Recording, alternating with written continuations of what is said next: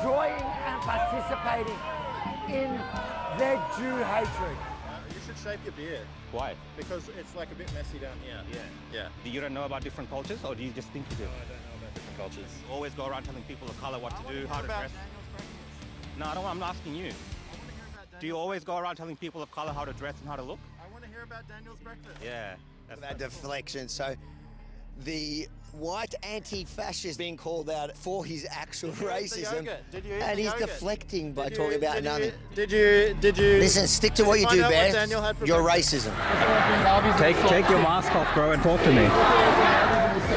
Don't be a coward, bro. Don't be a coward, man. What's with the umbrella, man? I'm just trying to cover what's happening here. Why wouldn't I be out? Why? Because you guys are so peaceful. Because you're so peaceful. You're all so peaceful. I wouldn't be here, the Jews wouldn't be here if the police weren't here to protect them. Making the point that they are a violent mob. I'll stop now because you're asking me quite aggressive questions. Well, I think and the I whole didn't ask to be interviewed. This is an interview done against my approval. The vaccination is also the vaccine.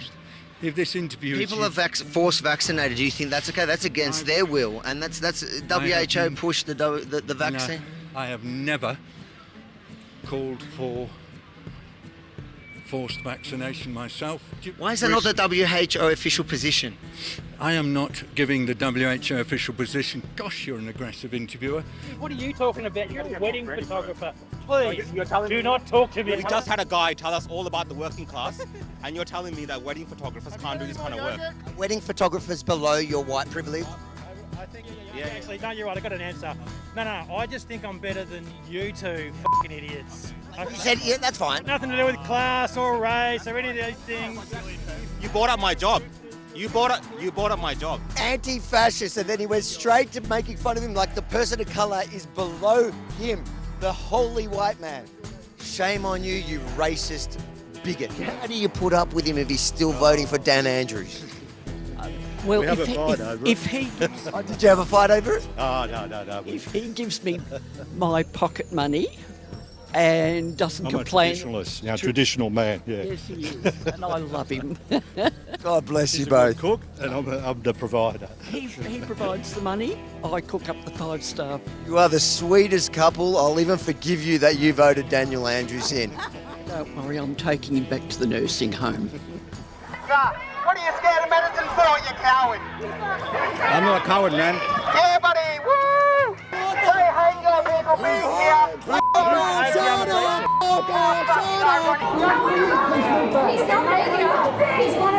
When someone's like talking about something that directly affects you and they have no skin in the game. None, nada, zero. How do you feel about Israel and Palestine? I mean, I don't think the genocide in Gaza is good. Do you have skin in the game? That's like a little bit of a different issue, though. Like, we're talking about like the health. No, but I'm just trying to make the point here. You have a really strong opinion about Israel. I'm applying your same argument back at you. You don't know what you're talking about. You've got no skin in the game. And I'm okay. Okay. Funny how her logic only applies to her political foes. Imagine my shock. You're not happy about the crowd? Hey? You're not happy about them? Isn't it a Nazi protest? Where's there a Nazi? Huh? Where do you see a Nazi? Well, that's just what I heard. Either way, alt-right. Who's alt-right, though? These guys. What makes them alt-right? Because they don't like Daniel Andrews. Sure, I don't know. I'm not. So what is it? You're the one sticking your finger up at him. You're the one like harassing me over this. You just stood here and stuck your finger up at a crowd, took a photo. So I think it's fair game. If you're willing to put all these people on your social media with a finger, calling them alt-right Nazis, I think it's pretty fair for me to come and ask you why. That is true, yes, fair enough. So why? Because I just don't agree with them. What don't you agree with? Any of their stances, I think. Give me one of them. One of their stances. All right, tell me what their position is. But you're the one that's standing against them. Surely you know. Okay, cool. I gotta go. So you don't know? He's asked you before to step back. No, he's asked me to get away because he doesn't want me here. That's very different, and you're breaking my meter in half. Same thing. Yeah, is the reason you don't have a mask on for them? Yep. We've been through this with your legal department about 5 minutes ago. You might want to ask your superiors about it. I'll ask you. Why? You don't have to wear it when you're working like this. Is that right? Yeah, go. Call the media. Call the department again. And your name? Avraham Yamini. Do you have your media pass? Not on me, no. You don't. Mate, you want to call your superiors, you're going to go through this again. I just need to know who you are. Avraham Yamini, Rebel News, on my thing. Your intimidation tactics are not going to work. I'm not trying to intimidate. Ah, yeah, you are, because you know exactly who I am, mate. So you're working for media, yeah? Mm-hmm. You're spraying the media department, no issues. Yep. You don't have to wear your face mask while you're doing Yep. this, but just make sure that if you're just talking to the guys that you do put your face mask on for it, Yep. okay? I'm going in and out of it, but I don't appreciate where they tell you that they don't want me in the park, so I've got to go, because if we go by that logic, most of the people in this park don't want you in the park. Okay, listen to me. Listen. So do you see how, if you want to apply that logic, it's got to be even? Are you going to let me speak? What? Like I said, we've accepted that you're media. Okay. Oh, thank you. You've accepted. No, but I don't need you to, because I don't need you, because I've come here from the minute I've walked here, and you guys have been confrontational. Let's go. There you go. They want you to work with them when it suits them, but they could come up and confront you at any time. That is the definition of a police state. And everybody at home that's apathetic, you let this happen.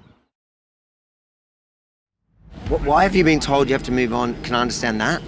Because that's a bit more. She has to move on now. She's already been given an infringement. Okay? I've got the infringement. We're taking care of that for her, but we want to understand why she's been. It's been explained to her. We're not going to Can I understand? Because the lawyer would like to know. We're taking this fight on for her, and would like to know why she's been given. She lives in the area, so she's legally allowed here. We're not going to discuss that with you. She's been given her direction. She knows. What direction has she been given? What direction? She doesn't know. She doesn't understand.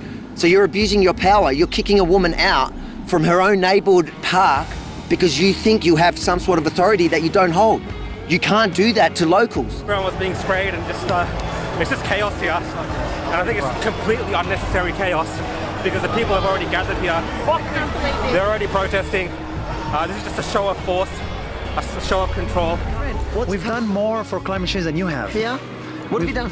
We've done. How did you get here? We've done more for climate change than you have. How did you get here? Okay, see you later. Naz, how did you get here? How did you get here? How many in your entourage? You eat meat? I eat meat. What's your footprint? But I'm not the one here. I'm not the one standing here pretending that I stand for all these things. I'm doing good, brother. How are you? But you do, mate. You do. There you go. The biggest hypocrite on YouTube. People who wave swastikas vote for Trump, and I will vote for everything against somebody who waves a swastika. Okay, well, that's kind of like really simplistic, but it is simplistic. A couple of weeks ago, because they're fucking Nazis. But on the other. No, but you are. But if you. Oh, but I am. No. That's not what I mean. I just can't make sense of it. Where in a Western democracy, the media is not only not safe, they seem to have been targeted in that situation. Yeah, I can't speak for exactly what the police were doing there and what was happening, but definitely you can see my face and you can see what happened. Good on him. Why don't you wear another? Why don't you put another mask on? You're putting us all at risk. Why don't you off? Yeah, you're the one that walked to me. Why don't you off?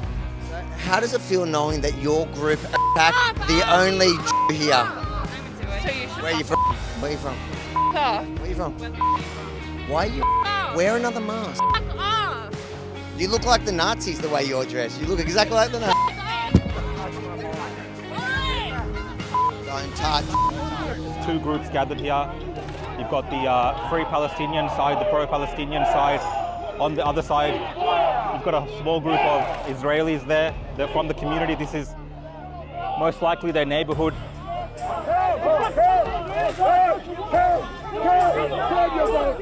They claim it's not about anti-Semitism, but they keep throwing coins, throwing notes, showing us notes.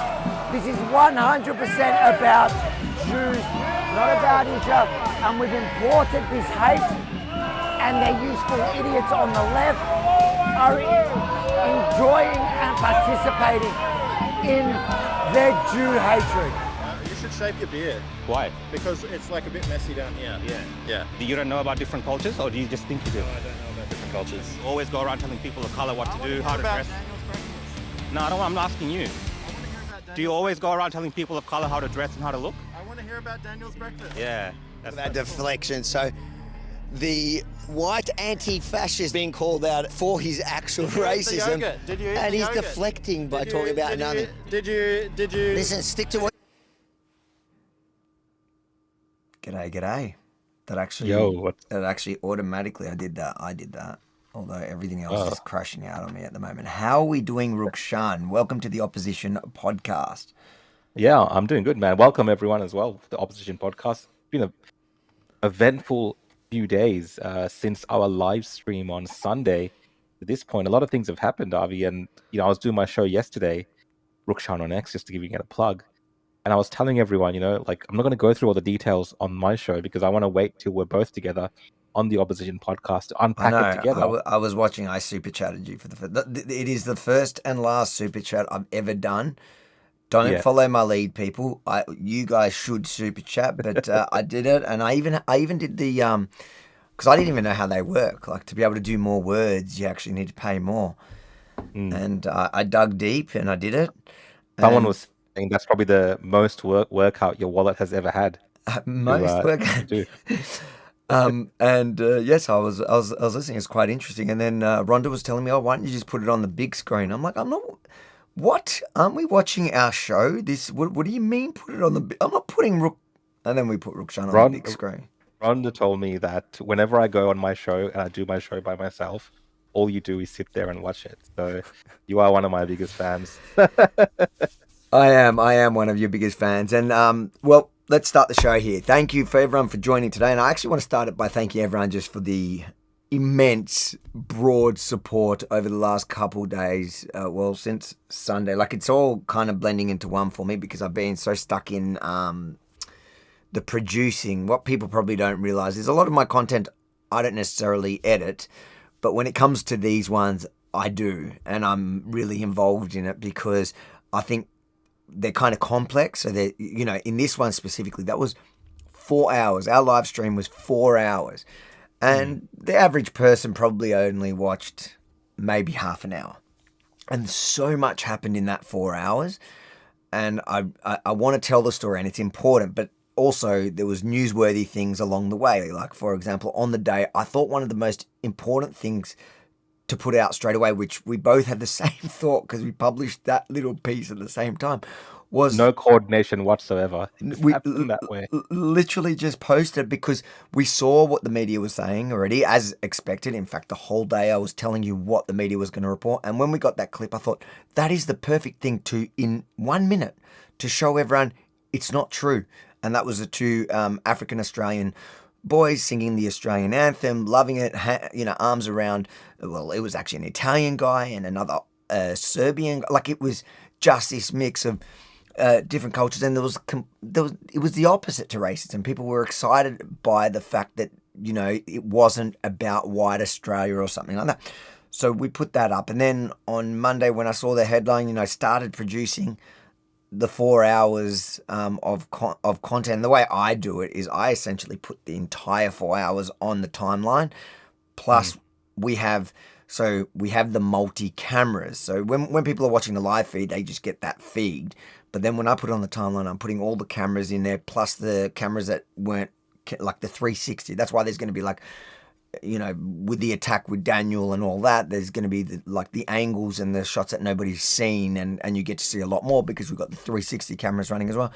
And I put that on the timeline, and then I kind of watch it through, and I do my first round is go through the 4 hours and just cut the interviews, just generally what I want to keep and interactions I want to keep, and then. But I do it at 2 times speed, but that takes a few hours, and then you get to, and you just break it down until you can tell you've got exactly what you want to use, which is where I'm basically at now. And then it's about refiguring how to place everything so that there's a story, and it tells a story that you think is important. Yeah, and I think that's the best way you can produce news, to be honest. Especially for an event like this, to have the live stream, which is. That is a game changer for me, because I hated in COVID is that I had this same process, but I felt like I was only publishing the story 2 days later. Whereas now I'm not as stressed. I want to get I want to get it good so that the viewer understands what actually happened there. Exactly. Instead of trying to beat the clock. Whereas now I know we've done the newsworthy. In fact, we killed the newsworthy. Like, how good do you feel about the viewer numbers that we got and the quality of live stream that we got? Yeah, I mean, across all the platforms, I think on the day of the live stream, we had about 500,000 people at different Almost, times yeah. tuning in. Yep. The live from all around the world, and obviously a lot from Australia. And then after that, I think it's probably crossed over 1 million whatever views. Oh, it's well over a minute. I think it's like Yeah. 1.5 by this point, and that's a live stream. Yeah. Like And then obviously, because when you do a live stream, Avi, everyone then clips the live stream, puts up their nice. own clips, and it's interesting to watch back when you come home and you see what everyone's kind of taken from that live stream and how they've interpreted events and things as well. Like our live stream is not going to give the full context of what happened. It's just through the perspective of where we were at that particular moment. Sure, but it still maintains a record of what we saw and witnessed in its full. And then you'll do your edit, and people will be like, "Oh, well, you're making decisions to edit certain things in and out." But that's a part of news telling, right? That's how you do it.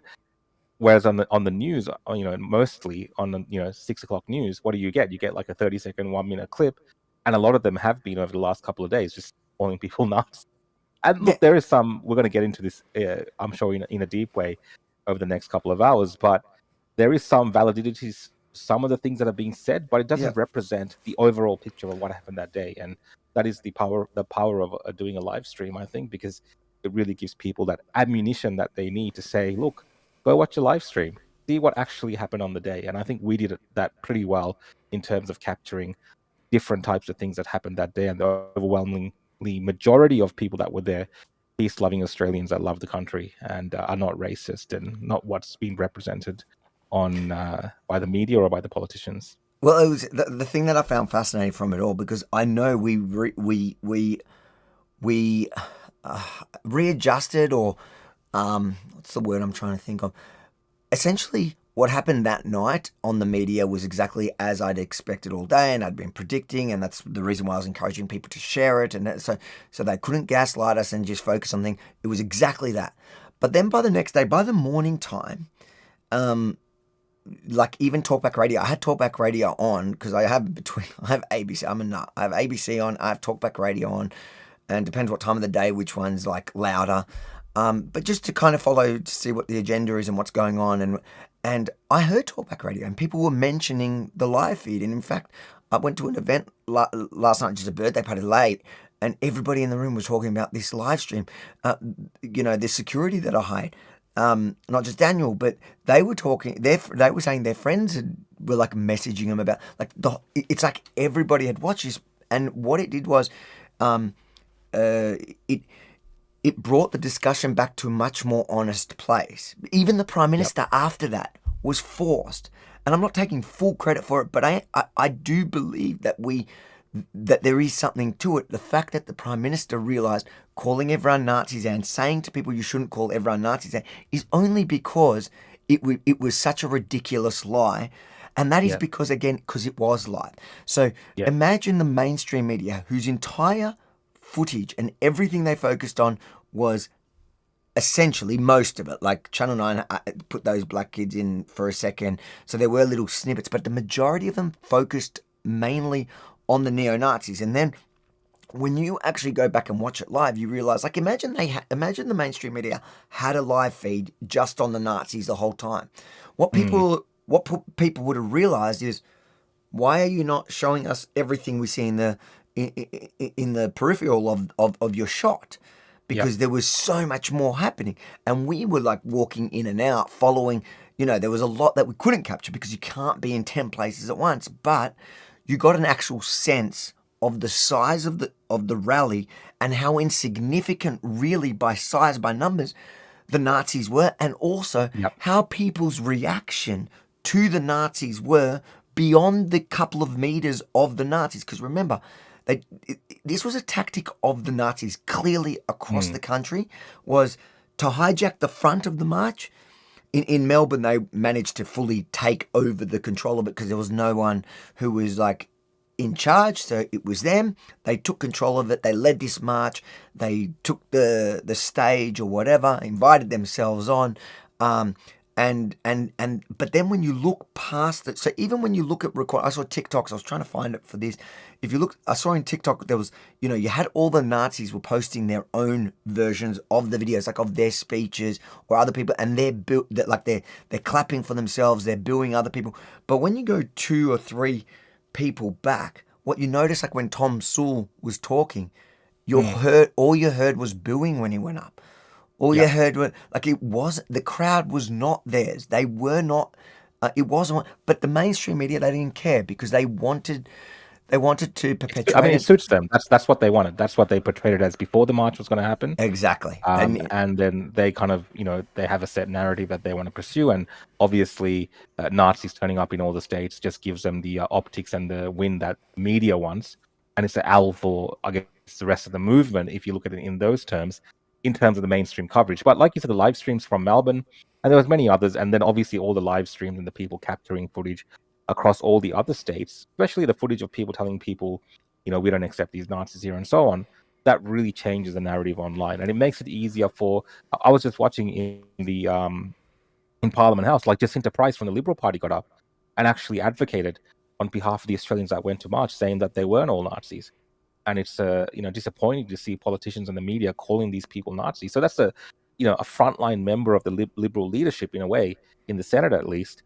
And she's up there now saying that these people at these marches were not Nazis. So, having that visual footage out there that a lot of people are capturing themselves, aside from the media, it really just helps give credibility to the fact that, the truth of the day, the vast majority of what the truth is.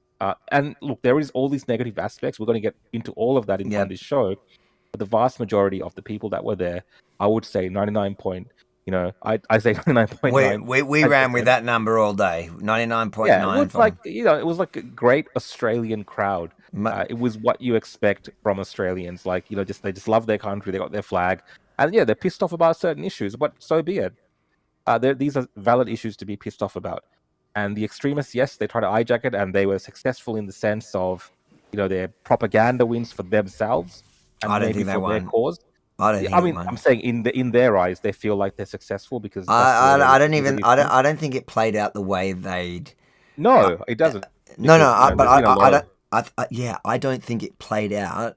I think they had this tactic that worked. So, like, from that point of view, it worked, as in they were at the front. They did get videos that made it look like they were the media. The media were essentially their PR team, because the media were literally just telling the story the exact way the Nazis wanted it to be reported. It was literally doing their work and promoting them. But when you look beyond that, across the country, you saw that theme across the country. In every state, I saw videos of people past the two front rows where the Nazis were, the people in black behind them, people straight away turning their backs, leaving, screaming out and telling them to get off. In Adelaide, they turned off the speaker. Good on them. And the same was in Melbourne. In Melbourne, we saw that. There definitely were Nazis, obviously. Yeah, group. and I'm seeing in some of the comments, I'm seeing people saying like they were involved in maybe, the organizing, the setup of it all and things like this. Yes, like a lot of these people that were involved in the setting up of these marches tried to hijack it and set people up and use people for their own agendas. And it's unfortunate that it happened that way, but the groundswell of Australians that did turn up at these marches had no idea about all this backstory that people online have been discussing. Like, they were just there because they wanted to march. We were talking about this the whole time in the lead up to it, because we weren't telling anyone to go or not to go, whatever. I was saying the truth. Yeah, I was saying to you, I was hoping to God people stand up to them and tell them, that they're not welcome there. We saw plenty of that. But those guys came in heavy and hard, and people attended that protest not wanting fights. They were people, like, even when when they attacked me and Daniel and the second time when we came back, where we had a few more numbers, so they suddenly were less encouraged. And also, I think because a couple of the hits that they got, they were less encouraged to go a second round. But people, people didn't want to fight. Like, people were trying to de-escalate it, even though they were calling him out. They were saying don't fight it, and people were very conscious about not making it into a battle there because they were thinking of the optics of that, I imagine. And also, people just don't want to fight. Like, most of the people, just average Aussies, come into a thing, they're not looking for a fight. But those Nazis, from the beginning, when you looked at the footage of when they arrived, in fact, we can play it here, when they arrived, people were protesting them straight away. So the police, and I didn't even know this at the time, is the police, because remember, it was all cornered off, and we had to actually walk right around, like police blocked off all the roads. So there was like kind of one entrance that they were letting people in. And the police, when you watch this footage of them marching in, police are escorting them in. And then once they get into that kind of Flinders Street intersection, the police just let them in and off they go into the crowd. Now, to me, that's so bizarre, because at what protest are there never police stationed even, so for example, at the Flinders Street station down there, there's like a little police station. Why were there no cops there? There's always cops there, and and when there's protests, there's always cops there. It's like there was one of two things, I imagine, happened from police command. Well, three things. Firstly, I think that they were understaffed. Like, they didn't have the numbers because they have so many up in Popanka. But besides for that, I think that they were in their heads. They were on the peripheral, on the outsides, trying to manage as much as they could. There were skirmishes everywhere. It was so weird. It was shocking policing. Like, I've never seen. I think they took a calculated risk, right? Because you did have those crazy loons. We're talking about the Nazis and these kind of far right extremist elements within the March group, but you had those far left equally as extreme and dangerous in the sense that they were looking for a fight as well. But they had to take some calculated risks, and I think they figured that the best thing that they could possibly do, keep these two groups separate. And even if that meant having the Nazis within the March group, because somehow some of the things they might agree on in terms of this issue might align, that was a risk worth taking, whereas the crowd themselves might be able to manage it. And I think largely the crowd did somehow manage it. And the police were going to just keep the left-wing extremist groups separated, the pro-Palestinian movement separated from the Australia March. I think they were more worried about the violence that would erupt there. And we did see when the police lines were not there, they did get into it. Fists were flying, and they did have a lot of bust-ups as the march was going on to different parts of the city of Melbourne. So I think that was their overall concern. And this thing that people are talking about, Avi, that you brought up, where the police kind of escort the Nazis in down that bridge that's there near Flinders Street Station, I think a lot of it really is, it feels like it's a police escort for the Nazis, but I think the police are just kind of trying to protect members of the public, because this group does have a tendency, if a member of the public approaches them and says something to them or makes some sort of remark, their first tendency is to turn violent. And we saw that and that's my problem here with all that that story is. So why did they just let them go once they got there, once they marched them? I get it. They wanted to protect the public from them, and in case left-wing protesters, whatever, to get to the point of protest. But once they got there, why did they just let them run wild? The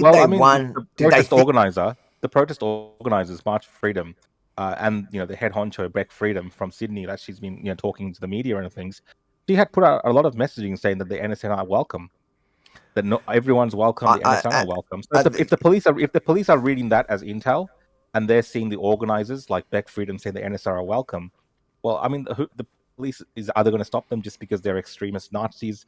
No. But you're misunderstanding me. I'm not saying stop them. Police are not dumb.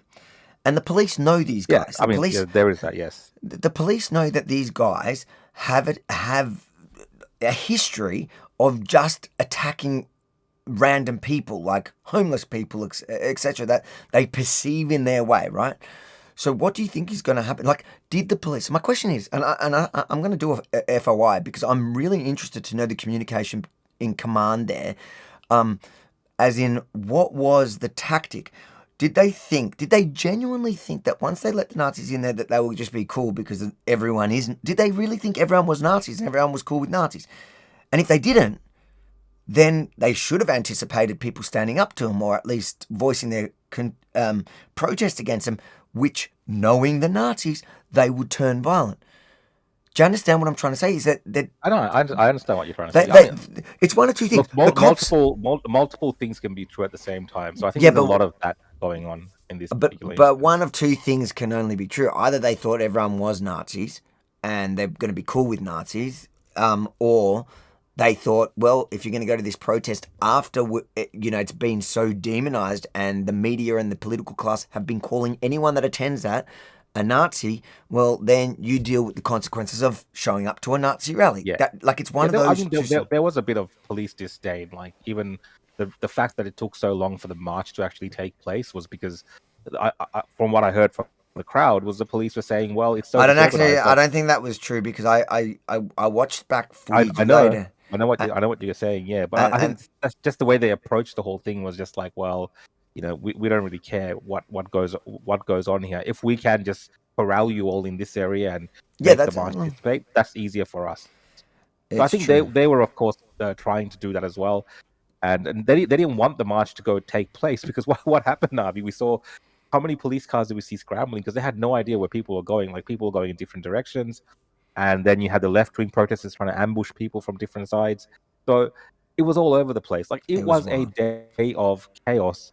I've been to a lot of protests in the city. I've got to say that by far was the most chaotic. Most chaotic. Yeah. Because when we've seen protests, when we've seen punch-ups at protests before in the city, and I've been doing this since, almost 10 years. And when you see punch-ups at protests in the city in the last 10 years, the cops are in there within 20 seconds. So, like, a fight doesn't last very long. Maximum a minute. Like, the worst ones where cops were far, it was like a minute and a half.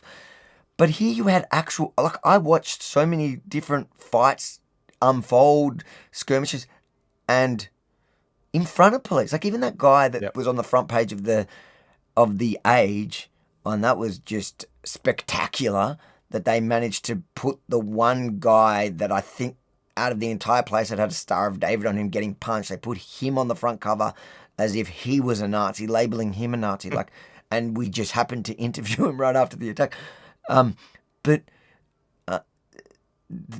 attack happened in front of police and just nothing. Yeah. Like, there was just no. At some point, they pushed him away, and even when they pushed him away, those were all the same guys we saw around the corner. Like 5 minutes later, it's just it was the most chaotic street battles.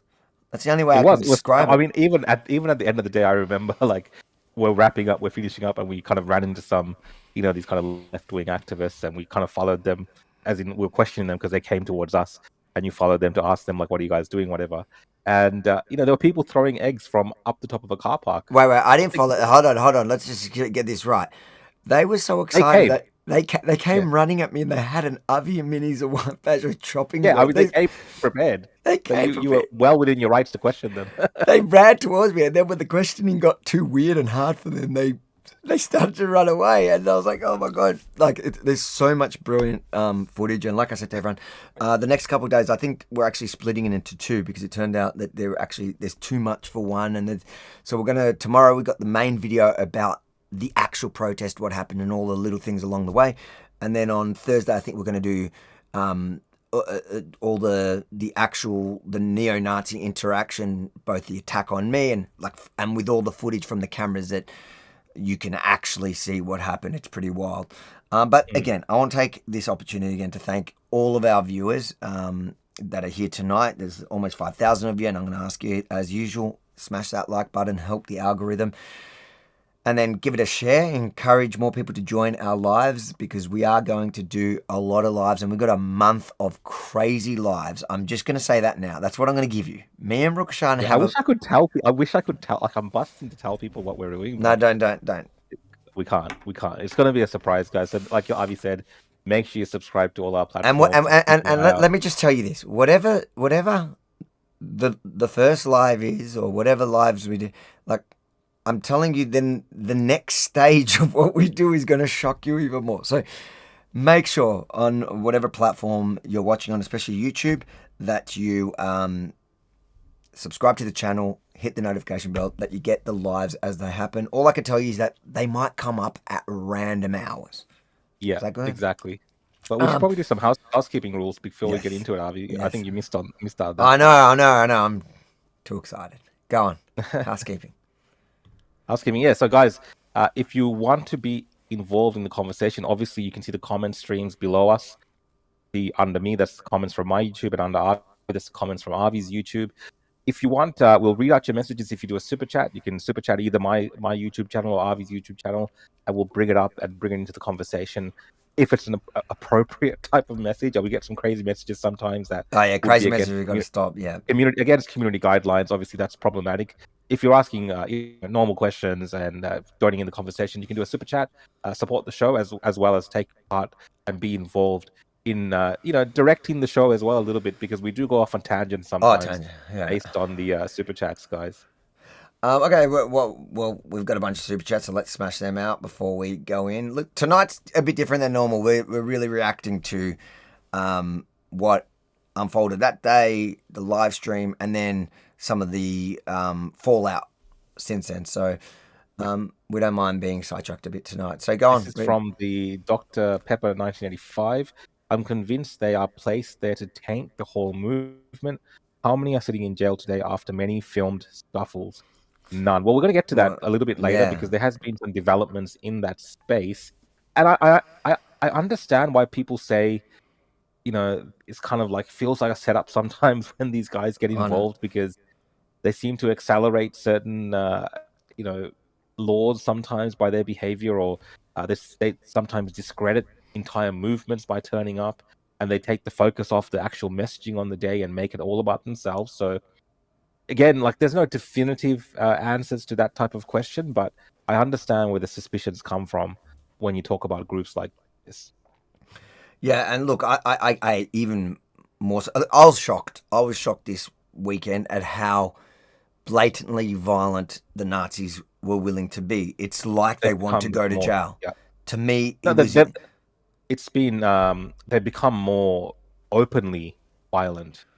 There was a long period of time where they were kind of in the shadows, building up their movement, recruiting people, and putting out propaganda pieces online. But now they're first kind of they're ready for violence straight away. Yeah, it was really a like literally for them a masked off rally, because they physically finally took all their masks off, and then and it's almost like they decided it was like a conscious decision.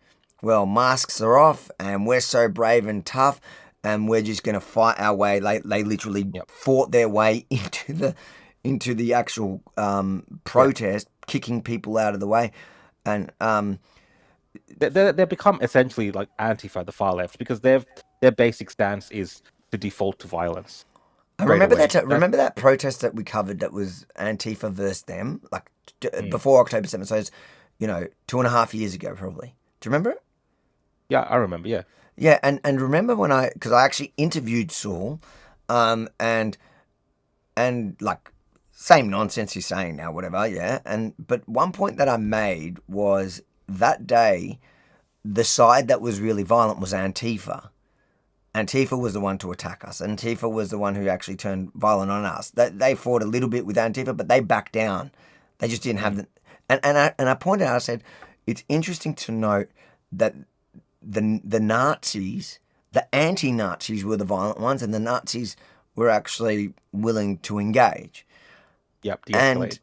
To de-escalate. But what I did say, and people can go back and watch that report, is that I said, I wonder if it's just that they don't have the numbers yet. Because they were, you could see when they were fighting back then, they were outnumbered and they were scared. Yeah. Whereas now they feel emboldened because they have a lot more than there was back then. They've definitely grown. But having said that, they are still a tiny minority. If you look at that crowd, how many people do you think went there on site? It's very hard to calculate because not everyone was in one place at one time. But I'd say 10,000. I would say Yeah, 10,000 is probably. as a low estimate. Yeah, I mean I've seen higher figures than that quoted by people, but let's just go with that number. Let's say 10,000, and they maybe had 100. That's the thing. Not even. Yeah, I mean people that supported them on the peripheral. Yeah, I'm saying no. Okay, so their core group that was there was maybe 30, maybe. Yeah. But let's count. Like maybe they had 100 there of supporters. Yeah. Out of 10,000, they were literally a tiny minority, a loud, violent, thuggish, tiny minority. Like no one wants to go up against it. Anyways, like physically, it was, Daniel, my security, was the only one besides obviously the Palestinians in which they fought. But they are insignificant. The media made it like it was them. Varan, good to see you. It was nice to meet you, mate. Yeah, it was nice. There we go. That's what he wrote. Lovely to meet you on the weekend. To all those right-wing Australian flag-waving people in the chat, hi. Can't watch tonight as working late. Enjoy the show, mate. You can catch up later on, obviously. Everyone that can't watch the whole show, you can always catch up. It'll be available on our YouTube. But Varan, thanks for checking in, mate. It was great. And nowadays it goes on everything. It goes exactly. So it goes also on those Spotify things and yeah, it does. Okay. Yeah, cool. It's everywhere now. You can tell your because it was you that made us do it. Yeah, I was hoping that would be done. yeah, it's being done now automatically at the Wheaty, good to have you again, mate. Great work, boys, and production was next level. Yeah, I was talking about this yesterday on my show as well, Avi. Like, it's cool to have that high-level production for a live stream rather than just a mobile phone. And I know, when like technology moves so fast that live streaming now is really accessible to people on their phones. Yeah. And for us, like, we want to make it as interactive, as immersive as possible for people who are watching at home, and that requires a little bit more investment in technology, as well as on the day a little bit more production stress, right? For things to work, audio to come together. And people still complain, like, as soon as the audio cuts out or there's some audio issue, like, oh, the audio's not working, that was in the beginning. I think through it, once it got going, once we set it up, it was all good. Once it got going, it was really good. And yeah, look, I'm somebody that really appreciates production quality. I hate putting out something that's half and that's just crap. And what actually caused us to upgrade everything was the other day where I did the there was that protest outside the hair salon, and I actually thought, all right, I'm going to run the live straight off my phone and it was just such bad quality and people just couldn't hear, and it was just. And I made the call out to people to help us fund new equipment like that, the device and all the other stuff, and the software as well. Software itself is expensive. Like, it's so crazy, this live streaming thing. Yeah. But people jumped in. People, like, I appreciate everyone. Thank you again, everyone that has helped chip into the to our live streaming, to my live streaming equipment, hardware and software. You can do that. The URL's helparvi.com. If you like the live streaming, there's more gear we want to get, and there's obviously the ongoing software that costs us to maintain. I want to upgrade stuff to better stuff, but it was really good. The production value made me just as happy. And it was good having you on the monitor because you just know what to put on. I'm a bit more sensible than Benji. We need to get that. We need to get those new transmitters though. I think we need to get those. Yeah, so we can have further distance between us and faster. Sort out some of the audio issues, so we don't have the delays, and we can kind of work on. Guys, go helparvi.com.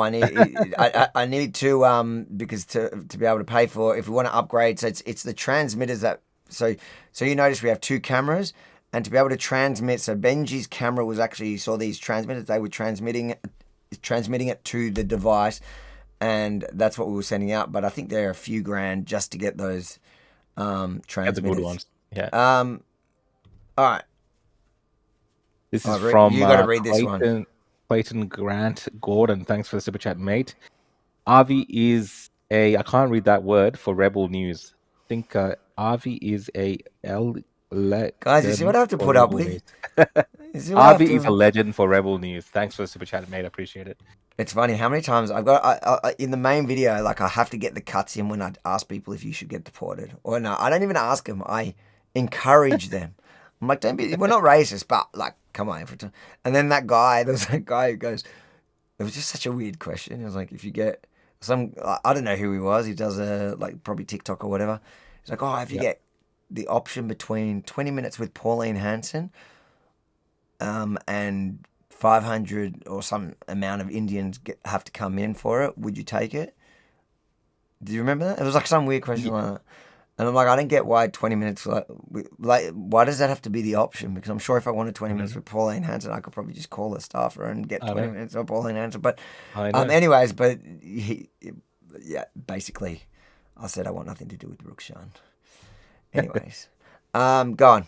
From Cruel Intentions, thanks, mate. Good evening, ladies and perverts. Great job on the march, guys. Big props to Daniel and also the MVP, the veteran bloke. Yeah, a lot of people stepped in. I mean, Daniel was obviously amazing, but people in the crowd stepped in that day. Daniel earned his keep on that day. He definitely earned it. In fact, he earned a pay rise on that day. What a beast. But we'll show you. So on Thursday, I think that video with all the footage that we have from the other cameras, including the 360, will come out. Because I think, look, I think it's an important film to show what we go through and why I have security, like why we had security that day, but generally why I go anywhere with security when I work generally, unless it's not, there's no chance of hostile people. But I think it's important for people to see, but it's less important than the actual story. So we'll get the actual story out tomorrow, which is also really fun. Like, it's got the serious side of it, but it's got so much fun stuff in there that I'm sure most people haven't seen, because it was like a minute here, a minute there of just crazy little scenarios that ended up hilarious. This is from Ernstine Grace 4593. Thanks for the super chat. Great work on Sunday, guys. Is Daniel okay? I mean, yeah, Daniel was like nothing for him. He was great. No, look, Daniel's been bouncing for years. Look, it's not nice. 5-on-1 on anyone is, even being a beast like him is not a good thing, and no one should have to go to work expecting that. That's true. And it wasn't fair what happened, and we're going to make sure that those that perpetrated the violence are going to be held accountable. Don't worry about that. And we're going to compensate Daniel for his time. So there, you guys want another URL, protectavi.com, if you want to help pay for security costs. That's where you can help us with security costs. That's to Daniel and other security. And some of the security we don't really talk, we just, we don't give our, those that want to harm us all the details, but you can do that at protectavi.com. And I think Sunday proved why security is a necessity. Yeah. We got one from Spooky Andy. Thanks for the super chat. Loved the live stream and watched it all. I was there and you showed us so much, such great footage. Love your work. Thanks for the super chat, mate. And thanks for the support. You know what I did notice, and this took me back to like your COVID streaming days, is there was a few people that were there that came up to me and that, like they said, they were looking on the live to find where we were to say hi, and then they said, I was actually at home watching it, and I thought, oh damn it, I'm coming. Yeah. And so yeah, which I find cool. You got that a lot in COVID, especially. I remember the CFMEU one. That was like everyone was at work sites and they saw your stream and they came.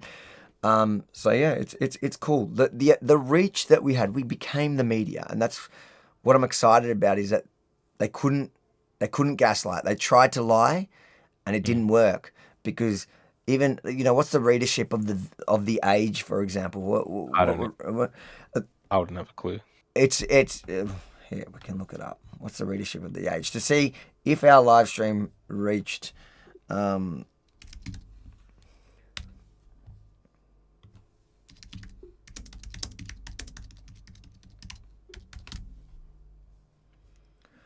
Let's see if it's public. It should be public.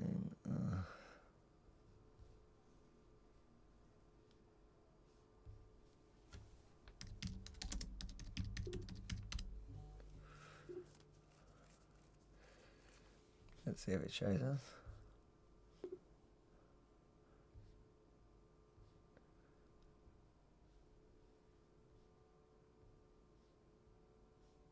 they say? So,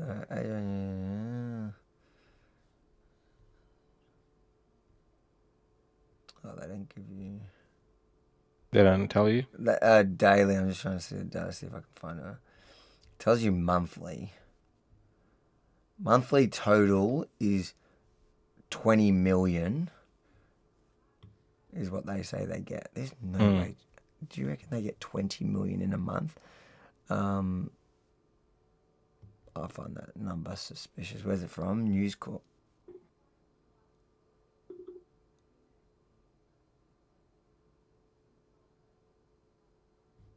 I think I'm reading something wrong. Anyways, I don't know what their daily, because that was interesting to me, is that I believe that our reporting actually got more views than their front cover story would have got. But I'd have to check the numbers. Anyways, not that important.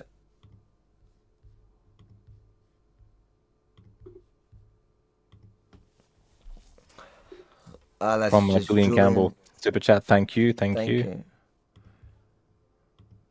Jimmel's just popped in with a $7.99. Thank you, Jimmel. I like the little badges that people are getting for being legends. From Gap Media, mate, thanks for joining again. Channel 7 headline on Sunday was Bloody Monday. I mean, you can trust the media to kind of sensationalize things to an extent, but there was a lot of few bust-ups, and we did see a few bloody faces from those bust-ups. So you can't completely, the media had right type of ammunition for their chosen narratives. If I was to put it that way.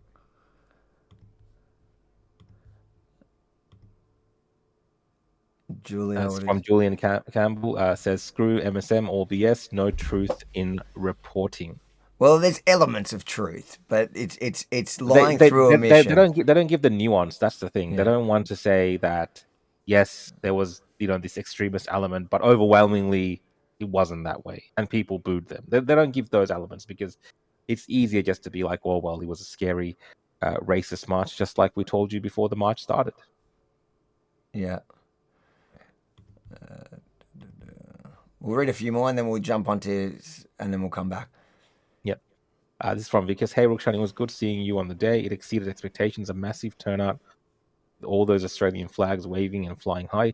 It was outstanding and brilliant. Yes, I think that's one of the, we rarely see, Avi, like that kind of patriotism on Australian streets. Like it's even rare, in a city like Melbourne to see that many Australian flags. It's very rare, unless of course it's like when we used to have Australia Day marches, maybe, or going back to some sort of important national global sporting event where we kind of put out our flags and things to show that this is Australia.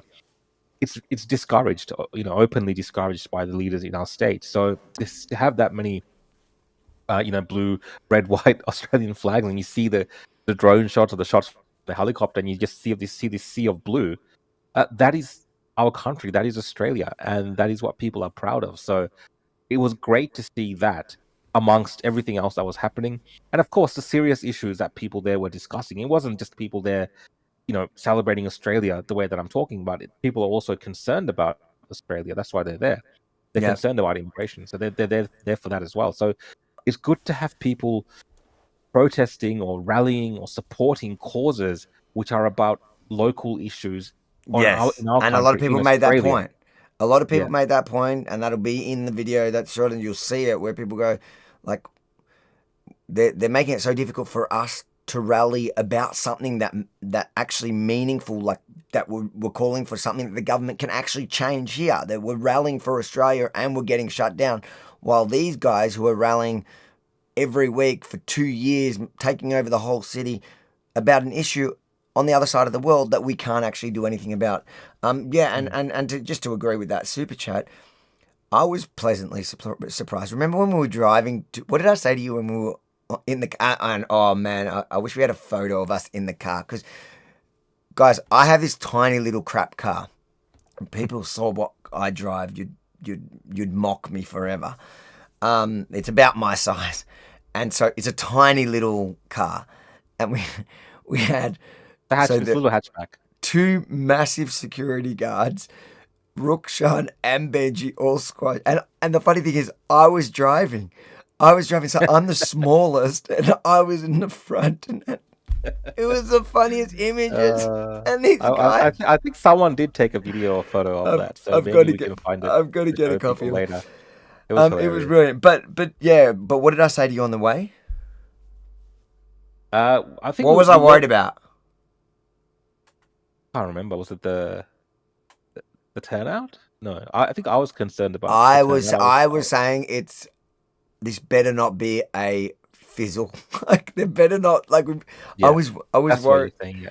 I was worried that if like we get there and there's like 100 people, and this is the thing, because I was like so pumped about covering this live, doing exactly what we did, and also, you know, that was my first fear. My next fear was that it was going to be big, but it was going to be actually all Nazis and racist, and it ended up being basically almost, I'd say almost one of the best outcomes from all perspectives, because one, it was big and it showed that, you know, the proud Australian, mostly conservative, haven't completely gone off the rails. It's the internet that makes it look like the right is completely nuts and become totally racist, Jew-hating or whatever, all that. And it wasn't. Like in real life, they just weren't. And those are the brave ones that came out, even after being, you know, told for 3 weeks in the lead up to it that you're an extremist foregoing. But it ended up so, and then on top of that, it also, and I think this is almost the silver lining of it all. And Daniel was the sacrifice to be able to prove it, or one of the sacrifices to be able to prove it, is that it exposed those Nazi thugs for what they are. And literally since that, there has been a shift in the public conversation. It's like Australia really has rejected the Nazis completely. Like if you look online, the chat, even those, and that's probably the segue into, we'll get back to super chats, guys, so keep the super chats coming, we'll read them all. Unlike on the live stream, it's just a bit hard doing that. We've got to work that out at another point. But it forced even those that kind of simped for them a bit to backtrack and soften their thing, because online afterwards, when people got to see their masks off, saw how violent they just were, literally without anyone even, like there was almost, like you'd argue maybe, I didn't see how the fights with the Palestinians started, so I wouldn't, I don't know if those would have been instigated by the Palestinians. Could have been, because they're just the same. Yeah. But the point that you made before, that they're exactly the same. So they just instigate violence. And people got to see that. And now people are like so anti-Nazi, which to me, it's shocking that I even questioned whether the Australian, you know, the majority of the Australian public would be anti-Nazi. But it's clear now, because of the behaviour, that not only are they anti-Nazi in real life, like we saw, that the majority weren't Nazis, but online even, the Nazis copped it, because their little propaganda trick of putting that didn't work. It worked for a few minutes. It worked in a few echo chambers, like you see Jake Shields and all these like American Nazis sharing the most stupid videos, like of that Indian on the stage. And again, I think that was in Sydney or maybe Brisbane? Sydney or Brisbane. And there's an Indian talking there, you know, saying exactly the right things. But because the two front rows were all the Nazis, they were booing him in the front rows, and that's what you could hear. And so these American Nazis are sharing, going, you see, they're hating the Indians, and it's like, no one was. Like, those Nazis that no one likes. And everybody saw through what they did at the end, because also what they misjudged, I think, is the fury that they caused in the rest of the people that attended. One, because they got home and they watched the news and they go, hold on, that wasn't the rally that I went. Or, dude, those guys hijacked. They weren't like, and also the footage that they were publishing from the front was deceptive because you were it was kind of selling this story that either they were booing like the Indian or that their guys were celebrating every, you know, the tens of thousands or 10,000 people that were there, let's say minimum, were all there with the Nazis. When they multiple marches. So multiple marches in the different states were led by Nazis holding their Nazi banners, like the NSN banners. They were the front and center. And then, you know, multiple instances they spoke in different states. And that really sold that narrative to the media. And I think a lot of people felt betrayed. Many people would have no idea of these, you know, things that happen in echo chambers, and they're coming for the right reasons. And then to come there and then go home and see it on the media where this group has, you know, I would say selfishly, for their own reasons and their own promotion and their own recruitment purposes, taken the goodwill of Australians that have come there out for this issue of mass immigration to show their discontent with the government, to then be used as props, really. That's how much these people dislike Australia. They use Australians, they trick Australians and use them as props to further their extremist cause. Like, they have no regard whatsoever for good, hard-working, you know, generous, kind people of this nation, that they would rather have them portrayed as racist as long as they can further their own cause and agenda. And it's sick and twisted, but that's who these people are. And I think a lot of people saw that for what it really is. Even people that are on the fence, and a lot of these kind of fence sitters online who are Nazi adjacent, or they have these views, but they don't really want to go all there because they understand, you know, a lot of people don't actually like it. Even for them, they're kind of backtracking at the moment right now and trying to find excuses and, you know, trying to find the silver lining in all of it, right?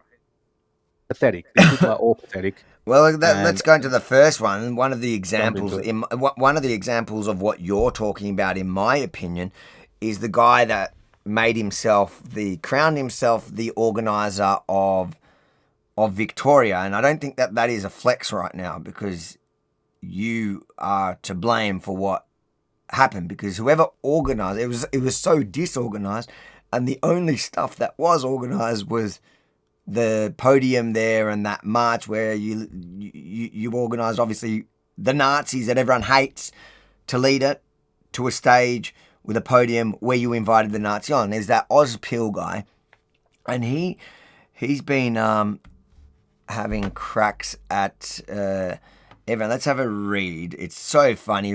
The Copes are funny by all of them, I think. So he wrote, this is his tweet. I think that was Monday. When is it? September 2. Yeah, Monday. No, is today the 2nd? Today. Yeah, 16 hours ago. There's the 2nd, yeah. So it was today. He wrote, none of these filthy, grifting dogs supported the March of Australia, but now that it was a massive success, they are coming out and saying they agreed with it all along. Many of them actively counter-signaled it. Now they are trying to tell us what it was and what it wasn't, okay? And so then they've got, you know, this is that Chocky guy. The guy on the left, is that Tricky. He's a Sri Lankan, isn't he? Tricky. One of your people. Sri Lankan. That's that. I like him. What's his name? I don't even know his name. Sam Bedford or Benford, the soldier. Sam. They got me. The they got. Oh, you're not even on this. I don't even know who that guy is, and that's Joel. But on the right is someone from Adelaide. Yeah. The thing that I find funny here, like, let's talk about him first, is the first time I even heard of the idea of marching was from this guy. Like, he was the second person to talk about we should do an Australia one in response to the Harbour Bridge. It was literally his post. He was just saying, he was warning then when it became clear that there was the original post on TikTok that went viral, that kind of inspired this all, when the account deleted itself or deleted all its posts, and now all these nefarious players came in to take charge of it, obviously with the intent of the Nazis taking charge. He was warning of exactly that, and he was right. And this guy was right. Yeah, everyone on those pictures, Avi, has been proven right to some degree in terms of. Yeah, look, I don't know what everyone was saying, and the thing is, I literally never. None of these Philly dogs supported the March of Australia, but now the Muslims are coming out saying that you neither supported or told people not to go. I said I'm going to report, and you're going to record on it. I said I'm going to report, but I do hope people who go there stand up to these Nazis. Because people have to understand, like, even for me, I'm going to go to March, but you and I, Avi, we have, like, for me, whether, like, obviously there's the optics of all of it, and we discuss it beforehand about, you know, the discussions that people are having on the online spaces around, you know, who's organizing, are Nazis taking over. I mean, they're valid discussions to have. Like, all these people, these kind of organizers are like, why are you guys talking about it? Don't talk about it. Don't tell anyone. Don't tell anyone that we're coordinating with Nazis. Yeah. Don't let anyone know about this. Like, keep quiet about it, and let's trick everyone into coming, so we can have even more of a bigger crowd for the Nazis, right? You know, a lot of these people are doing the right thing by letting their audiences know that this is the case, right? This is what's happening. This is what people are saying. This is what some of the organizers like Beck Freedom are saying. You know, she went on Ben Fordham and said sorry for talking about violence, the need for violence. Like, these are things that they have said, and people that they've associated with in different spaces and different moments. So it's all valid. It should be out there.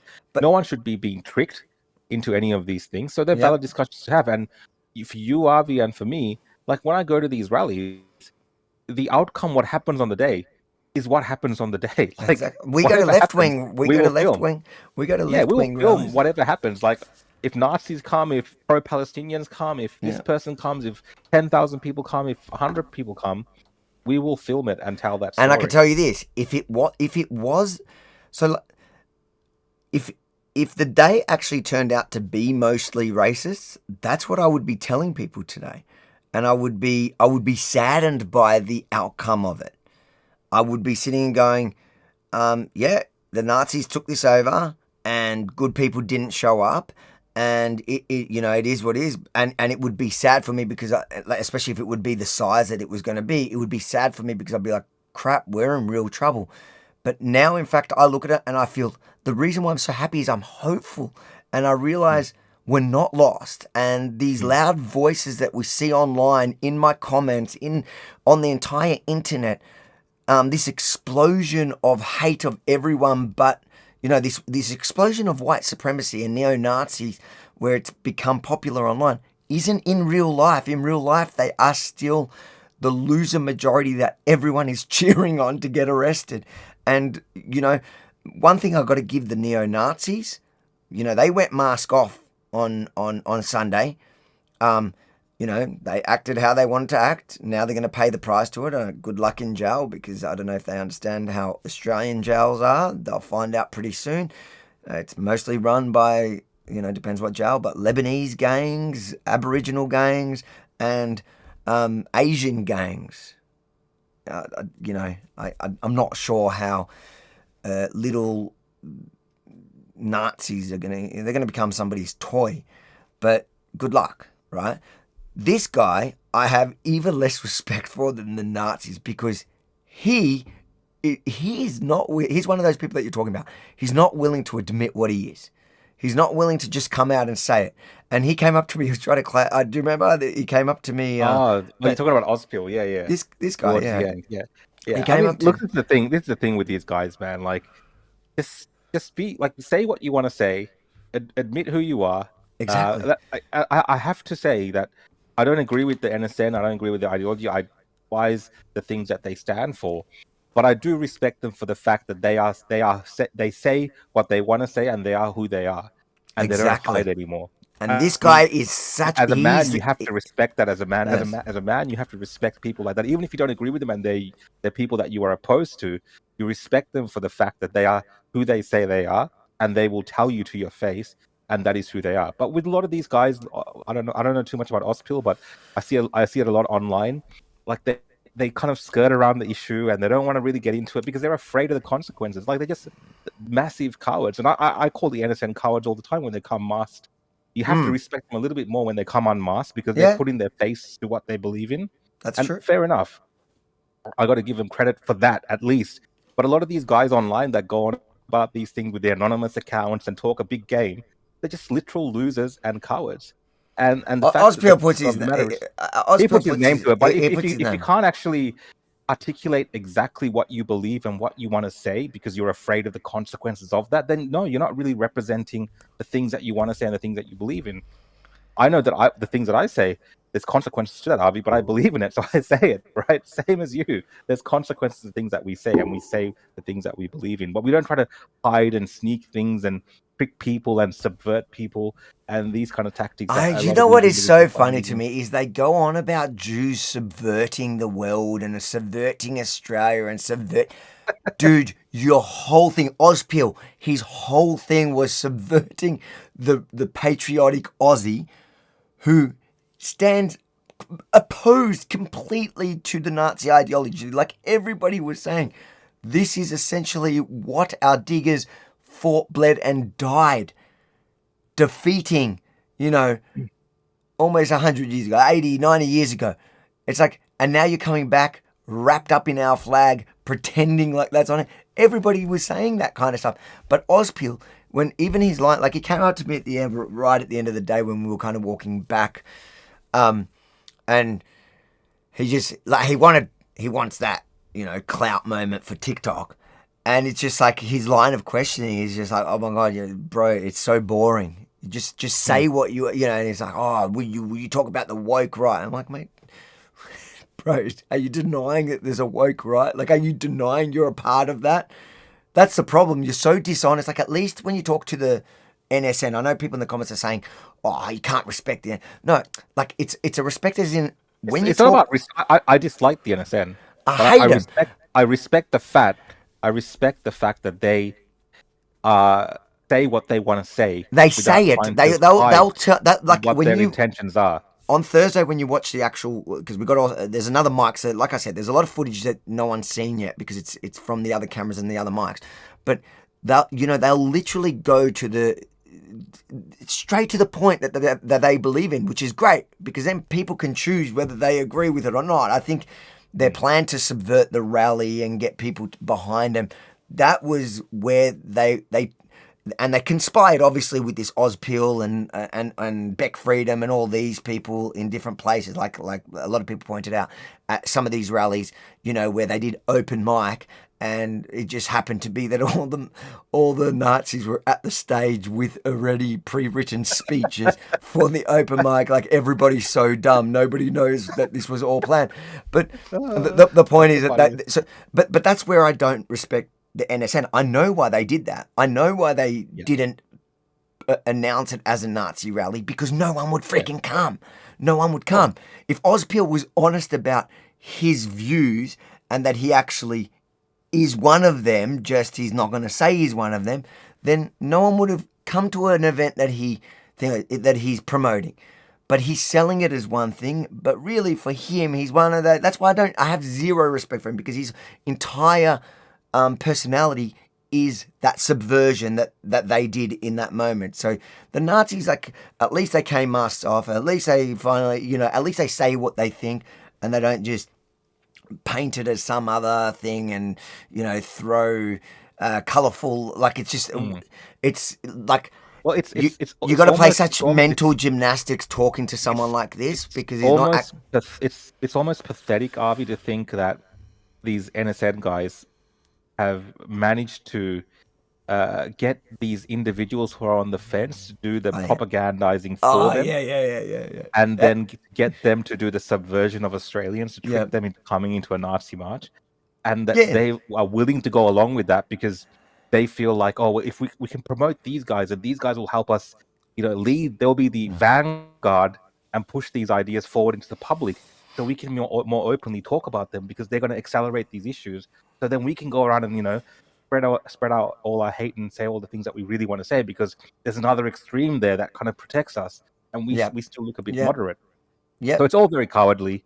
So the National Socialists, you're right. I think the National Socialists are using people like Ozpil because they're like, he can actually speak. He reaches a much broader audience because he's on mainstream platforms. Because he doesn't actually say what he's thinking, he doesn't get kicked off everything. They get kicked off everything because they just say what they're thinking.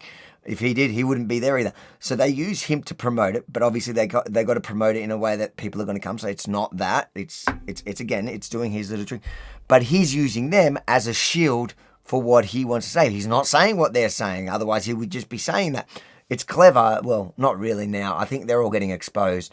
But it is funny how he turned around and like he's turning it on all the people that warned that what would happen. And that ended up happening. Like, dude, don't flex. Literally, your one role in this entire game was to get the Nazis to give the Nazis what they wanted, both in terms of organizing and using your platform to pretend like it wasn't going to be what it was. And then on the day you gave them the lead, you invited them on stage.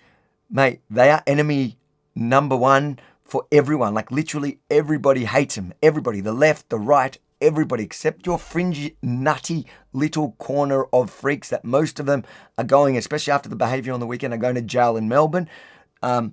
Good luck to putting all your eggs in that basket because now we know who you are.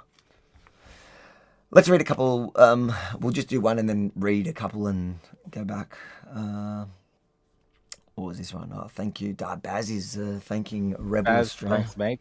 Thank you, Rebel News Australia, for moderating the chat. Nazis and the chat surgeons. The live. Yeah.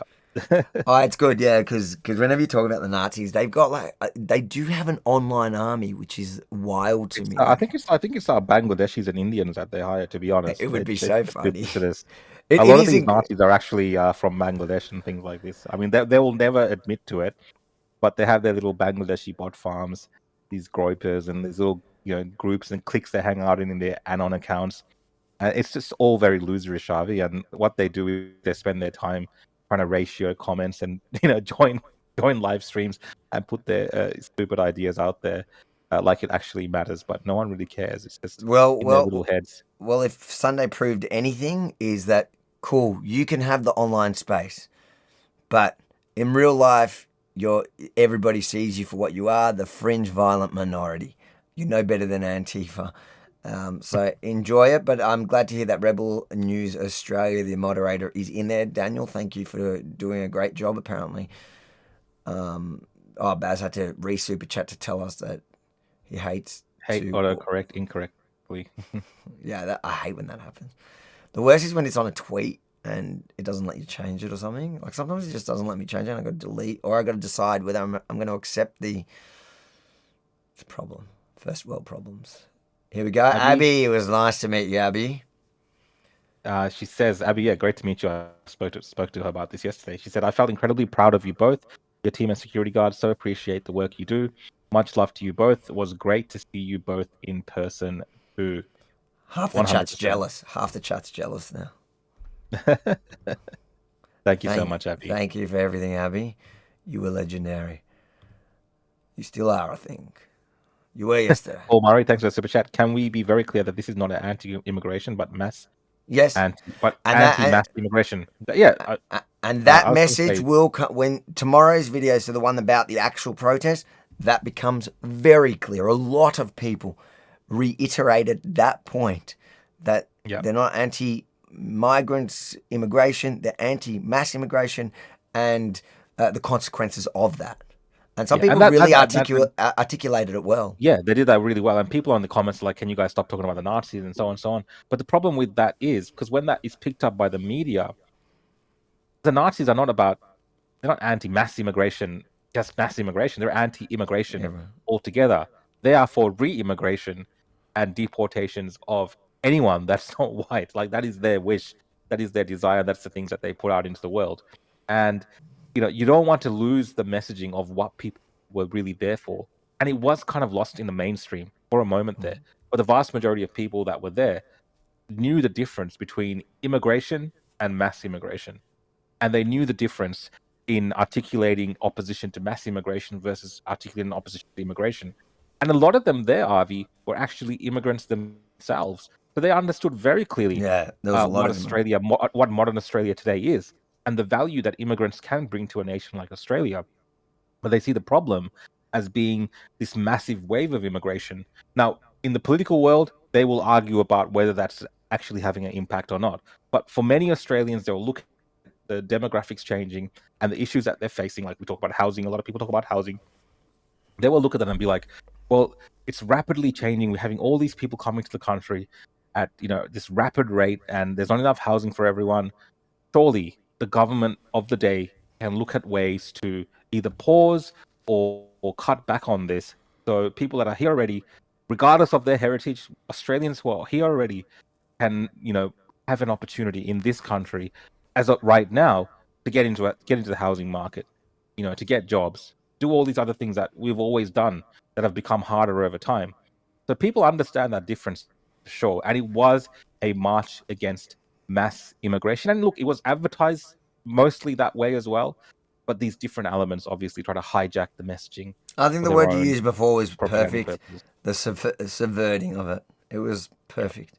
Because that's what they were doing. And it's so funny because every accusation is a confession. And they accuse everyone of subverting when that's literally was their tactic.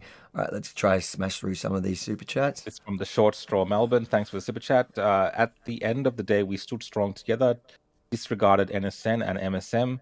When is the next rally? Will be fully. I think there's a lot of people. I think there's a lot of people talking. So I know people have added me to groups, and maybe some of you are watching. I'm sorry. I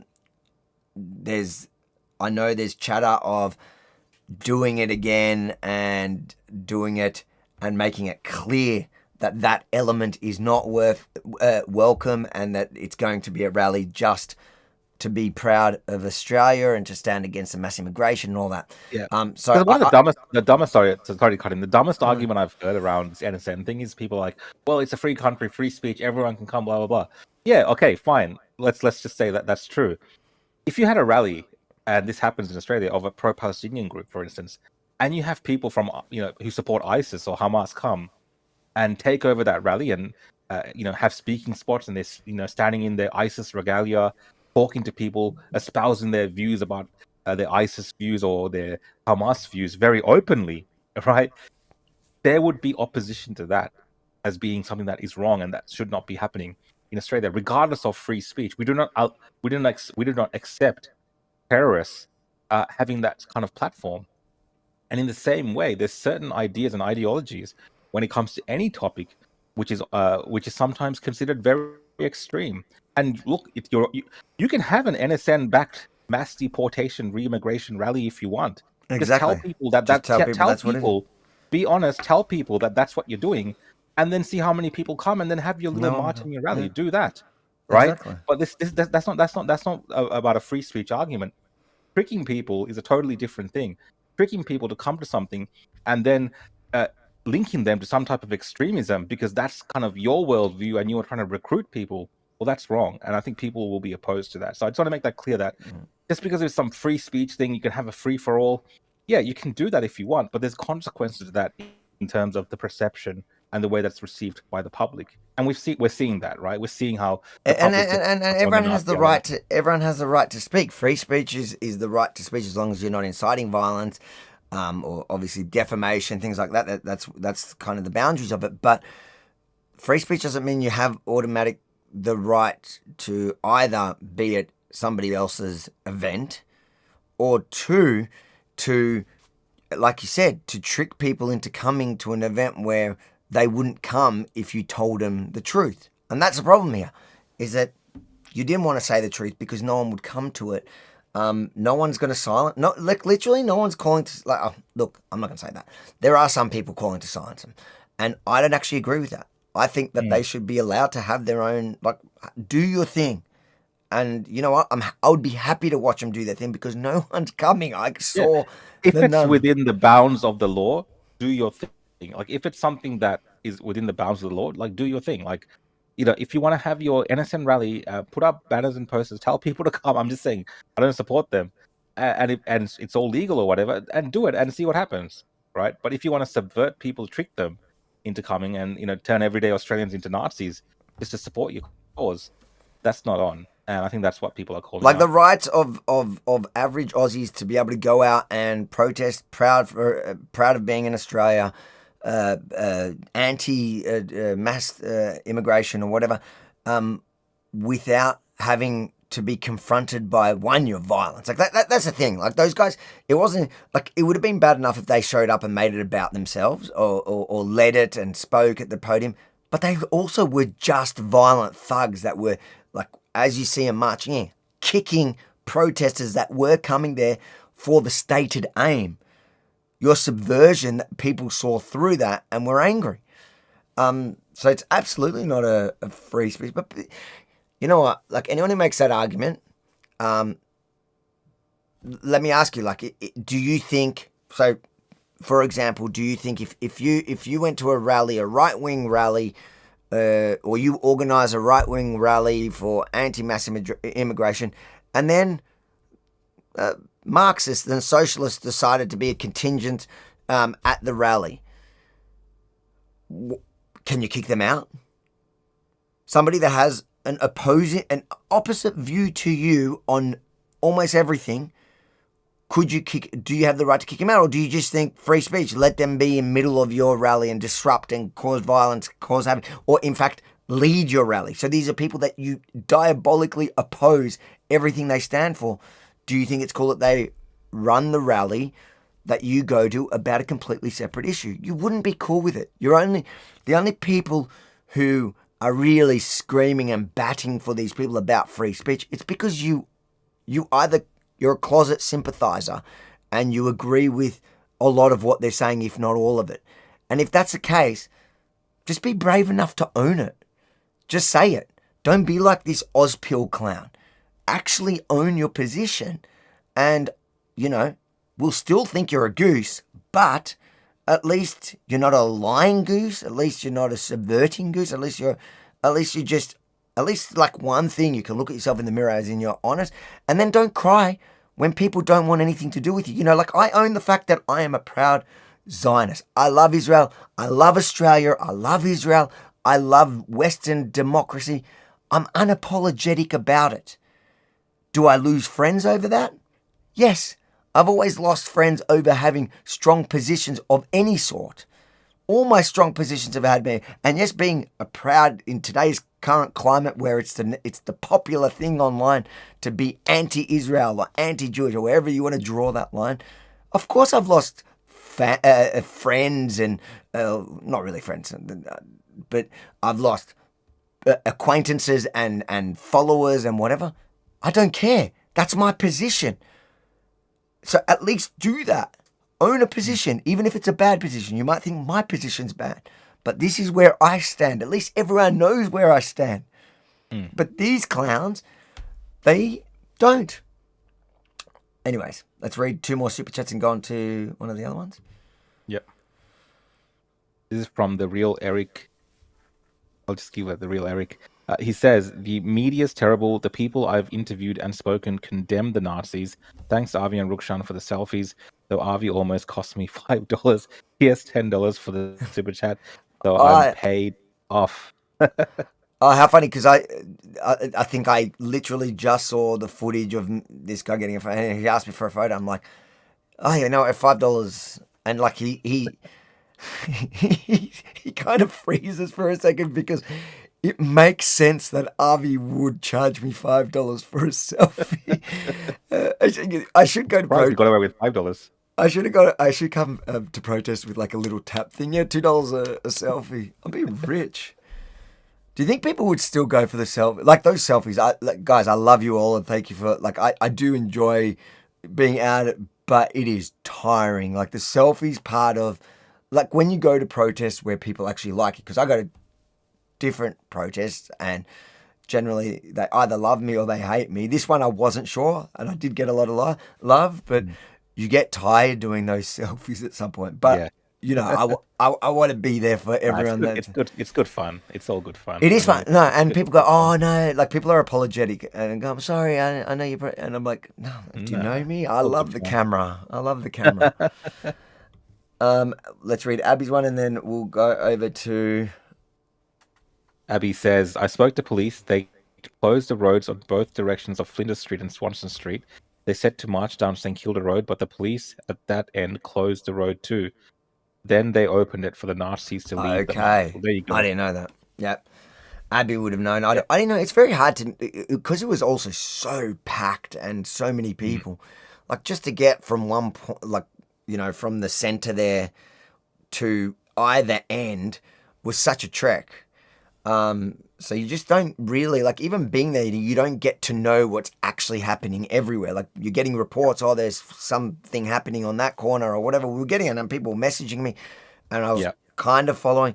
But you don't know. What you do get from the live stream that we did is you got a sense of what the crowd really was like, because wherever we went, the crowd was the same. Yep, exactly. Thank you for that super generous super chat, Abby, as usual. Okay, so let's go on to, we've only done one, but it's, look, I don't have a particular order, and because this is a funny night, we'll go to that. Let's listen to actually that guy, Two World Collisions podcast. He did a reaction to the actual thing. Okay. Oh, cool. Which is I think what Ozpil might have been reacting to. Like, he was upset. Yeah, I think this is what Ozpil was probably reacting to.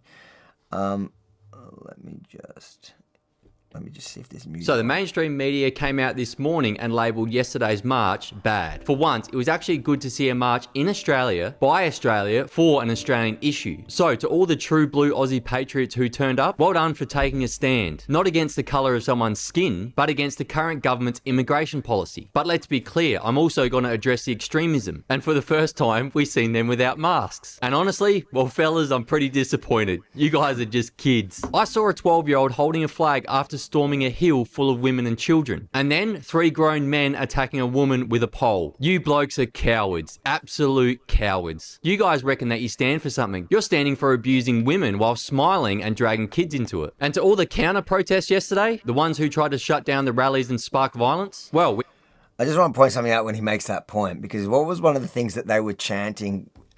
The lefties were doing it when I was around them, and the Nazis. What were they chanting to me?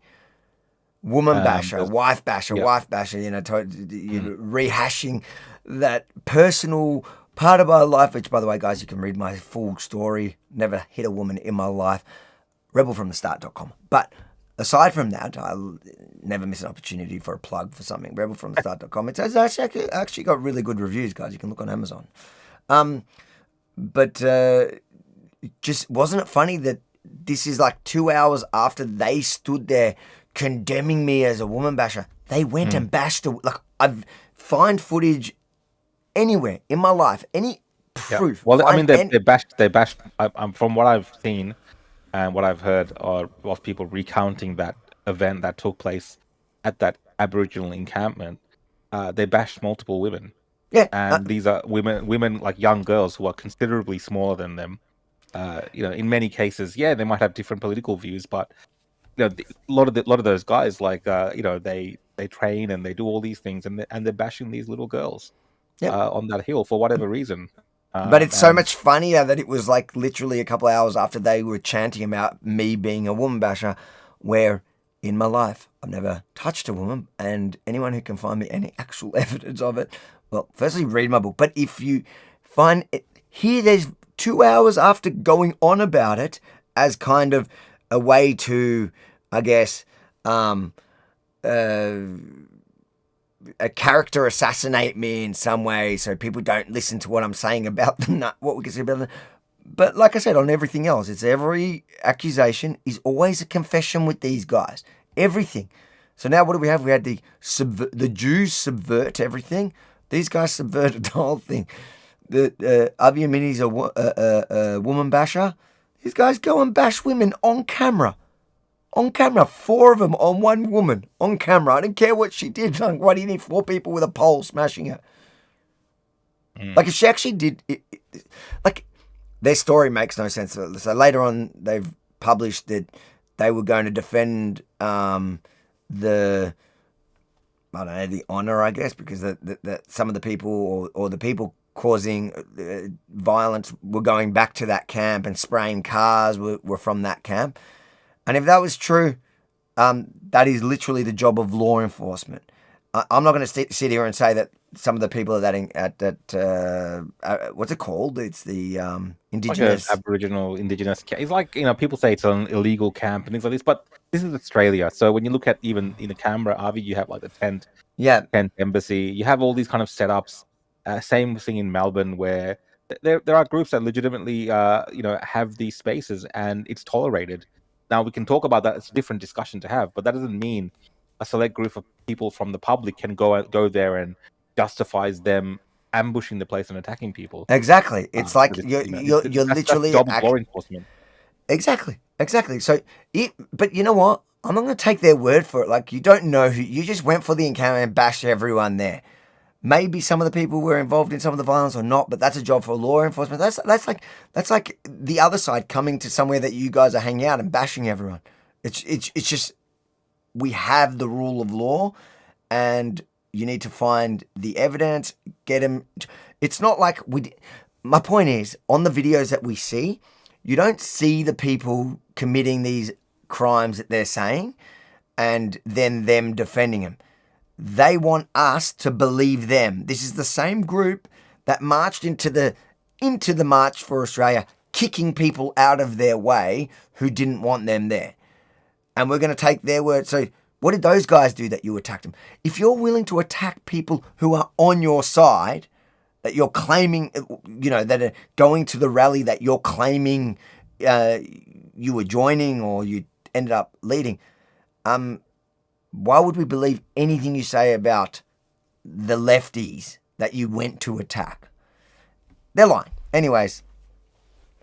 Didn't expect anything less from you professional protesters. And burning our national flag? If you want more rallies for Australia, keep doing it. Keep burning the flag. And this whole NSN crowd, they're not the hardened fighters we thought they were. They're not men who've seen a real day of action, let alone war where you lose your mates. They're kids playing dress-ups. And as for their so-called leader, well, I've done some digging with my mates who knew him from back in his military days. And from all reports, he was a terrible soldier. A coward. He couldn't hack it. And I bet you he tells all his new recruits that he's some type of war dog, deployed to Afghanistan and Iraq, some type of cold, hard killer. But in reality, well, he barely left the barracks in Darwin. He didn't deploy anywhere. Now look, there's nothing wrong with serving in the military and not deploying. Plenty of good men and women have careers like that. But when you parrot around the way he does, you think he had a far stronger service under his belt. And from what I'm hearing, he's not even Australian. He's New Zealand or South African born. So when he struts around pretending he's something that he's not, that's not leadership, that's a fraud. And to the organisers of the event who told us the NSN weren't involved but let them speak anyway, well, you're the problem. To places like Brisbane, who told them to get lost, well done to you blokes. But to the organisers in Sydney and Melbourne, well, this one's on you. But here's the bigger danger. Extremists, they just aren't born that way. They're created by government and environment incompetency. When a nation is squeezed, taxed into oblivion, power bills are through the roof, and farmers are getting stripped of their rights, that's the kind of environment that breeds extremism. And this is exactly where our government has landed us. Because weak leaders making weak decisions are now creating hard times. So let me finish with this. To the patriots yesterday who marched against policy, not colour, well done. Because you can want mass immigration to be stopped, you can want violent immigrants to be deported, and you can want safe borders. And that doesn't make you a neo or a coward, because real Aussies don't need masks or violence to prove themselves. Real Aussies protect their families, stand by their mates, and fight for a country with courage and honour. And that's the spirit we need to move forward. Because when patriots, and I mean patriots, not these cowards, rise together with strength and integrity, there's nothing that can break Australia. What's your thoughts? I mean, I just want to comment on what the things that he said, Avi. Like, we were talking before about a lot of the guys, the subversives online who toe the fence and pretend, and they don't really want to say what they believe because of the consequences. Well, Sam there, he says what he believes. Yeah, and he gives his honest take on things, and that's why a lot of people support him. And he's not afraid to say the things that he's saying. Because it's actually truly what he believes. He's not tiptoeing around, because people are going to have a backlash against him and all. He doesn't care. He's just saying what he truly believes in. So I think he does a really good job of representing ordinary, everyday Australians and not painting them as these violent thugs.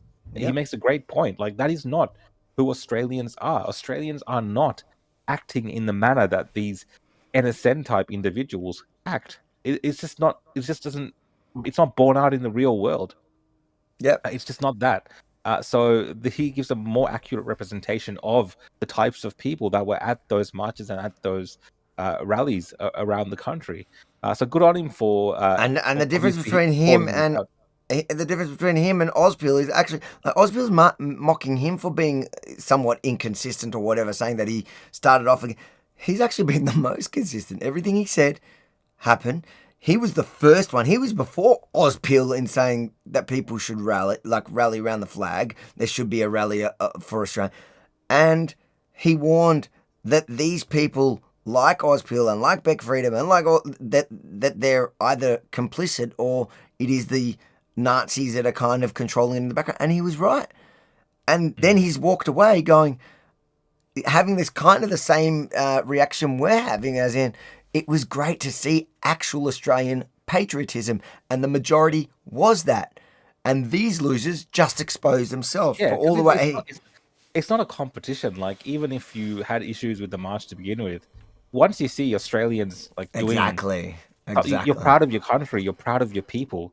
You can maybe sometimes admit you were wrong. Maybe I'm sure. No, but I think Ozpil also said these people that were against it are suddenly saying what it was and what it wasn't, and it's like, no, just because you tried to subvert the masses into believing it was one thing, so just saying it was an anti-mass immigration thing, and then you really had all these Nazis going, and you are a white supremacist. Like, from his line of questioning to me, and also just like some of the stuff I've seen recently, it's clear he's like a white supremacist that's not willing to admit he's a white supremacist. And it's like, just because that's your shtick, and you took ownership of the rally at some point, you weren't the guy that originally, doesn't mean that's what the rally was. He backtracked as well. And apparently, no one was organising the Melbourne rally. Bro, that guy, I mean, that's just that guy is the biggest coward on every level. That in itself shows you how weak these individuals are. Yeah, he copped out after being the face of it all with Beck Freedom. He copped out of putting his name to that march. I know. He still showed up to run around with a microphone, try to do gotchas on people. I mean, it's just all laughable. It's just all pathetic. And, I don't know what more to say. I don't like to denigrate people that much, but I do. Those kind of actions show you the types of individuals who are involved in this. And in many ways, like, you can easily call them cowardly for the fact that they can't just own up to the fact that they were responsible for a lot of the chaos that unfolded that day. They were, 100%. All right, read some super chats and we'll move on. This is from Ray Johnson. Can we arrange multiple citizen body cams for all rallies for Guys, Rebel News Australia from many angles? Yeah, I'll tell you the truth though. Like, we do have a pretty good, solid setup of 360 cameras, which means that, we do get everything. So like everything that unfolded, even though the live you didn't capture everything because that was on one specific camera. We do have, so that's why the video on Thursday about that specific scenario, but also other scenarios. Like, there was even, I don't know, for those of you that were watching the live feed, this is great. For those of you watching the live feed, and you'll see this in tomorrow's video, there was, I was interviewing someone, and as the neo-Nazis were like leaving at the end, whatever, so right at the end there was like, when the actual rally on the stage ended and everyone was leaving, there was more white supremacists around at that period, because that's when the Nazis were actually leaving. And I'm interviewing someone, but still, even at that point, that was the majority of them were there, it was still, they were outnumbered, like, at least 20 to 1. It was like insane. And that's at the part that they were concentrated. Because you saw it kind of play out. Like, I was there interviewing someone, like people all around, and then like I felt something on the back of my head, and I hear Daniel just tackling somebody down, and you kind of see half of it in the live because you were on one camera or whatever, and so the guy had a flagpole, and Daniel was yanked the flagpole from him, and the guy like arced up like he's gonna fight him, and go, "What are you doing?" And he goes, "Why'd you hit him in the head?" And he just plainly, flatly denied it, and Daniel's like, "It's on camera." He goes, "Show me the bloody camera then," and like, I guess I'm naive because I turned to Daniel and go, "Are you sure it was him?" because I kind of believed him. And Yeah. Daniel's like, I'm pretty sure, like I'm almost 100% sure it was him. And lo and behold, we pulled up the 360 and it was that bloody cheeky bastard. It was that He walked guy. past, tapped me on the head, and then denied it. And as soon as Daniel got him, he just denied it. But that'll be in tomorrow's video. You'll be able to watch that. So yeah, look, the idea is great. Don't need it because we generally do. I don't miss much after the fact on the cameras that we do have. But thanks for the idea.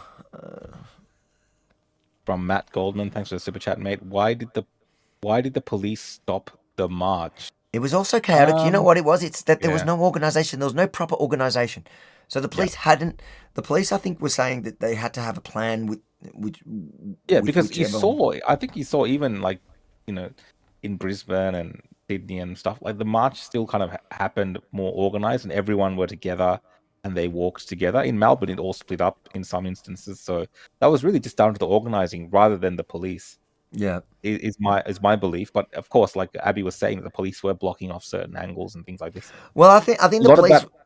I think a lot of that is just the police were not sure of the exactly, and because there's no organisation, there's no one to work with, no one to think. They were just trying to minimize the possibilities. So if they close everything off, like I'm not here to defend the police, but when you have a rally that doesn't have actually somebody, or the organisers are not willing to work with police, then they have to come up with a tactical strategy. And their strategy, I think their strategy was shocking, and I think they need to be held to account for the day. For example, for marching them in and then just letting that group do whatever they want. Because you know what?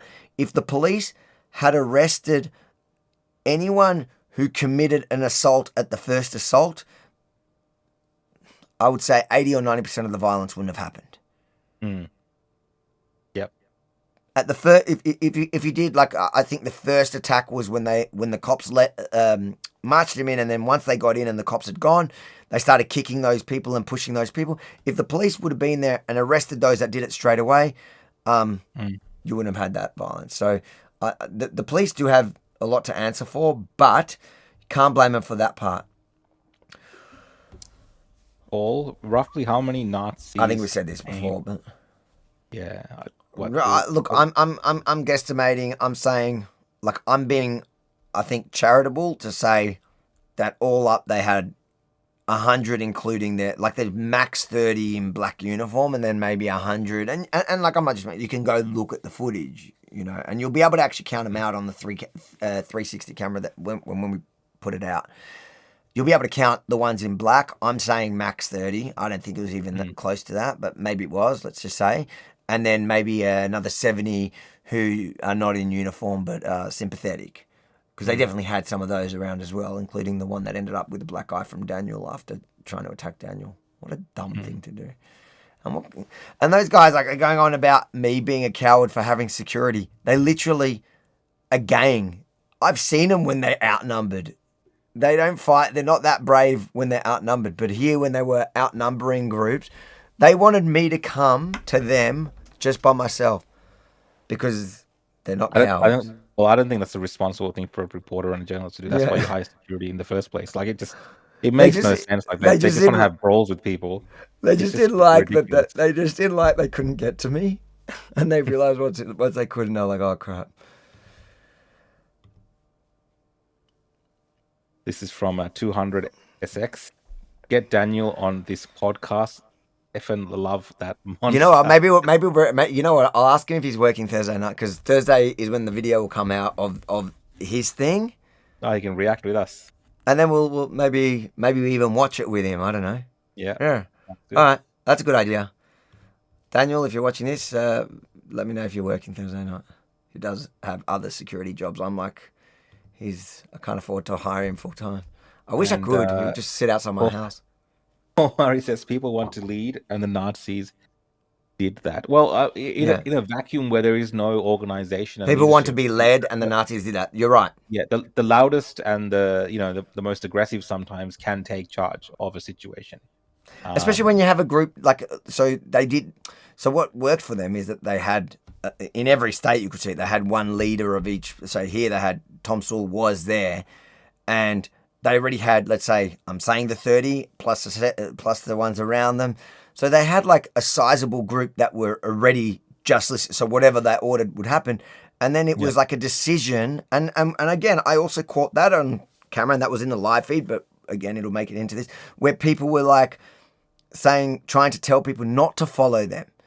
And there was a mix of people. There was either people that were just going, oh, well, I just want to march, so I'm going to march behind them. Yeah. There was people that didn't really get who they were. They're just like, they literally came for Australia. They don't know any of the much political stuff beyond that. They don't know the players. They don't know what's going on, but they wanted, and then there's obviously and then there's also, remember, like, once the march went, you didn't, like, again, 5 or 6 rows into it, you don't see who's in front. You don't realize who's leading you. Well, I mean, to hit that point home, once we got out of that little scuffle that happened and we walked into the rest of the crowd, like literally like 10, 15 meters away, they had no idea that had happened at all, with us.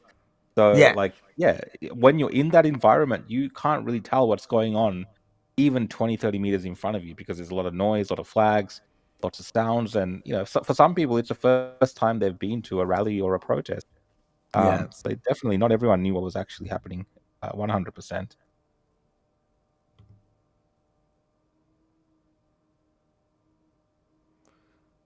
You ready?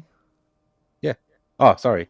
Do you think that the Hajj Amin al-Hassini still plays a role today for Hamas or hatred of Jewish people rather than Israel's statehood? That's for you, mate. Do I think that they still play a role today for Hamas or for hatred? For sure. I think, like, I don't think it's one particular thing. I think there's a lot of different. Like, I don't know what you're asking exactly, to be fair. Like, do they still play a role today for Hamas or the hatred of Jewish people rather than Israeli statehood? I don't know, but I don't know if it really matters. Like, what's the point of... What are you trying to ask? Possibly. Maybe clarify in a comment. This is from Catherine Canavy. The force streaming. How's the man that got hit? I think that's Daniel. No, I think the guy with the is the Star of David that got hit up. Oh, that guy. Yeah, I don't know. Don't know. I didn't. You know what? We just interviewed him at the time because he was there and he got hit. I didn't realize he was going to be the cover of The Age and the face of Nazis. All right, but I hope he's okay. He seemed like a tough guy. When I did ask him, he said he was okay. He was just pissed off, was his words. Yeah. All right, we'll get to more of the super chats. Keep them coming. Thank you for all the super chats, guys. Really appreciate them, and they're interesting. It's like a conversation. Okay, let's go to one of our favorites because this was really funny. Chris Ovaries. Who loves Chris Ovaries? God, people send me stuff. They're like, you live in Chris's head, rent free. And it is so funny. So he got upset that we ran. So we ran this story because the numbers were incredible. And we ran a story at Rebel letting people know. And you know what? On one hand, it's, I guess it's showing off. But on the other hand, it's also for our viewers, those that have helped us to purchase like the equipment, the hardware and the software at helpavi.com. Like, it's important. We want them to see that, look at this amazing thing that we asked from you, which was to buy this live streaming thing. And our first big event to use it is going to be here on this day. And then we go there and the stats were like incredible. Yeah. Those were the stats when this was published, right? So the live viewers won't change. So it was 440,000 people Yeah. who, in the 4 hours that we were live, 440,000. Like, let that number sink in. That's bigger than every news channel, everyone in Australia by far. The viewership, I think Sky News is 30,000. Like, just to put that into context, to understand how powerful that is, and that is the viewers that helped me buy that equipment at helpavi.com, and you can still chip in, made that possible. And then now the current views was like, and it's already that. So the current views was when this was published. So it's probably since then a few 100,000, if not more. And so, of course, we publish it. One, to go look at our success. Yeah. I was going to say, I'll just add to that. I don't know what Chris has written about this, but I think it's important. Like, you have the attendance on the day, and then you have a lot of people that can't come, and that's a part of the story that the people. That it is also part of the story. Like, you talk about the numbers that are people who are tuning in live, and it's like an important event. Like, you talk about the numbers of people that tuned in live to a football match. But you know what's funny is I just realized I'm pretty sure I've seen him share screenshots of his stats, of his and he shares screenshots of transcripts. So I don't know what that No, I'm pretty sure. What's he said? What's our friend Chris Overy said? What's he said? He goes, running a story on your own stats from leading your 5-man hazard team into a protest as an unfunded independent blocked in 252 location. That's pretty aggrandizing even for me. I saw his video got done on. I don't even know why did it get down. Maybe I think because of music. You have to understand, Chris Overy, Chris. What happens is with these Facebook live streams and YouTube live streams. Oh, that's what.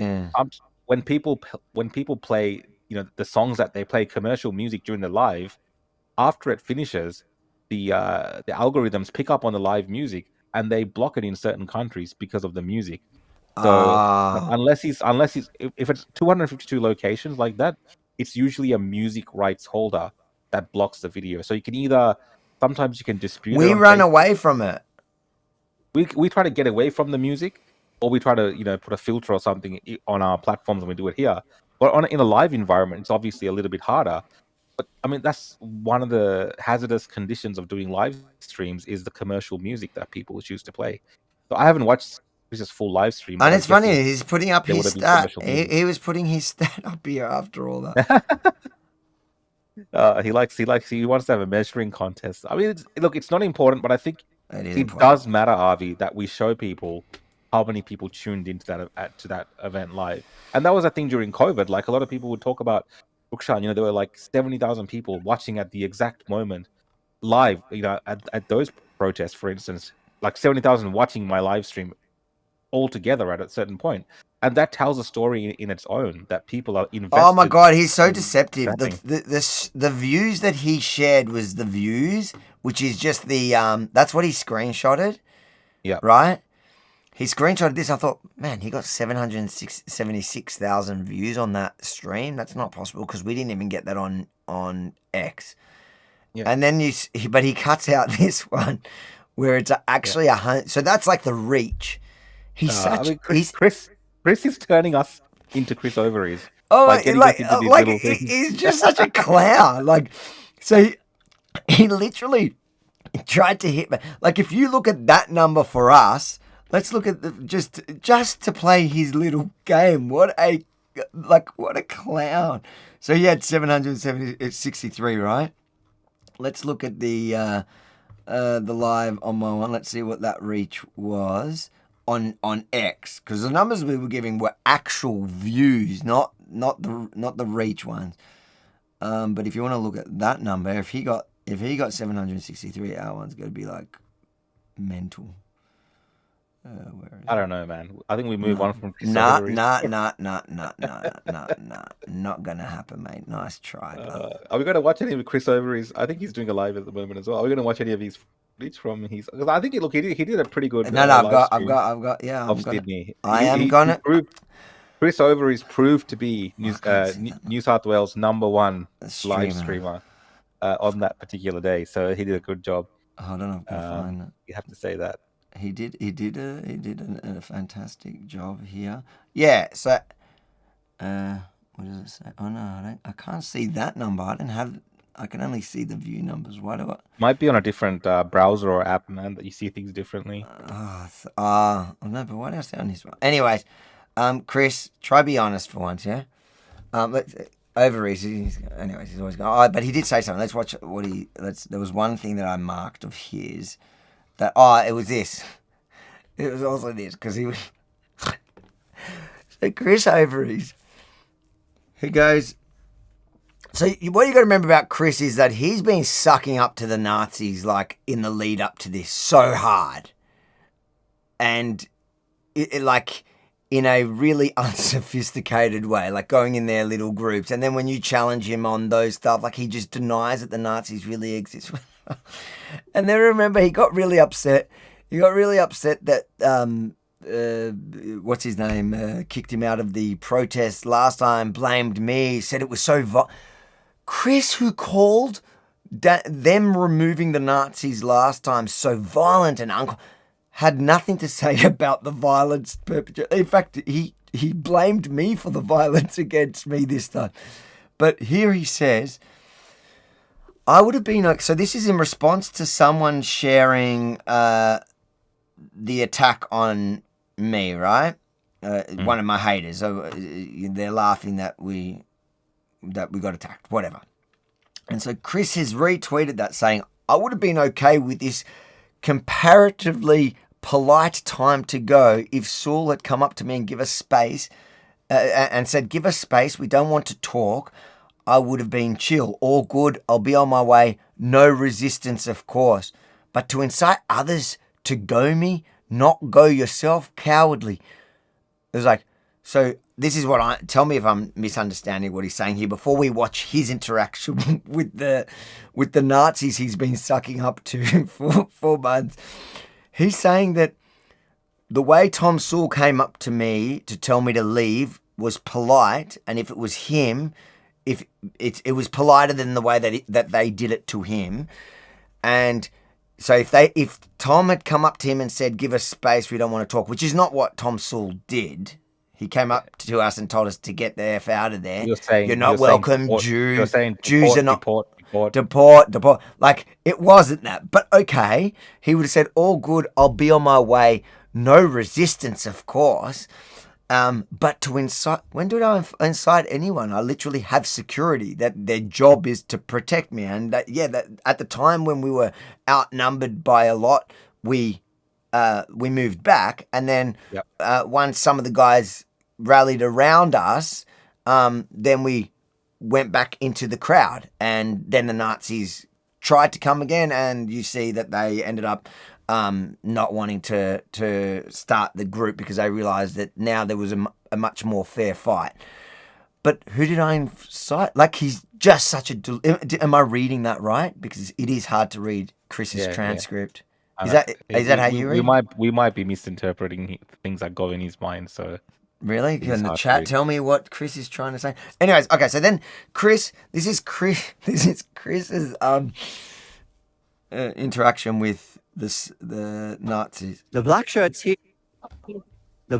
here are not saying anything but end mass migration. An important conditional there. They said end mass migration. All right. Who can I talk to? Yes, please. Get out of here.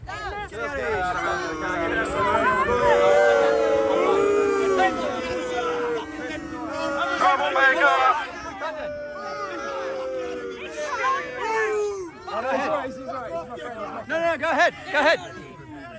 Talk to me. What's going on? Why? Get out of the way. Why? You're a troublemaker. I'm a troublemaker. He's trying to make trouble. I'm trying to make trouble. Oh. Take it easy. Talk to me. Get out of here.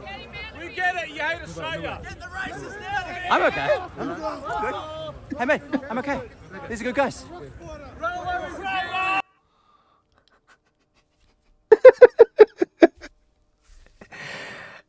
I got to give him credit for even when he's being so disrespected, hated. That you remember, this is the guy that was saying that I'm so look at the way people in real life approach. They called him a racist. The Nazis called him a racist. Yeah, Did that I was hear weird. that correctly? But they called him they I don't know if he's gay, but they use homophobic slurs at him. I've never seen him with a woman, but there could be a lot of explanations for Chris Overy's not having a girlfriend. But maybe he has a boyfriend. That's like, I don't have a problem with that. I'm pretty sure he's got a missus. Each to their own, but the point is, like, he's genuinely hated even by the people that he spent so much time and effort, and even when they're abusing him, he's still sucking up to them, and then he's like, I don't get what you're trying to say, mate. Is it so? In your case, they didn't fully turn violent yet. But like, if you stood around there a bit longer, maybe they would. Like, well, I mean, what his video proves is, it's actually the Nazis that control that situation. Yep. And they control the march. You saw people come in and move him away. So really, the Nazis are out the front of that march, leading the march. Everyone is scared of them. They control that environment. Now, when that happened with us, Avi, yes, they got aggressive and they pushed, try to kick us out or whatever by saying deport, because they didn't like who we were. But on that same note, what happened then, Avi? People in the crowd got around us, got behind us, and then we went back into that same space because it's for everyone that's there, right? Let's look at it that way.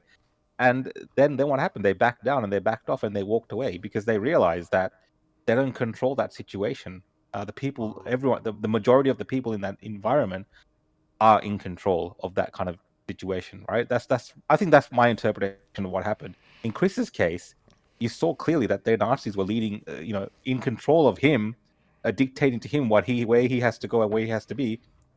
It's in that scenario I've seen. I don't know about the rest of the context, but people moved him on from that space. So, and these are apparently people that sometimes he talks in certain regard of. I'm not saying he supports them, but he talks. He certainly defends them. He defends them. He defends some of their things. He plays down a lot of their. He plays at that down. point, he was defending them. What happened, Avi, between me and them? They were telling me to go and get out of the place. I told them I'm not going anywhere. You know what I mean? So I think someone put a clip up of that. They're calling me names and calling me Indian and all these kind of things. And I just told them I'm not going anywhere. I'm here. This is my country. I'm not moving. Who the hell are you guys? Like, who are they? Right? But this guy. It turns out, Tom Sewell himself is not really Australia, and there has been growing calls now to deport him. That image, that petition, I think it's up to 30,000 signatures now. That is hilarious. This is done by the left. So this is like the lefties. I don't care. It's hilarious. And look, it's funny in a way, but this is kind of what the left does when it comes to these things, because they wouldn't deport Islamic extremists. I know. They don't deport. It's not a fair thing that they're doing. But it's not lost on me the fact that Thomas Sewell, yes, is a foreign dual national. He wasn't born in Australia, and as far as I know, I think his parents apparently are South African. That's what people are saying. I don't know, allegedly, but he's got a dual national citizenship apparently with Australia and New Zealand. And we do have this thing with New Zealand since I think 2014. Where you do, I think they've deported around 5,000 people. From the Australia. 501 visas they're called. 501, whatever they're called. They've deported them back to New Zealand for being criminals. Now, the NSN themselves, Avi, I don't think they would be opposed to deporting criminals. That's kind of a part of their mantra. They want to deport criminals. But it's only people that don't do permanent residency, I think. So I'm just making the point. You're right. It's all a bit funny. You're right. And the NSN would definitely be against dual national foreigners. They'd want. Well, if it was a Maori criminal, like Tom, so from New Zealand, they would happily call for his deportation. It's just when he's white, that's their point. But they don't. You know what? They're not even hypocritical about it because they don't even they admit that their problem is color. So their point is, like, as soon as you're non-white, then whatever reason we can deport you for, or for no reason, simply for not being white, we would want to deport you. That's literally what they say. All right, let's read a couple of super chats and move on. We've got here from Baby Stroller. Thanks for standing up for real issues and bringing us real media, Avi. You both do awesome. Thank you for the super chat. Appreciate it. You know what? And I feel like we are getting. We've weathered a big storm, you and I, and me. Look, by default, I'm me going against, let's say, Zionism and Israel and Jews means that I'm willing to give up on my existence, essentially. But you got a taste for it since October 7. And there's been a period there where, like, dude, it feels kind of like a space. The online space is getting more and more boxed in, and you have less support on the outside. It feels like the masses are turning on you left, right.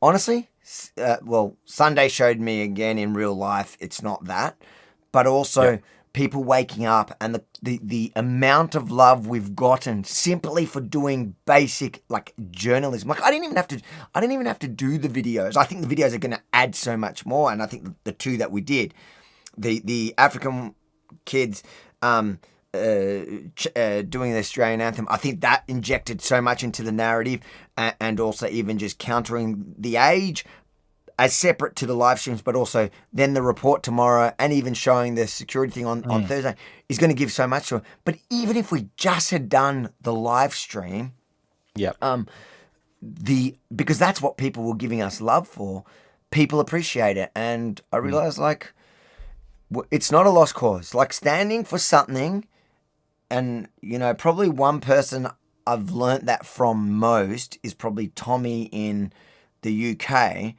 Is that, he's always been consistent on these things. And when, sometimes it's been popular, his message, sometimes it's been super unpopular. Like the whole Israel thing, he's never wavered on that. And there's a lot of people that ain't.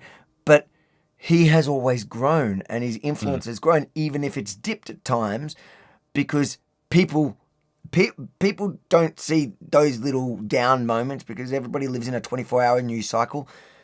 But people see the consistency across the board. And the opposite is true as well. Like when you look at people like, again, Ozpil or Chris or John Ruddick, all these characters who do change with the wind now and try to match their story to fit the moment, they'll pay the price because people also see inconsistencies.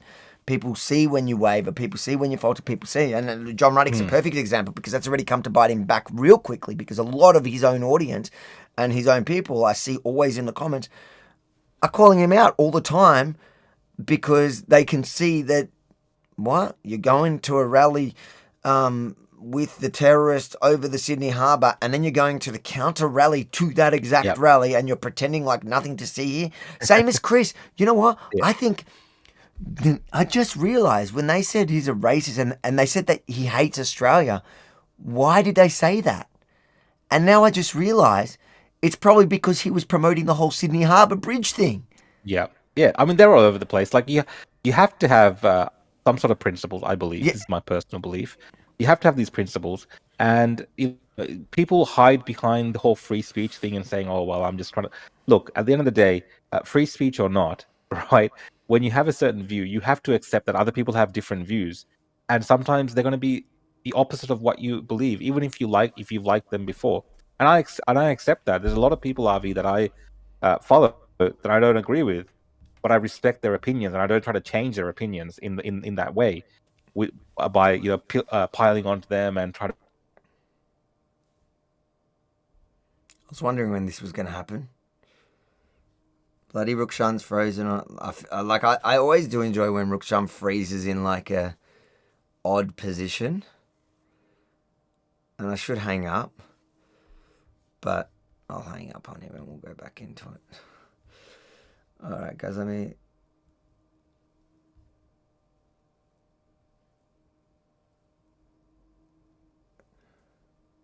we've lost Rukhshan again. Rukhshan used to be like the tech support guy. He used to have the Schmick studio. Now, He needs tech support of his own.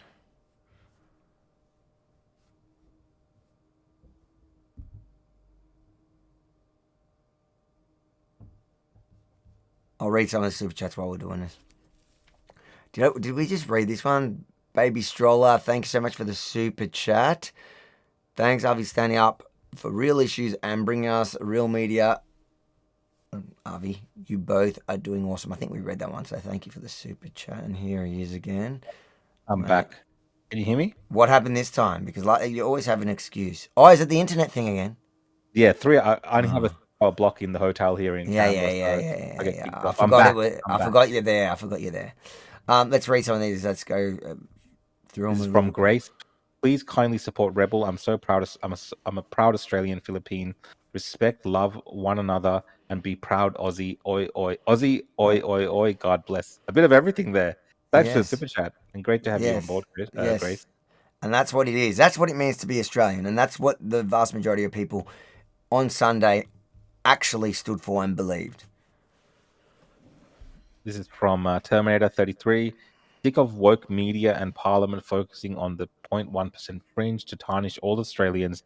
We need to do this march once a month. One is not enough. Keep representing for us, Avi. We marched at Brisbane. Great day. And that is, we're probably going on a bit too much about the extremes, Avi, but that's about dissecting these events so people can kind of understand these things a little bit more and they'll be better informed as well, right?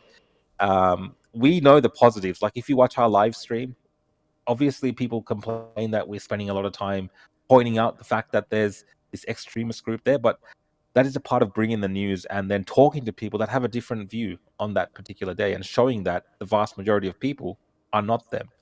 That's important. So we have to do that because, yes, the media and the government will always focus on the negatives, especially those on the opposite side of the political ideological space. They will always focus on just the negative aspects to, kick political goals, and that's what it's all about.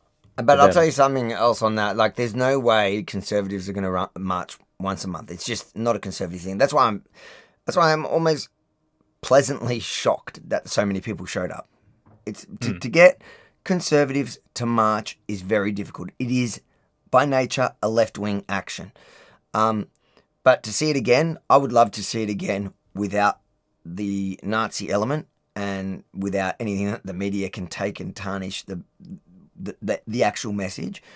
Look, and it did backfire on them a little bit, and that's why the government's now talking suddenly about immigration caps after this rally, because they realised, like, Albo went from condemning him in the lead-up, trying to condemn him on the day, and then when everybody saw who was really there, he said, we can't call everyone Nazis because there were people there that were there for good reasons. He's not going to say that the majority, but he's shifted to that point, while at the same time opening the discussion about mass migration, about capping migration.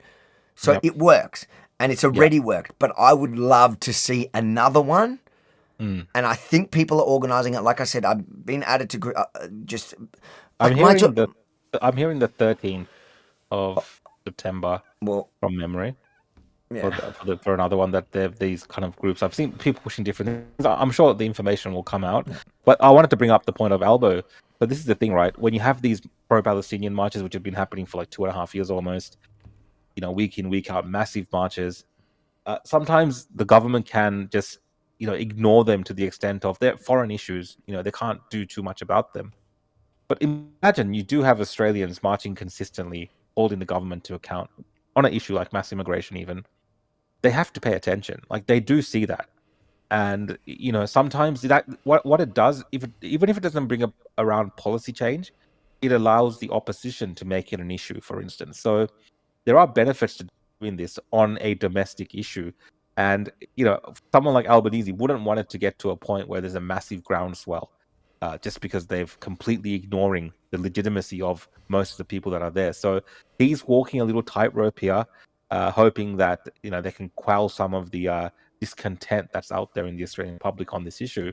But I don't think it's fully been addressed by the people that have rocked up yet for these marches. And it's possible that this could grow bigger. But like Avi said, it could go two ways. conservatives, like, yeah, they have jobs, they're doing life, they're working. They are not professional activists like the left who, have nothing else to do besides protesting for whatever cause they can find. So it just really depends, how this is done, Avi, because you want to get more people to come to these as well. And the one way that you can do that is by obviously making it more welcoming for all Australians who understand this problem. And that means dealing with the fact that Australians, it's not just about this kind of white supremacy message that. But I think most people, I think most of the people that went on right? Sunday would be happy if it was a much more welcoming message, and that message, it's this one was purposely confrontational when you were there, or like pushing people away, whereas like you don't have to be grossly multicultural, like all virtue signaling about it. But you have to define what it means to be an Australian. Yeah, And I mean that's not what I meant by welcoming. Not welcoming like different. next thing I know, you want to do a welcome to country at the next rally. No, that's not what I mean by welcoming. I'm joking. I I mean, didn't think you wanted I'm to not. do that. I'm saying the topic is mass immigration for Yeah. sure. Like you can have anti-mass immigration protests, but welcoming in the sense of this is not some sort of like political clash where the right is fighting amongst itself because certain extreme elements want to take over or something like this. You have to have some type of you got to make it palatable, Avi. I believe this is my honest belief. You have to make it palatable for this type of movement to get major political figures to turn up as well and be there with the people and speak with them as well. Yeah. Not just you got to have a mix of everything. You got to have the everyday people.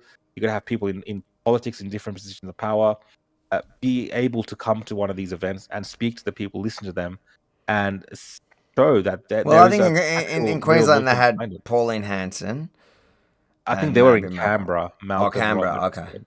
Okay. Yeah, I don't know if they spoke, but they were there at least. Yeah. In some places they did. Yeah, but I agree with you. Okay.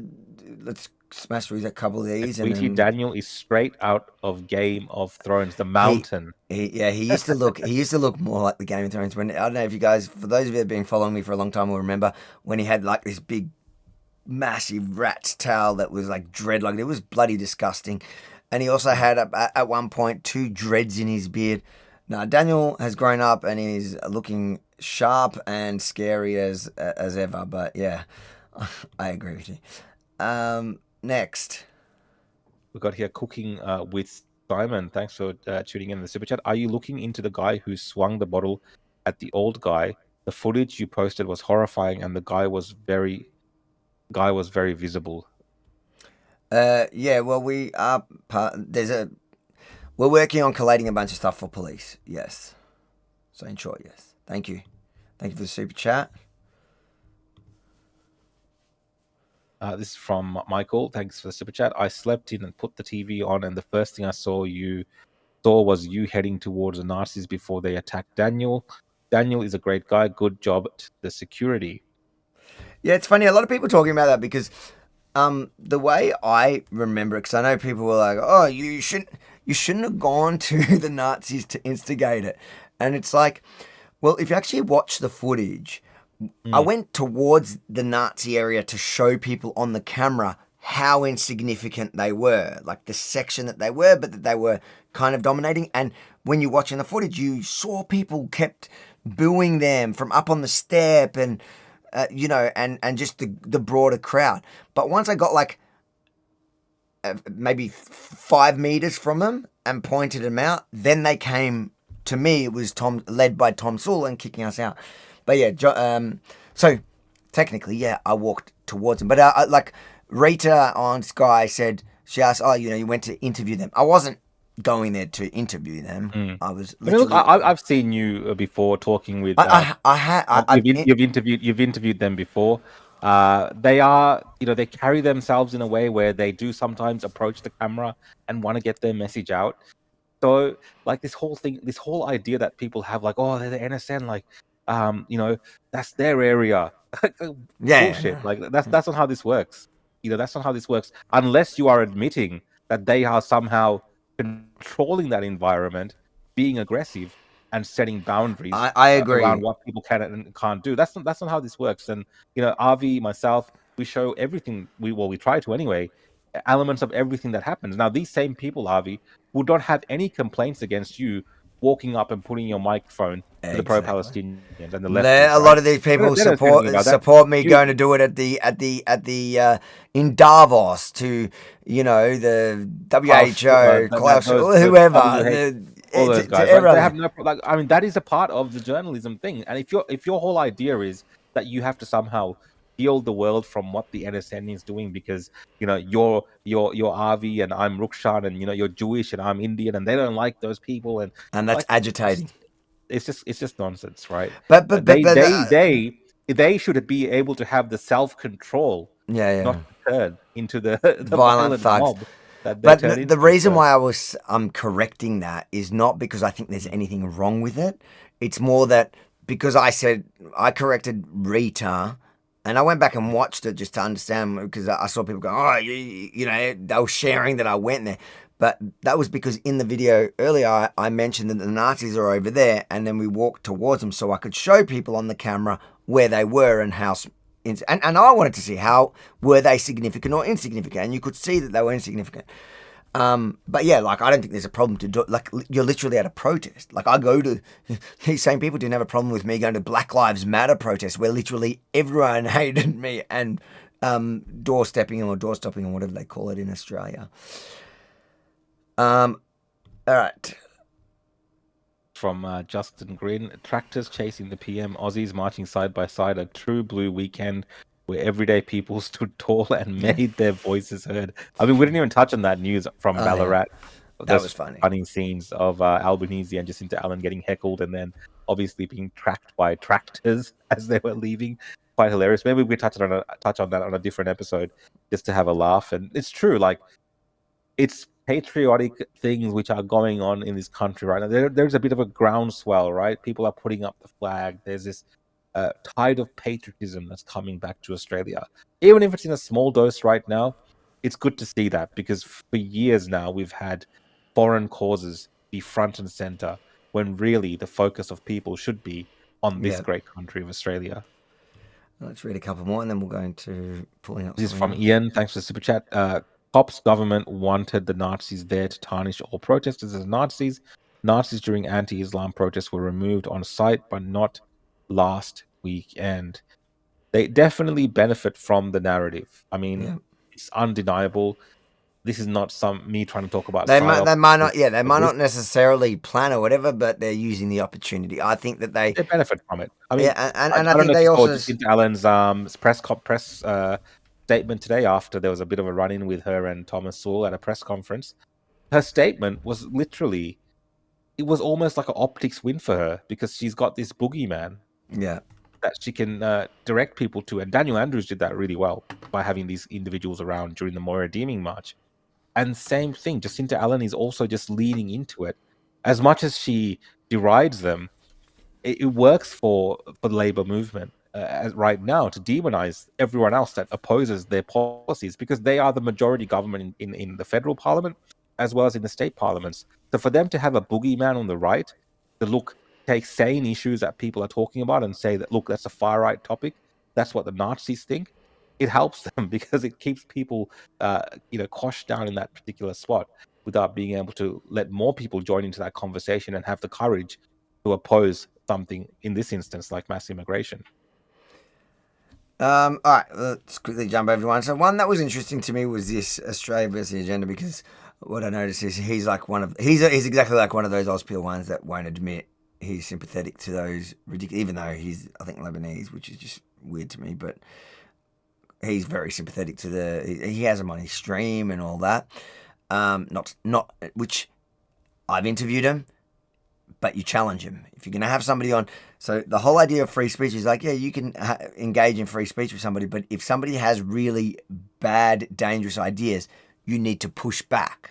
Otherwise, you got to speak truth to power. You've got to hold them accountable. That's the point of it.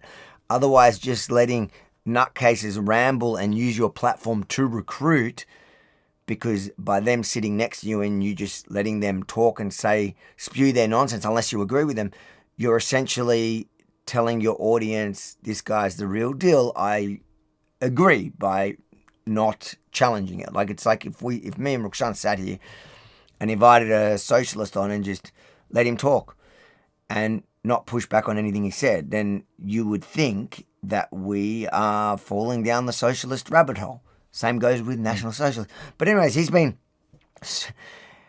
so confusing because I think he's starting to get it. I don't think he's starting to get it, but it's in this tweet is exactly what we're talking about. It's like Prime Minister Albanese on protesters concerned about Gaza versus Prime Minister Anthony Albanese on protesters concerned about Australia, which is, yeah, I've been saying that point forever. There is a double standard. The pro-Palestinian mob who tends to agree with this guy more often than not. In fact, I think he's defended their protests at times. They get special treatment compared to Australia. This is the difference. Let's listen to the actual thing. Yesterday's march was peaceful and was an opportunity for people to express their concern about what is happening in Gaza. There's always good people will turn up to demonstrate their views about particular issues, but what we have here is neo-Nazis being given a platform. That's what we saw on the weekend, and the tone, of course, of much of the rallies was unfortunate is the best way that you could put it, but hateful in some of the extreme examples. So, like, and I actually think he's right. That whatever his name is, to point out that there is a double standard, but we've been saying that the whole time. The only reason why now he's picking up on it is because it was so blatantly obvious, and the group that's being targeted is literally his base, and in the lead was his friends at the National Socialist. But yes, there is a double standard, and the pro-Palestinian group that you guys have been, not the National Socialist, but the Australian versus Agenda many times, or a few times I've seen, have defended them, and anyone who wanted to shut them down, called them Zionists, he's actually used much of the same language as them, is defending people that hate Australia. That group hate Australia, and they get a special pass. And when they have radical elements, so this is an important point, is at this protest on the weekend on Sunday, yeah, there were radical extremists there, but everybody was condemning them. Everybody was hating on him. People were screaming at him straight there. They were getting hurt for doing that, for standing up against him. On the flip side, look at the Palestinian protesters that Albanese refuses to condemn. They'll have radicals in there, and nobody will stand up to them. Nobody will condemn them. Nobody will distance them. The media won't tarnish the whole place based on that thing. They will make excuses, justify, defend. They'll do everything to protect it and avoid having to answer for those extremists. You know, you have the people that you have communist flags. How many people have been butchered under that flag? Yeah. Then you have terrorists. I think that is the difference between conservatives, the right, when it comes to these issues. Like, a lot of us will call it out for what it is. Yeah. And we will criticize our own. Like, yeah, I get the whole, like, this kind of, there is this group of people that want to ignore that this problem exists, but a lot of us and a lot of the people in the crowd are willing to stand up to these kind of NSN type people and say that, no, this is not who we are. This is not us. This is not, we don't accept this extremism, right? I'm saying that because I don't normally get involved in the story that way, but they obviously target me because of my skin color, for instance. But I will defend my position there. But most people there, again, ordinary people, what did they do, Avi, when they saw people like this coming on? They turned their backs. They walked away, right? And you won't see that really at a pro-Palestinian event or a march. They won't turn their backs, turn away. They refuse to condemn Hamas. They'll be like, there's a reason that they're terrorists, or there's a reason that they had to resist. They find excuses, and the right and conservatives are not really down that. There's an element of people who are like, well, we have to. They make the same excuses, but the majority of people on the right don't when they disagree with these individuals, they want to be disassociated with them, and they will very clearly say that is not who we are. We don't support them. We will turn our backs and we will walk away from that, because that extremism is not who we are. And that is a clear difference between what happened at those protests and what happens at those protests with the pro-Palestinian movement, where they have extremist symbols and flags and things like this. And even when they do burn the Australian flag at those protests, what does the leader of APAN say? It's just a piece of silk. I can't I won't condemn it in those terms. So we are different. Like the right is different. I think that's important to show that Australians generally, I'm saying people that love this country, are not extremists. They are different. They will turn their back to extremism and walk away. And that is the difference between Australians and people who are in the pro-Palestinian movement that support blindly any act of terrorism because they're so ideologically opposed to Israel or Zionism or whatever they think it is, that they will even entertain the idea supporting evil terroristic movements that commit atrocities like they did on October 7th. Yeah. That is the difference between Australians and people that support those type of causes. That's my belief. We've got a couple of things to watch that I think is, I don't want to miss them, so let's quickly watch and then run through some of those super chats. All of you pieces of shit that won't listen to a woman because you call me hysterical, here is actually an adult man who will speak to you. This is, I think, before the rally. Yeah. Well, what I'll tell you is, if you're going to be going out there trying to protest to keep this country, first of all, just think about that sentiment. You fucking moronic little piece of shit. You are the biggest fucking loser that's walked on this earth. You are an immigrant yourself, first and foremost. This is not our land. Which is very, it doesn't take a fucking genius to know that. But you're so far from that it's kind of to be expected. It's a reminder.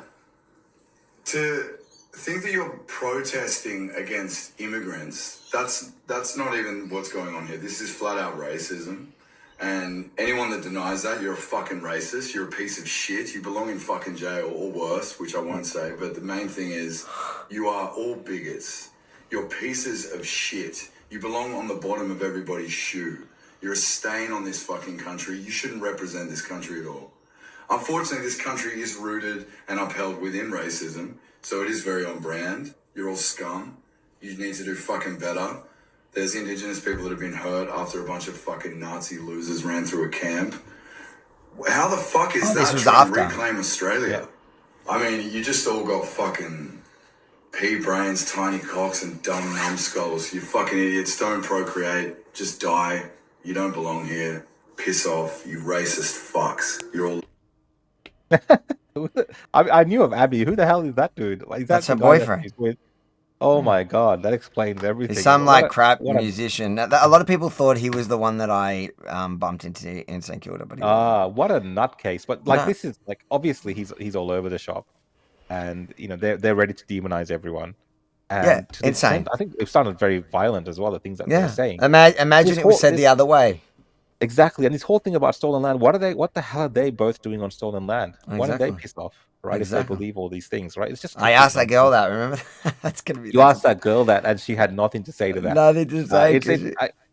When immigrants talk about when these pro-Palestinians, for instance, that talk about Australia and they say it's a colonial project, that it's not always will be Aboriginal land, that they don't recognize Australia, and you ask them, well, why are you here? Yeah, why are you coming to stolen land? And then why, Avi? Listen to this one. Why would people that believe that this is stolen land welcome mass immigration? I know. I've never understood that. Wouldn't you want to oppose mass immigration if you believe that this is stolen deportations land? Is what why would you want to bring in more people to steal more land?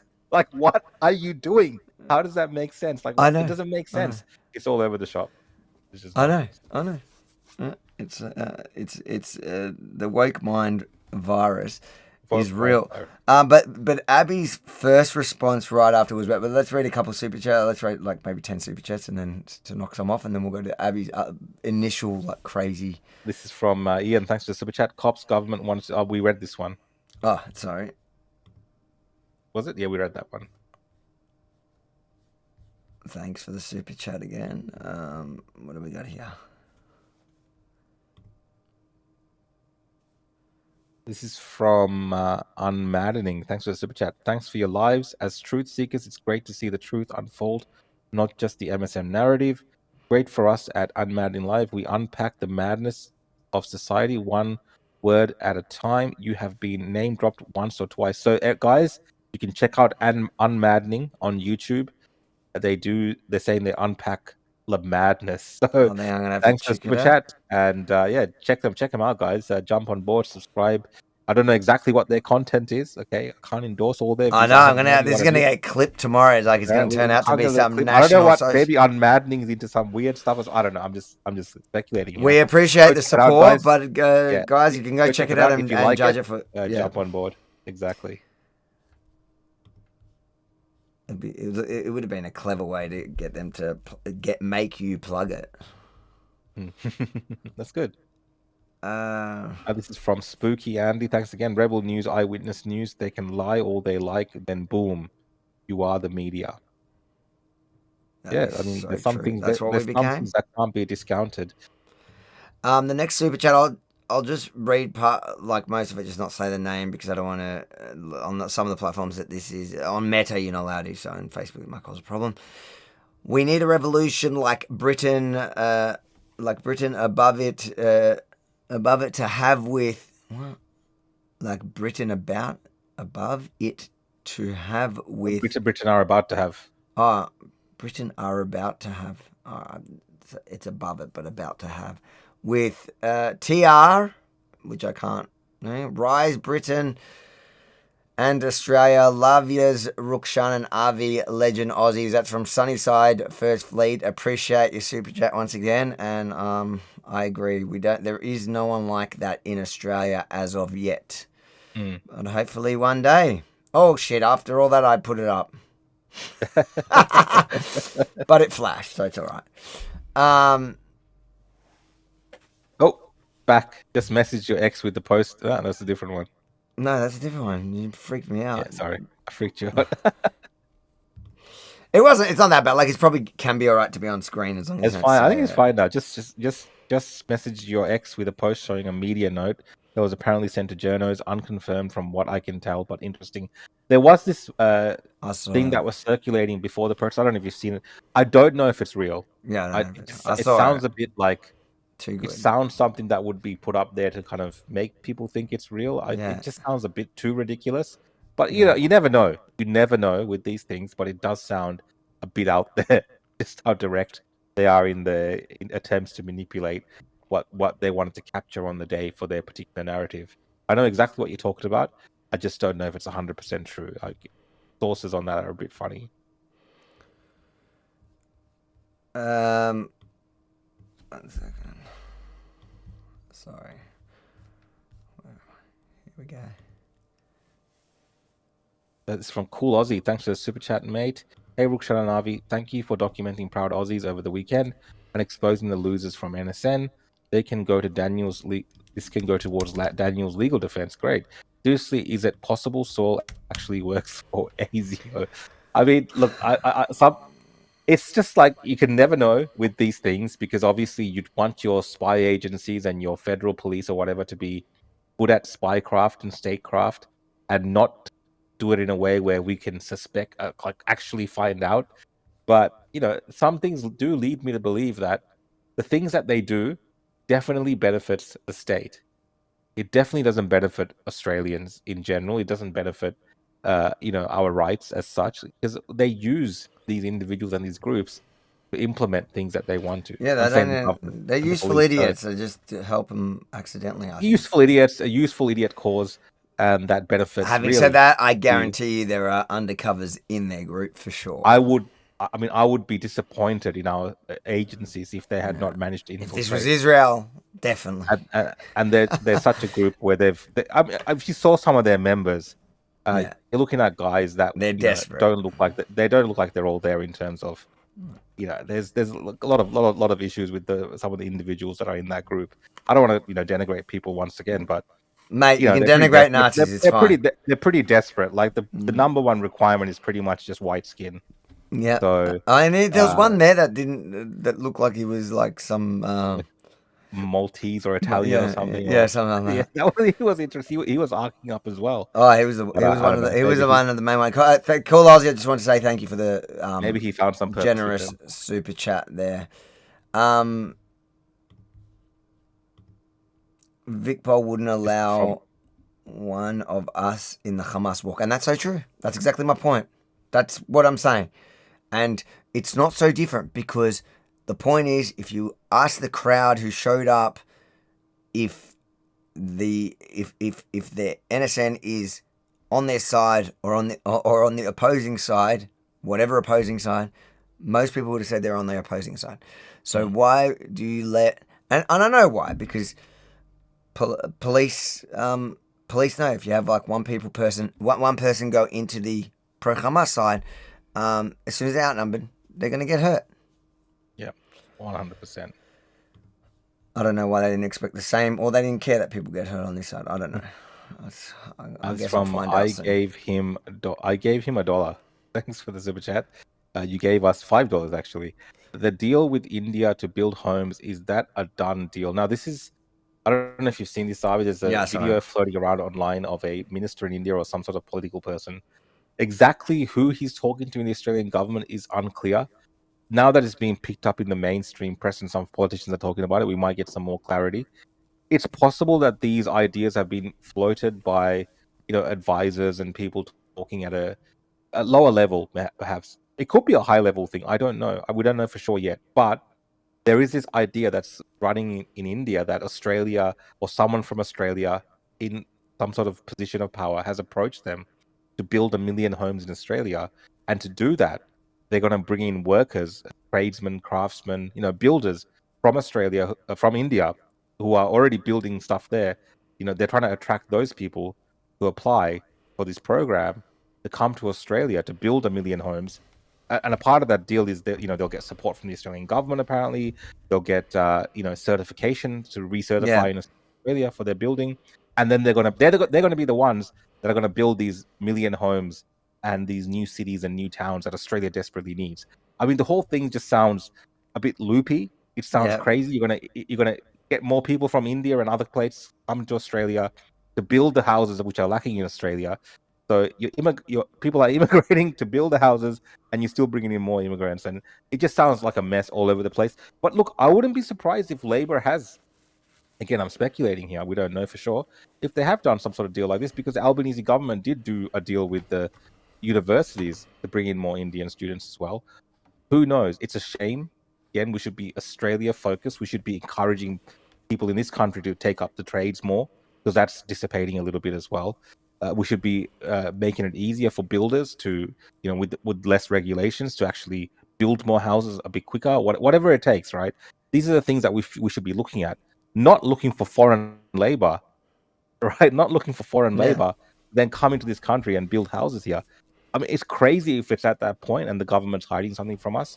So it'll be interesting over the next couple of weeks to see if that's actually true. And if it is true, then what the fallout of all that will be, because there's people poking around that now. So that's all we're going to say about this. We don't really know the exact details. We'll watch it maybe for Thursday show. We'll see what's happening, if there's any updates on that. Thanks for the super chat. Just a couple of super chats. The Marin, thank you. Matty, thank you. Peter, thank you, all three of you. And let's just appreciate it. Let's quickly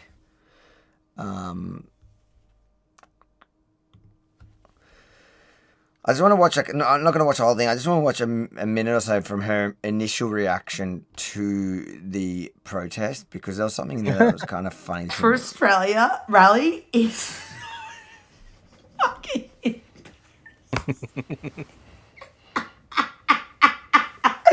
So fake. So embarrassing. These people look exactly how you think they look, and they're the exact kind of people that you would imagine would go to these fucking rallies. Such disdain for the average Aussie. And the thing is, I just don't know how someone on the left can mock how people look at rallies.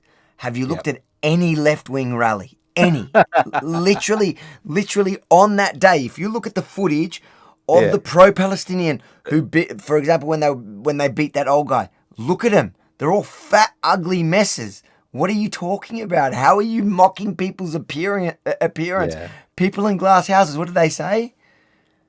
Shouldn't throw stones. And the funny thing is, like, most of the people there look normal. Like, yeah, there are some, or there's always odd-looking people there, but Yeah. most of the people look like average Aussies. Her fake laugh there, like she's got some sort of win. What win is that, you absolute nutcase? She's just playing to stereotypes. Like she's Yeah. trying to like make it look like it was some sort of like bogan. Bogan, I know. And, like that's what she's going for. It's again low hanging fruit. It's for a dumb audience. Like obviously the people who are watching her are also dumb, besides us two. Yeah. And everyone else. Or is watching especially with us too. Especially us too. And she's just playing to that crowd. And like, what is the point of any of what she's doing? Keep playing if you are. Not a coherent thought between the lot of them nationwide. The interviews that I've seen.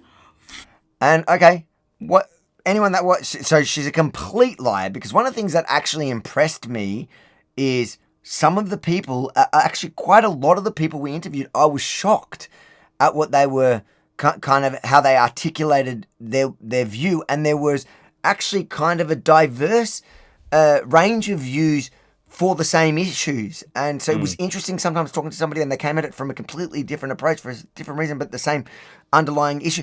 And I thought, wow, there were heaps of articulate people who I spoke to. The most striking to me was that guy on the bike who had his face mask on. And I actually asked him why he had a face mask on at one point, because I know like people, and he was just scared of, I think he was in the unions Digital or something, and the digital surveillance. He was worried that they were going to label him a Nazi or whatever, and he just doesn't want to be seen. Fine, accept it, don't accept it. But when he spoke, he was really super articulate. Like I thought he was going to be a waste of my time.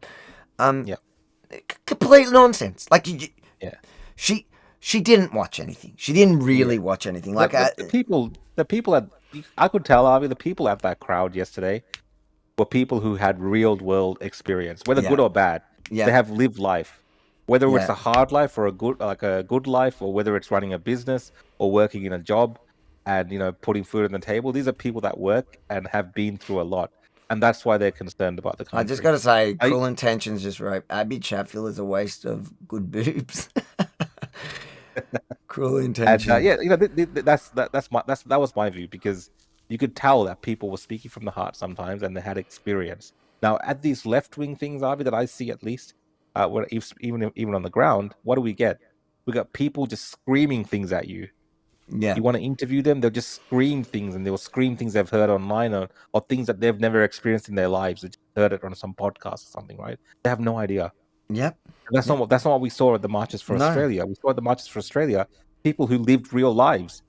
And that is confronting for people like Abby Chatfield, because it's like, these are the people the government is ignoring, and she's now trying to convince everyone else that these are the people that we should also ignore, because they're telling the truth about what's happening in the country. And it's deceptive what she's doing, trying to use humor and belittling people to shut down the conversation. But I think she must know what she's attempting to do, because obviously her take is. And remember, she's that person that cries about people bullying her, and here she is just like bullying people. No, she always cries about people bullying her, and she's out there just bullying people on their appearance and claiming that they don't know what they're like. They can't string a sentence together. Fucking, like, all of them are holding a stubby for some reason. All of them have got a beard. I mean, literally, there were some people with beards. No. What are you talking about? Like, she's just a blatant liar. Obviously. And they're all just going, Albo's gotta go. The government works for us, actually. So Albo, like, they don't even have demands. They don't have requests. They was a very simple they don't even demand. know what. The demand was very simple. I think it was like a very simple demand. End mass migration, like cap migration. That's literally the demand. what the fuck they're there for. All they're fueled by is hate and racism, and they want to blame other people because they are such fucking losers. With a fake laugh. Like, they are such losers. Like, when you actually see them in the flesh, they are. Like, she's cooked. She's cooked. I She's have actually a strong cooker. feeling yet again that maybe the reason why your lives are shit has nothing to do with immigrants. I think it might be that you are incoherent, incompetent victims who have no skills, who have no ambition, who have no qualifications, no training. You can barely fucking Describing speak. the left to a T. I know. He's describing the far left to a T. Somebody goes on your victims. She's the biggest victim. You're a freaking hypocrite. Like, Abby Chatfield needs a mirror. It seems like every video that she does. Maybe she's talking to herself. Maybe. And I wonder if everything you've got on, everything that you're waving, those flags, was it all made in Australia? Have you all gone and handmade those? Oh, yeah. Or That are was you a good one, profiting off Abby. the labour of different countries so that you can sit there and pretend that we don't need any people and other people. Australia first, Australia first. Okay. So how come you're fine to profit off the labour of other countries? What? And then come to a rally in the stuff that you've bought for very cheap. He's just saying the flags are because of the Chinese. export. I know what she's saying, but how's that got to do with? They're not saying we don't want to buy Chinese stuff. It wasn't a rally against buying Chinese. Sure one of the first guys you spoke to was like a Chinese guy, I think, or an Asian guy. Bro, it's just like such a ridiculous. It's just a stupid she's conflating two things because that's like a talking point. Like that is just one of the regular talking points that you see from the left when they point out that it's generally like a America first. It's off the American talking points, like America first rallies or whatever, and then they go, oh, look at the jumper label. It says it's made in China, and fine. Like if you're doing a rally that was labeled Australia first, as in keep everything Australia owned, keep it, then you can make that argument. But those guys weren't actually even rallying to keep stuff in Australia. Like they were it's about mass migration. In fact, they say send more back home, keep them there so that they can make us cheap stuff. Like you can argue that the same way. What are you talking? I have heard that. Yeah. So what are you talking about? She's just recycling because she obviously watches like a lot of left wing overseas stuff, and it's just like recycled talking points and applying it here where it is actually not relevant. I mean, it fits the worldview that it was a racist thing that people were there for, which is again against everything that we saw on the day. Yeah, like, the facts. Yeah. Of those countries that is fueled by the West. Actually, you're okay to do that. You come in, you go. But I won't have them come here. But I won't have them come here. I also have seen them yelling at Aboriginal people. Guys, you are the immigrants. We are immigrants. Ah! Can you believe it? Can you believe it? We're actually immigrants. We're actually a country of immigrants, colonizers, actually. So I'm not sure why suddenly old mate John with the stubby fucking cooler and his boardies and those thick material thongs is sitting there going, like it's DS, off. mate. DS. Like, there wasn't even one person. There wasn't even one person there with thongs on. Not even one. She's exactly. And I refuse to accept this whole argument about, just to deviate a little bit. Like, you know, when the British settled Australia, I talked about this on my show. Yeah. I won't go into too much detail. They didn't step into Australia as we know today. They built this country when they came here. They didn't take like a pre-existing civilization and infrastructure. They created all of that. Yes, there were people here scattered and indigenous and living more of a kind of like a tribal style existence, but it wasn't the Australia that we know today. So it's not like these immigrants just turned up and they had to build it from the ground up, the country that we enjoy today. And there's lots of things associated with that, Avi, but it's not the way that these people describe it. There is a country, a nation of Australia that's been created by the hard work of many different people, including now, in today's time, the modern times, last couple of decades, lots of immigrants as well. And she's just like, again, every single stereotype you can think of, every single trope you can think of, every single stereotype that you can use to denigrate people, she'll use that, try to prove her point. But anyone that's got half a brain listening to that will know that she's full of crap. Yep. All right. I think we saw enough. Do you want to... You sent me something from Perth. Was that worth a watch? It's only a minute. Did you watch it? No, I think we've talked about... It's just the NSN in Perth. Okay. So the last story, and then we'll just finish off with the super chats, is obviously the headline. So just in. This was Thomas Sewell arrested today for their for allegedly what happened for their attack on that Aboriginal camp or whatever it is. It is interesting. Somebody pointing out like that other guy who was also there today with Jacinta Allen. He's smashed on the ground, but they always seem to be gentle with Thomas Sewell. It kind of fuels that conspiracy that he's one of them.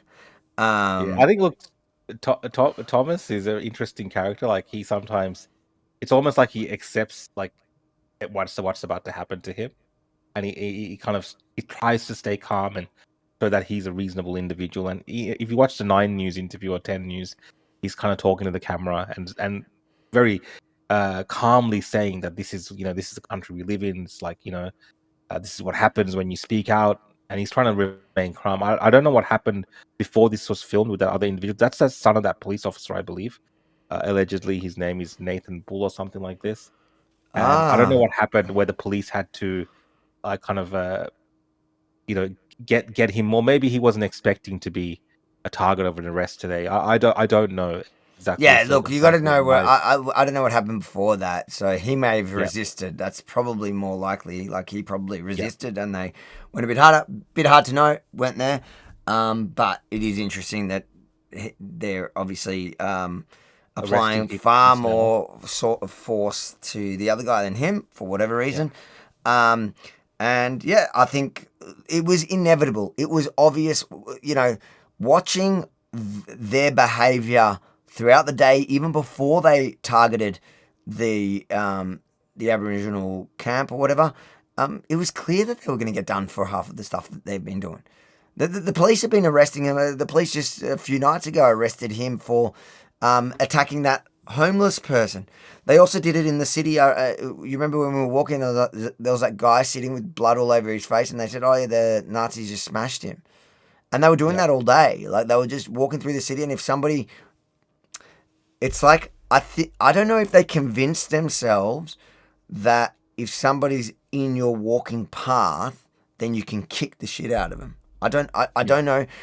I suspect a couple of them were like, on something for a bit of Dutch courage. I don't know if what you'd call it, if it's I mean, the nose bit. One of them, you'll see on Thursday when we put the one of with the National Socialist, you'll see there's footage in there that it caught with one of them's eyes was like that. Yeah, man. It looked like crazy eyes. I don't know if there was some sort of like handicap or something with some of the individuals. I couldn't tell because we were pretty close to them in that interaction when we were talking back and forth with them. Yeah, and you could see their eyes, and they're like there wasn't lacking self-control is what I would like to say. That they were really amped up and they were really hyped. And then you saw that behavior throughout the day where they just kind of attacked anyone that would get in their way or maybe be any type of opposition to that they felt was opposed to them. They would be ready to fight them. And so I don't know, Avi. So these arrests are interesting because we've seen that footage of that ambush. Now they say that other things happened beforehand. We don't know. We haven't seen anything footage besides some photos and allegations that something else had happened. But from the footage that we did see of that camp, it wasn't just these two. There was a few others that were involved in beating these people up. So whether this is the first of 2 arrests and Victoria Police are going to go find and round up the others as well, I don't know. But it feels like they might be doing that because... And they're going to be doing some jail time. If it was a version that we saw and that, they were beating up on like a girl, for instance, like 4 of them, like beating her up with the sticks or whatever they were doing, I think they're going to get done for it because a lot of those lefties as well, they're going to go after these guys with lawyers and they're going to press charges. They're not just going to walk away from it. They're in serious trouble. Listen, from a self-defense, like they cannot use self-defense as a defense in this case because even if what they're saying is true, which I'm sure lefties went to that camp. I wouldn't be surprised if lefties were part of that camp that were causing trouble in the day. I don't think they know exactly who. But even if it is true, I tend not to take the word for the National Socialists that they actually knew anyone that was there. Like, I just don't believe these guys. I've seen how they were behaving. But even if it was true, you just not allowed, you cannot, that's not self-defense. You can't go and hunt somebody half an hour later in their home or their camp or whatever. Like, if somebody attacks you, that doesn't give you the right. It gives you the right in the moment to self-defense. It doesn't give you the right to later track them down and dish out, a serving of revenge. So they are going to get done for this 100%. The question is the police going to do what they said they were going to do today? And that is charge them under terrorism legislation. Hate crime or something, right? They were even saying they're investigating it as an act of terror.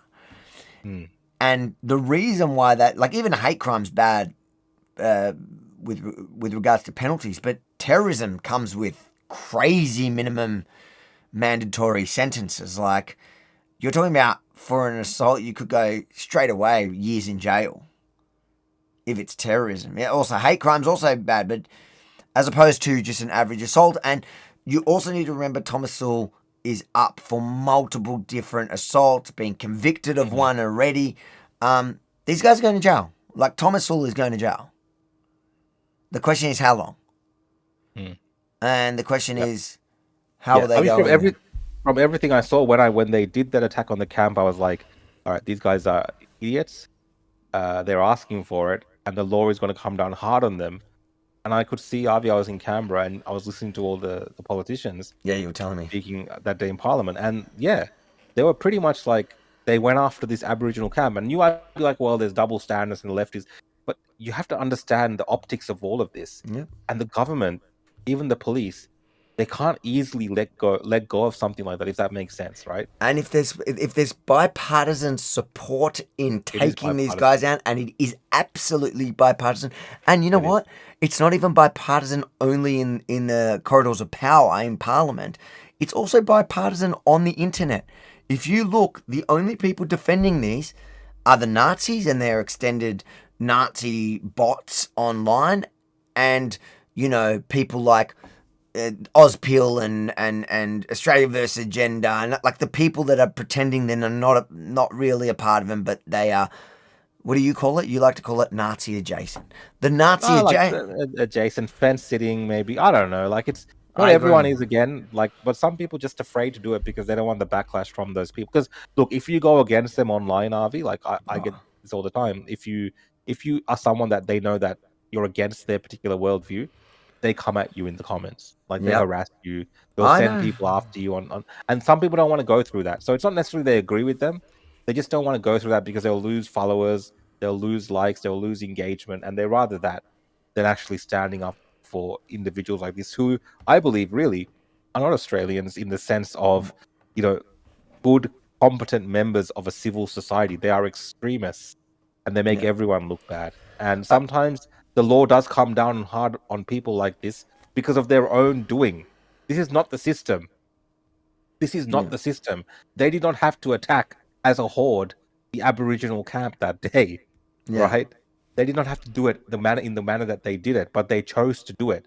And sometimes choices then have consequences. So I'll be interested to see what those consequences are and how the government really, if those consequences then affect the rest of us as well, because we can see changes to laws that we've seen in the past when these things happen, and it affects all of us in a way.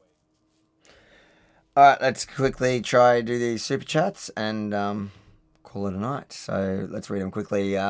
Coley Israel says, in Vic, people rage at the sight of Nazis, yet ignore the weekly chants of KB Yaya Hood, and even worse things not worth repeating. No surprise there. Horseshoe theory at work. Totally agree. Thanks for the super chat. It's so true. And I find it even funny to add to that point is people like Purple Pingers, outraged at the Zionist Council for not, condemning the Nazis as harshly as they condemn the pro-Palestinians because somehow Bro, you guys are the same. Like, Purple Pingers, you are the same as the National Socialists. You're just on the other side of it. Yes, as Jews, I can say, until now, I thought you were more of a risk to the Jewish community. Now I think you're on par, because now I've seen that the National Socialists are willing to get violent. Until now, I saw that they weren't really they were willing to engage, and they were annoying, and they like to intimidate. Well, But now I see they were saying they want to become a political movement. Like these are the leaders of your movement going into fight and bash people and kick people around. But again, to Cole Israel's point, is the left have been doing that for years. That's the thing. Yeah. Like Antifa have been doing that. The Antifa, which are part of the Victorian Socialists, which is the same thing on the left. That's true. National Socialists, Victorian Socialists, same shit.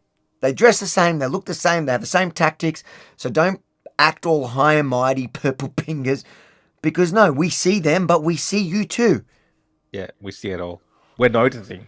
We're noticing. Anna says, well done, Rukhshan and Avi, on keeping us well informed. The Lotus eaters just described the Nazis that turned up to the marches in Australia as agent provocateurs. Do you think that is accurate? I think we've hashed that out. Thank you for the super chat. Lotus eaters. I think that's Sargon of what his name. But look, agent. Who's that? I don't know who's Lotus eaters.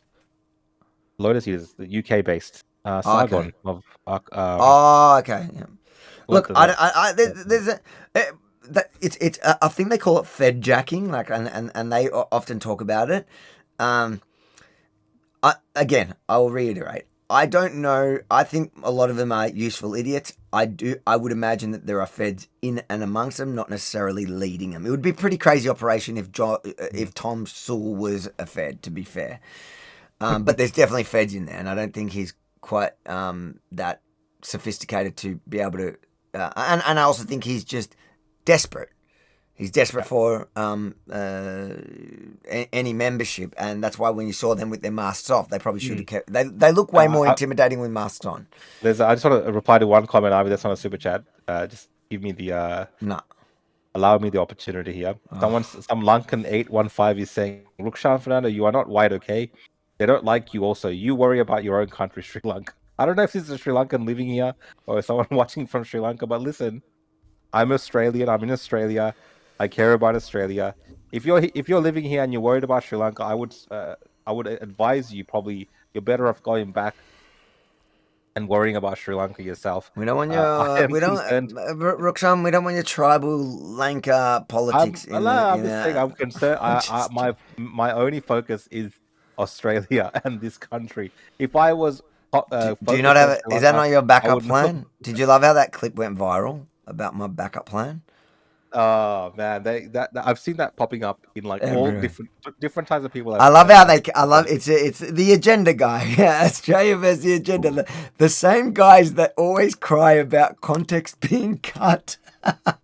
They cut that little clip like I'm saying my backup plan means I'm running to Israel.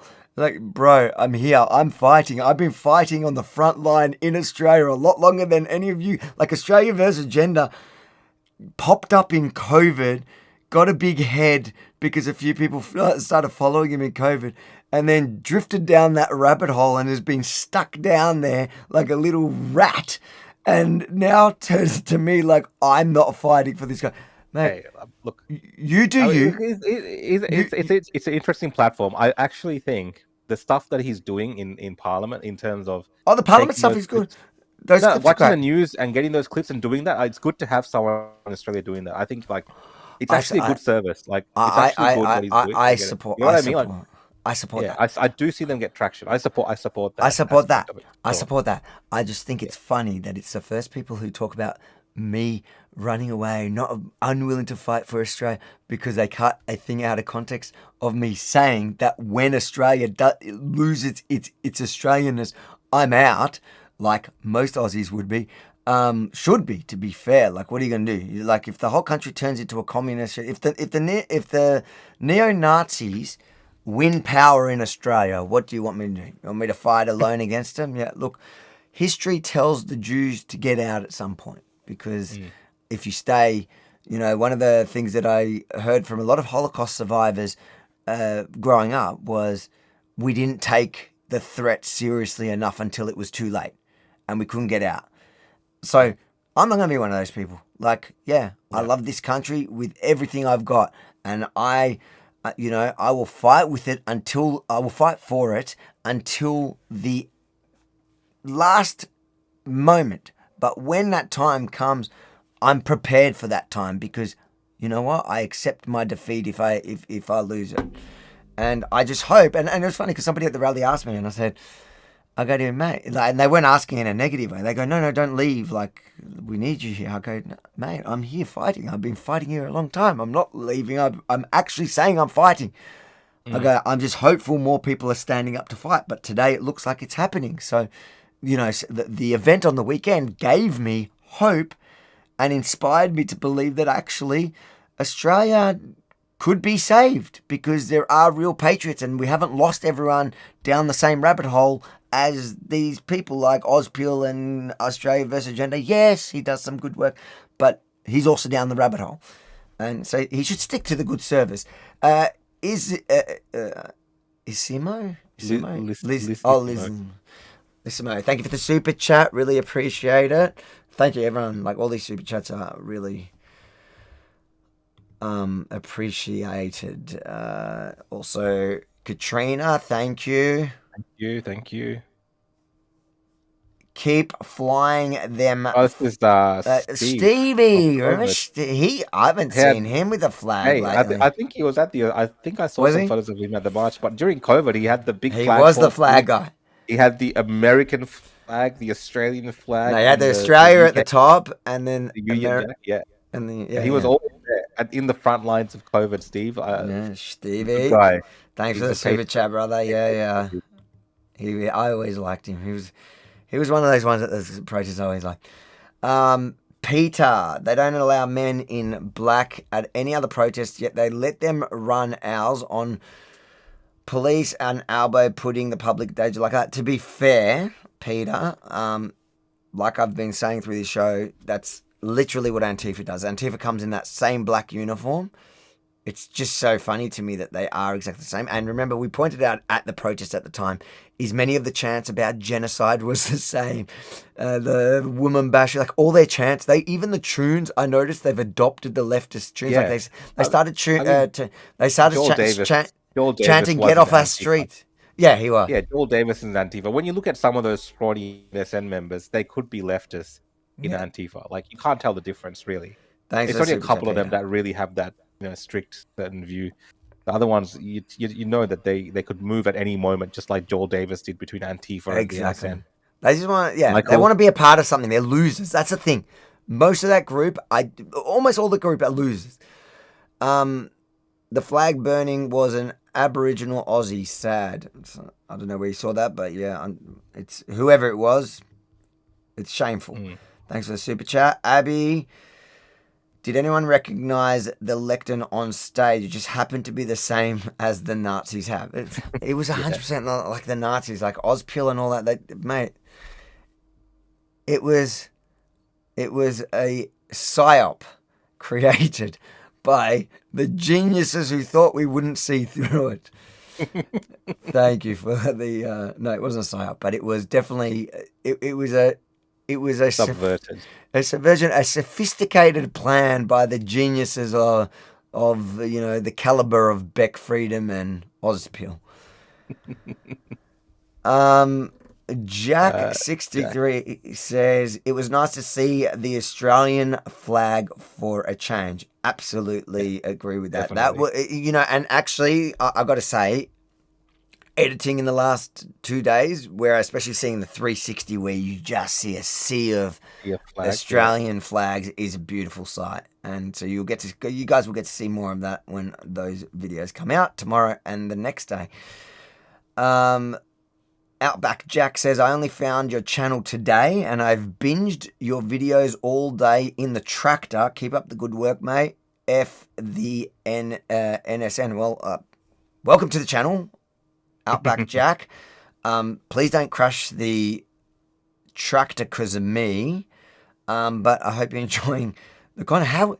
I wonder what. Well, as long as he's in his tractor and he's chasing Albo, we support him. So.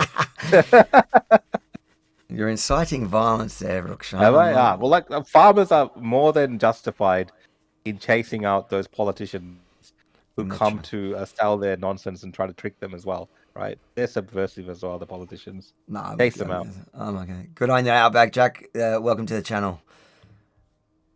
What do we got? We have Ed says, so proud of you both. Could you address Jake from Rattles Nakev's TV coverage on it? TV. He seems to be very anti-Israel. You both should chat or debate. Ellie, I don't know who he is. Maybe it's Jake Shields.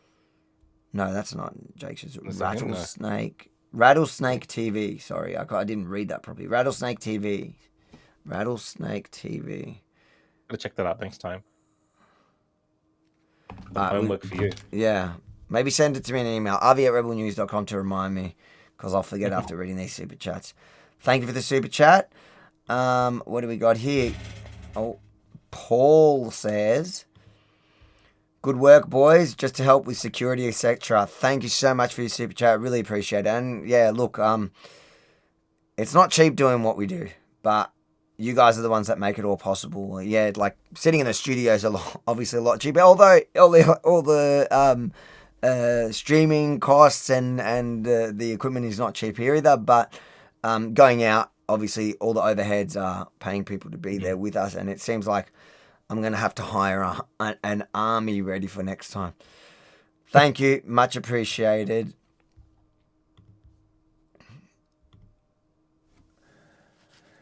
Ban Fruitcake says the irony of the NSNGBT calling Avi a woman basher, then heading off to bash women at a Camp Sovereign is wild. Love your work, guys. Yeah, exactly. To me, it was just pretty crazy. It was but you see it's like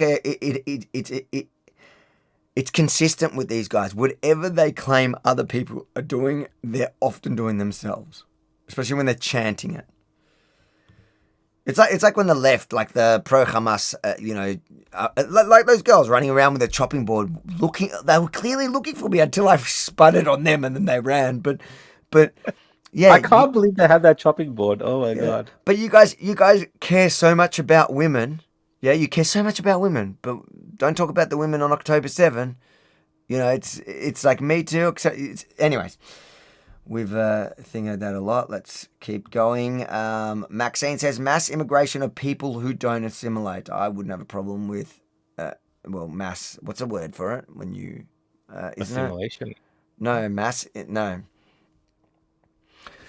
immigration of people who don't assimilate. That's what they're against. Yes. Yeah. I'm assuming. Yes. Yeah. That's the problem. That is the problem. Effie says, hi, Rukhshan and Avi. Took me a few days to watch all of the live stream. Thanks for that, for all that you did. It was great to see all the Aussies speaking of the love of our country. Absolutely agree. See, and that's why I'm putting the videos together, because like watching 4 hours is a lot. And that kind of long form streaming, you kind of have it on the back end at the time. It's like people engage in it, they have it on and they're just doing stuff, and then when something's happening, they just watch. But yeah, you would have to watch it over a few days otherwise. And that's why we put it together to package it for people that don't have the chance over a few days to do it. But really appreciate it. I'm glad that you liked it though. We loved doing it at the end. Mind you, I'm still recovering from it. Sunny aside, First Fleet, thank you for another super chat. How do Australian tradies compete with thousands of immigrant tradies from India? Albo, sinister move. The day after our March for Australia, not racist, it's numbers and Aussies traders. Yeah, so that's what you were talking about before. I don't know exactly what, we don't know much about it. But I don't know how legitimate it is yet. Yeah, I don't know what it looks like. We'll find out. Well, anyways, I'm sure now people are looking at it, so people are focused on it. So I'm sure we'll find out. Bam Fruitcake says, after seeing the organisers bluff Aussies, Martin Bryan is now organising a march to bring back our gun rights. Who've seen? Thank you, Bam Fruitcake. Yeah, I mean, it's a good analogy. Yes. Lizmo says, another super chat, thank you. I wanted to attend the March for Australia rally, but decided against going because some of the anti-Semitic opinions that the organisers expressed. I totally get you. And we were talking about, I think a big part of it, the problem is, remember, they weren't the initial organisers. The people that jumped on, like Beck Freedom,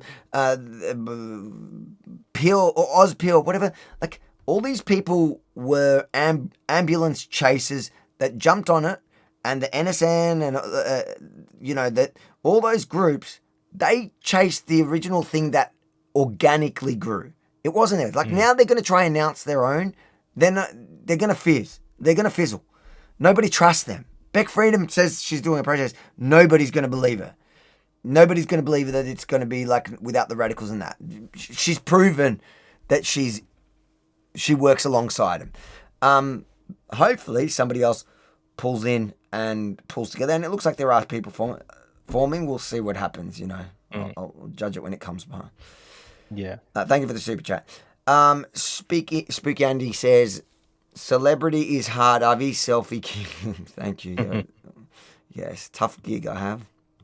Listen, I prefer when I'm surrounded by people who like me than hate me, I gotta say. It feels nicer. The real Eric says, I'll always have Avi in a pink tutu for my wallpaper. Yes. I saw that. Hey, thanks for the super chat. I met a few people that actually had our photos as, 2 other people, I think, that had our photos as their wallpaper on their phone. So we do have some super fans of the Opposition podcast out there. And guys, if you're watching today, thank you for supporting the show. It's great fun to do this for you guys. Rukhshan's been talking about it for 2 years. He goes, oh my God, I can't believe I'm on people's phones. Oh my God, I'm such a legend. I've not been talking about it. Such a liar, Rukhshan. Avi's very excited about this after he's heard this. Avi's wallpaper is actually a photo of himself. That's the truth. It's so true. Now you guys know. He has a photo of himself on his wallpaper. Right? No one will not believe me. That's okay. Okay. No, I don't. I don't. You changed it quickly. It's my kids when they were tiny. They look cute, actually. What happened to them? This is definitely not the Benji we know, because he wouldn't be sending us a super chat. Yeah. What would you say to those people who are woke right closet Nazi simps that say that the neo-Nazis are useful allies because they can be used as protection as they can fight back against Antifa? I'd say stop being woke right closet Nazis and just come out and say what you think. The whole idea of the enemy of my enemy is my friend doesn't apply into this situation. Soon as you... I don't think you got to go down the path of the left and just turn to violence. I mean, that's one of the reasons that we differentiate ourselves from that particular mob. I get this whole thing about they're like a vanguard, they're protecting us from the evil left, and therefore we should tolerate them because they'll fight and protect people. But really, there were plenty of strong, capable men at that march, Aussies, that the ones that stood up around us, that were capable of taking on anyone. And if things actually went down, they would have stood up there for the kids and the families that they came against any lefty. That's true. To think that Australian men wouldn't stand up when they need to, and somehow they have to turn to these Nazis to stand up for them, is just ridiculous. Yep. Don't let them trick you into believing that. Because but the question was what you would say to woke right people that say that. What I would say to you is they're delusional, yeah, and they're arguing in bad faith. They, by definition, like what you're explaining to me, is somebody that doesn't want to admit that he idolizes them. So he's just looking for an excuse to say it. So I would say, well, I don't need to convince you that they're not, because you're just using that as an excuse to hoodwink them, So just tell people to start being real. Like, if you want to love them, go love them, but go to their events. Someone in the comments like, we're labeling people Nazis now. That's a particularly a left trait. Again, I just want to reiterate. It's a National Socialist network. And they are self-confessed neo-Nazis. They will tell you that they are racist, that they are Nazis, and they are proud of it. So they self-label themselves as such. And I think it's only fair that we call them what they want to be identified by their preferred pronoun. pronoun. But It's all yeah, fun. and the problem is labeling people Nazis for their opinions. If somebody actually has Nazi opinions, then kind of Nazis. There's no way to get away from that. And if somebody certainly self-identifies like that whole group dressed in black, they're called the National Socialist Network. So I don't think. I always find it funny when they say, "Oh my God, you're calling us Nazis!" Like, dude, you're literally Nazis. Like, you're telling. And have you seen their uniform? They have It's HH on it, obviously for like Hail Hitler. Yeah, like it's all a part of their whole ethos. Is that like so? We call them Nazis because that is what they identify as. Mate, so if you have a problem with it, just ask them to stop calling themselves Nazis. Tell them. Cooking Simon says, Avi definitely hasn't touched a woman. That's the biggest truth I've heard this live. That was actually funny now that I think of it. That can be clipped because I didn't. Okay. You win. Avi is biased against Aussies because they kicked him out. That is true. You win. Again, I'm getting those are two comments from your chat for sure. Kicked you out. Yeah, I mean the Nazis, yes, they attempted to, but then the Australians that were there were like, "No, what are you talking about?" I was actually backed by an army of Aussies, but whatever. It was like you can't see it in the footage, but there was like all these like massive Aussie guys standing around being like, "No." They were like at the end of it, they came around after it happened, and they're like, "Oh man, we'll come with you. We're walking with you." You see it on the live, you can hear them, but on the 360, you see them. Lisa, welcome to the chat. Really good to have you back in. Thank you for your whopping generosity again. I met Lisa as well that day. Yeah. I've met her as well now. I want to reclaim my city, restore safety for all on Sundays. 100 consecutive weekends of Palestinian protest is costing us heaps. Cops on overtime, retail closed, shoppers deterred, trams and trains cancelled. Totally agree, and you have to be one of Australia's, or definitely Victoria's, toughest activists who show zero fear. So, good on you. I think every time I see one of your comments, I think that is a brave person, because not many people have the... I'm getting messages, Avi, from people from the camp sovereignty saying that, we're not telling the whole story from their side, that we should go talk to them. Maybe you can do an interview with them. Camp sovereignty? That is the camp that was ambushed. I know who Camp sovereignty. So that if they do an interview, I'll go there. Although I'm running out of days, but if they want to do an interview, I will do an interview. Apparently they'll be happy to be interviewed. I don't know if it's someone from the camp itself that's messaging, but they're saying that we've got to hear the full story from their side. I'm happy to hear the full story from their side and challenge. Because one of the things that I found funny, right? And I totally think that I don't know why they're upset, because I most certainly don't ideologically agree with them. They were sitting on TV talking about how the Nazis hate so much while wearing an Abolish Australia t-shirt. I just thought that was crazy to see. But in this scenario, I do think that they are in the right. There is no justification for a group of men all dressed in black running towards people, and it was women and whatever, but to anyone, and starting to bash and steal their property and break their stuff. Like, there's no justification for that. Even if you say that they committed offences earlier, go and let law enforcement do their job. But I would be happy to interview them. Got no problems. So if they want to, they can tell them to connect us. We got natural... What do we got? Natural farmer Kenneth. Hubby was a day night... What? It's so hard to read the name sometimes. Sometimes. Hubby was a day night Jew Holocaust survivor. God bless. God bless. Thank you for the super chat. I think Danish husband. I think Danish. Does that mean Danish, or is that some type of Jewish? No, I would say Danish. Yeah. Midweek Rap says, why Avi tried to pay two black guys to be a security? You were looking for trouble from the start. Okay, so that's now the Two black guys. Was what two black guys to be? Yeah, wait, don't.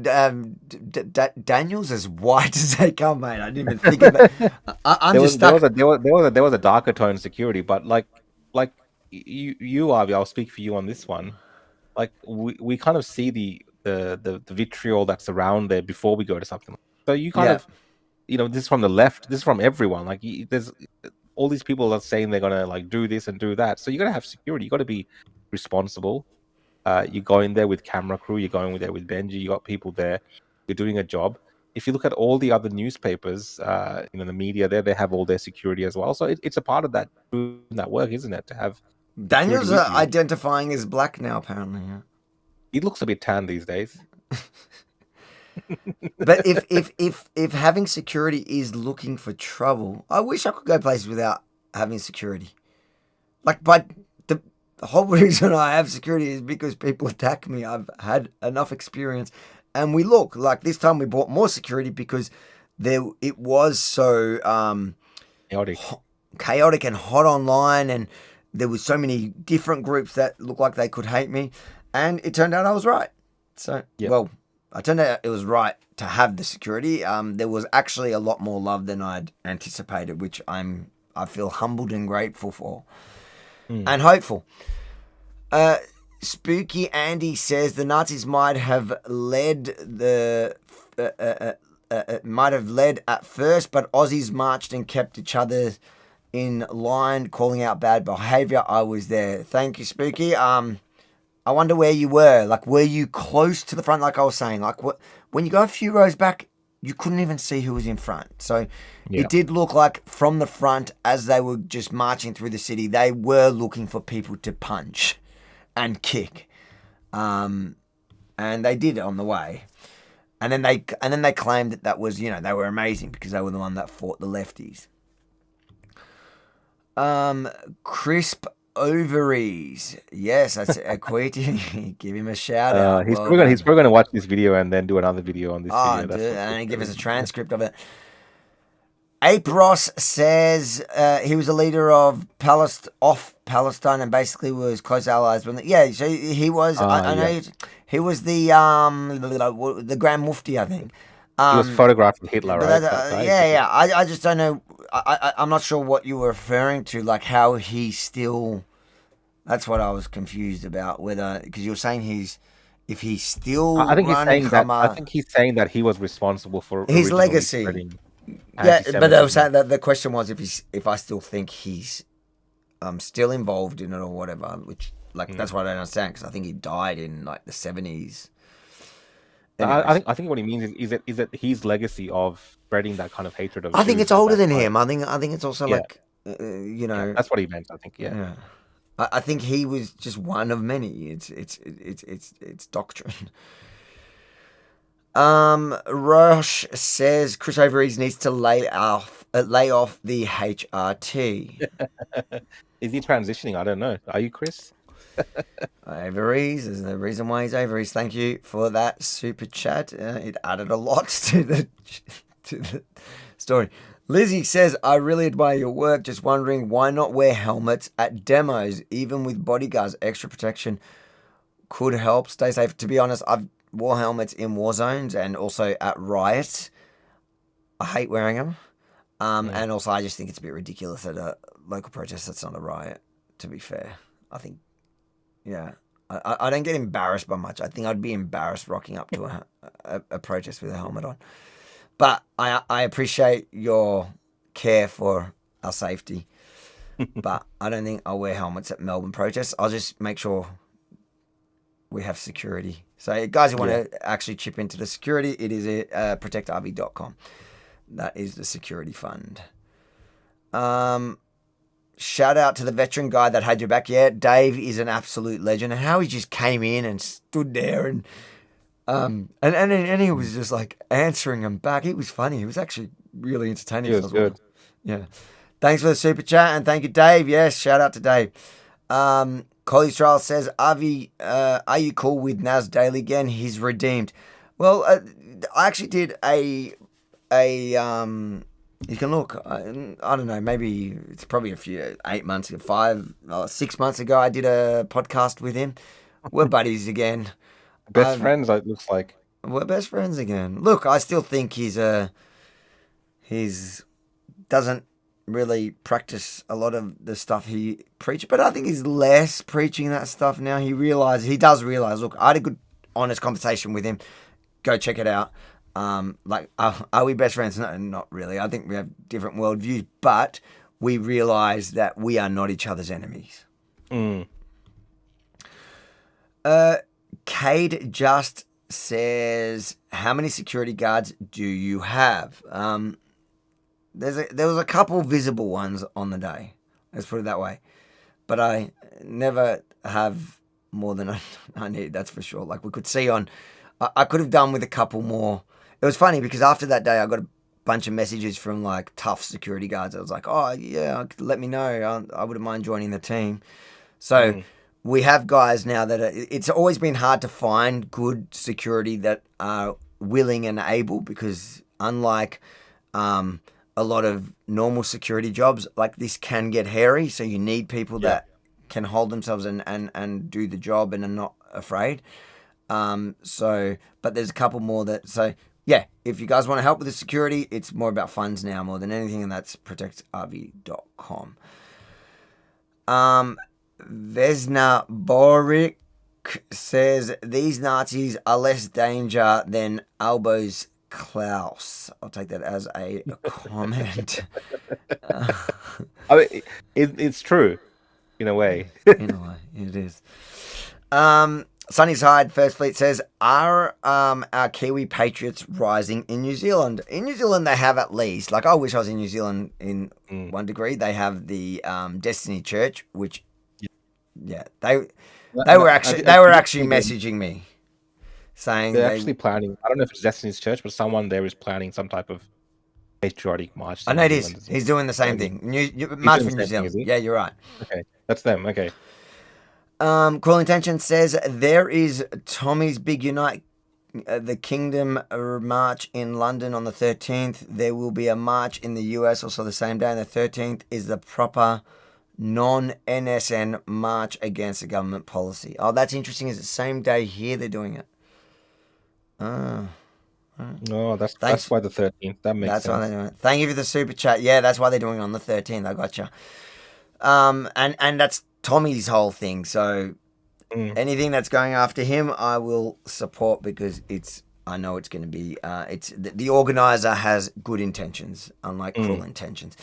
Catherine says Perth had Fon WA member of Parliament speak. Oh, that's good to hear. Okay, that's good. Thanks for the super chat.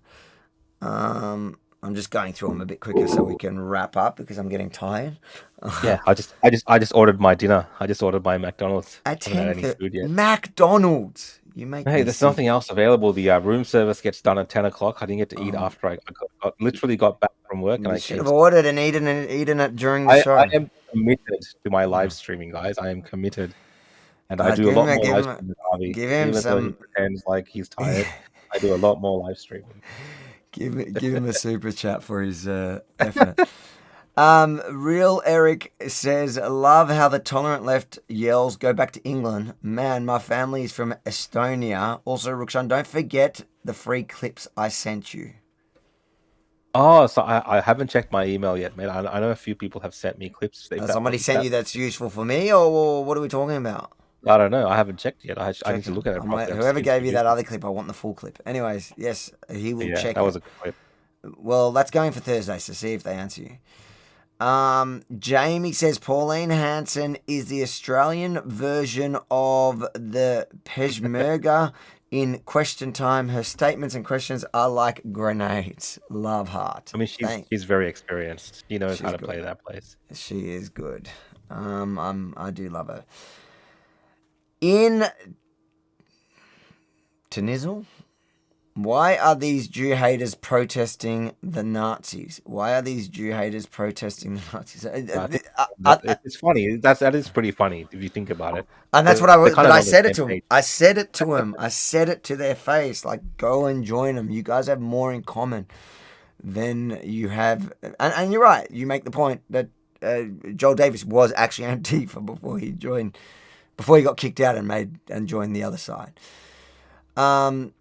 Most Nazis in Australia are agent provocateurs for your government. The rest are dummies who get manipulated and used by feds. What's Nazis? Nazis are. Not Nazis, yeah, it's possible. I mean, yeah. Maybe. I don't know. I'd love to see proof of it. And because everybody does that about everyone.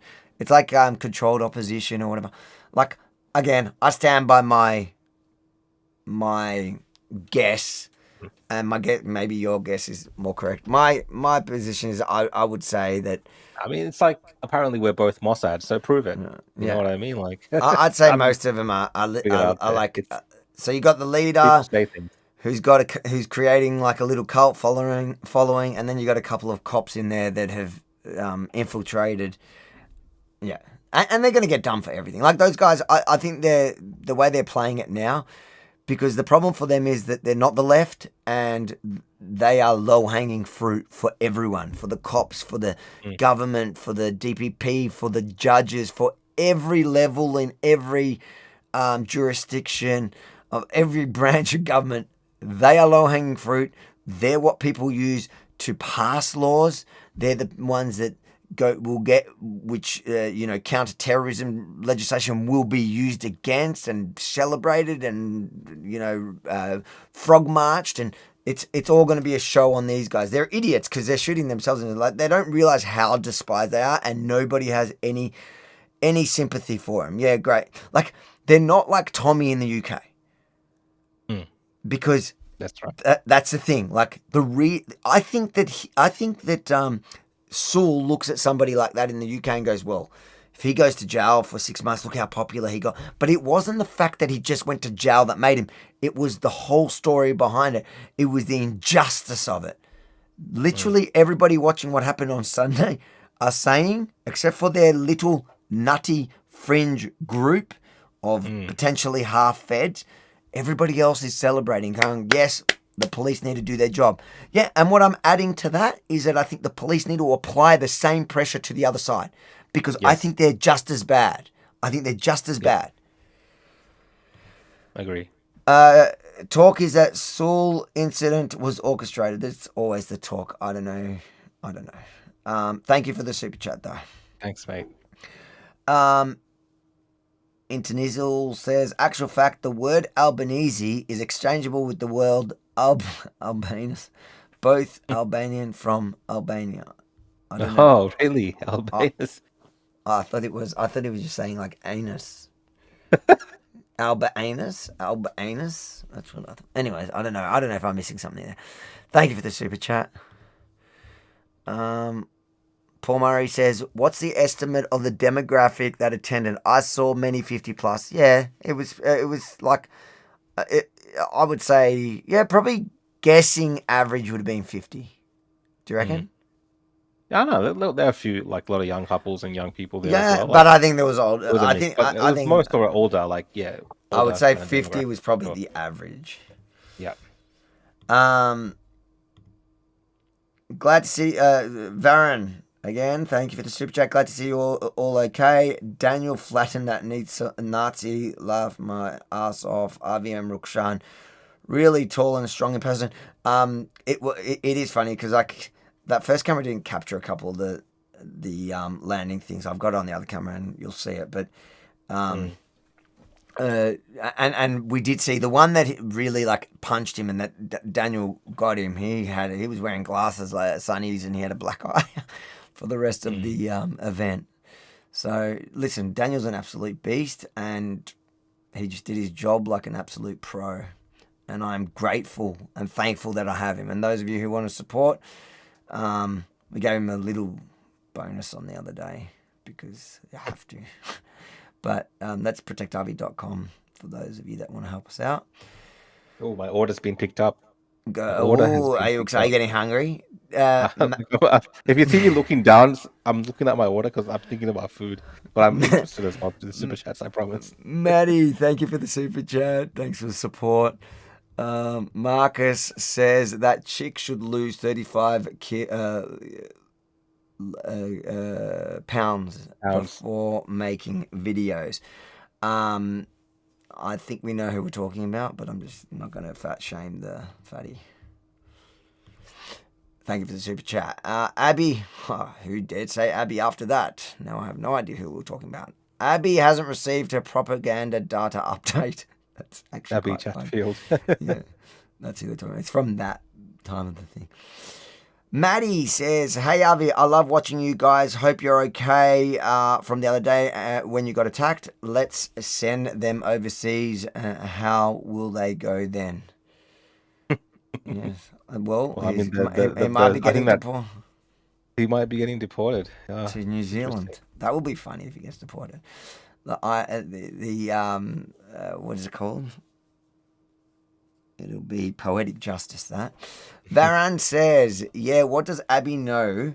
She's whinging her fat butt at an Adam Band rave. Yeah, she went to a Greens event that. with Adam Band. That was pretty funny. And then she was like, when they lost so badly, she's like, everybody, you remember her? Oh, that was like probably one of my favorite days in life. Such a loser. Effie says, great show, guys, except when Abby comes on, laugh out loud. Look, no show can be perfect. Thank you, Effie. Australia says, Abby is the type of person to smell her own farts. To be honest, there's nothing wrong with smelling your own farts. Come on. You guys have not been around Avi Yemeni. You guys. It's Thank you, problematic Australia. for us. I hope that doesn't ruin a person. If that's your qualifier, I might be in trouble. Varan says, Abby, lead by example, leave Australia decolonize. 100% agree. What a good idea. And it's so true. Just go. If you think it's so bad, go back to where you come from then, mate. The land you stole, Abby. Yeah. Jimmel says, Jimmel, good to see you making a comment, and I love the star next to your name. Thank you for your hard work in documenting the truth. Australia is lucky to have you both. Really appreciate it. Thank you. It is nice to hear. And I'm feeling the love. I'm saying it and I'm saying it again. We're feeling the love. So I'm definitely feeling it. I'm assuming you're feeling it too. Yeah. And I got my food's 5 minutes away. All right, 5 minutes away. Well, I'm smashing them out. I'm doing them a lot faster than you do them. Lukey, I missed Lukey tonight. Anyone can talk about race politics unless it's whites. Now that they are, it's a major problem, and Nazis BS is a psyop as peeps are getting based on Jews. I can't even bother. Yeah, no, I get what he's trying to say, but no, white people can talk about. But you can talk about. You don't have to be like. That's a straw. That's such a straw man argument. Like, you guys keep doing that. It's like, I talk about white lives matter. I used to do that. I do it. I talk about the white farmers and anti-white racism. I do it. It's not people's. So it's not about that. It's that you want to. It's the second half of your comment where it's all about Jews for you. And look, and that's why, like, when that Oz Pill was saying, "Oh, what's woke right?" and I was like, it's the same. You're the same. The woke left, those guys blame the white man. The woke right, you guys blame the Jews. You're the same. You're just blaming someone Jews, else. They blame everyone. The Indians. They blame Uber drivers. They blame everyone for They blame everyone for their failures in life. You suck, and that's the only thing. Like, Abby Chatfield's kind of right, but she's the same. She's not kind of. Anyways, whatever. Don't take that out of context here. Varan says, but was his eyes as crazy as Daniel Andrews? No one's eyes is as that crazy as Daniel Andrews. Varan, you should know that. Emma says, Abby C is the last person to criticize the protesters' looks. Chancellor Goron needs to return to Klingon Empire with I think the rest. Chancellor Goron is one of those, the Klingon, like from Star Trek. It's like they've got like a big forehead and. Oh wow! Look, that's a reference I wouldn't have known. But no. We might need. If I had more time, maybe I'll go get my food and come back up. Is there a lot of super chats? I'll do that. There is 20 left. Yeah, do you want it? Is it ready? Is it there? Mate, this guy is riding this bicycle really fast. Because it's not a bike, it might be a bit slower. But I'll read these. Tell me when you got to go. Straya says Abby has the IQ of an anthropomorphic.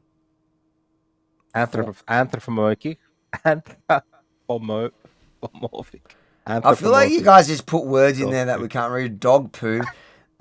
That's me being charitable. Thanks for your charity, Straya. Next time use smaller words for me, Rukhshan. Thanks for immigrants. Aussie. Mark says Aussie, not Z's, are tools of the government, intelligence, and law enforcement, just like not Z's are here in the US. Agent provocateur, and usually it's a bit similar to your last comment. Thank you so much for the super chat. Lukey, the Jewish best friend. I remember he claimed he was Jewish last time. And linking Nazi to living off the grid sovereign, weird. Yeah, that's also true. I'll give you that one. The whole tying it to that guy. They're taking that whole too. They're taking all of that too far, obviously. Elgran, why does Friendly Geordies hate you so much, Avi?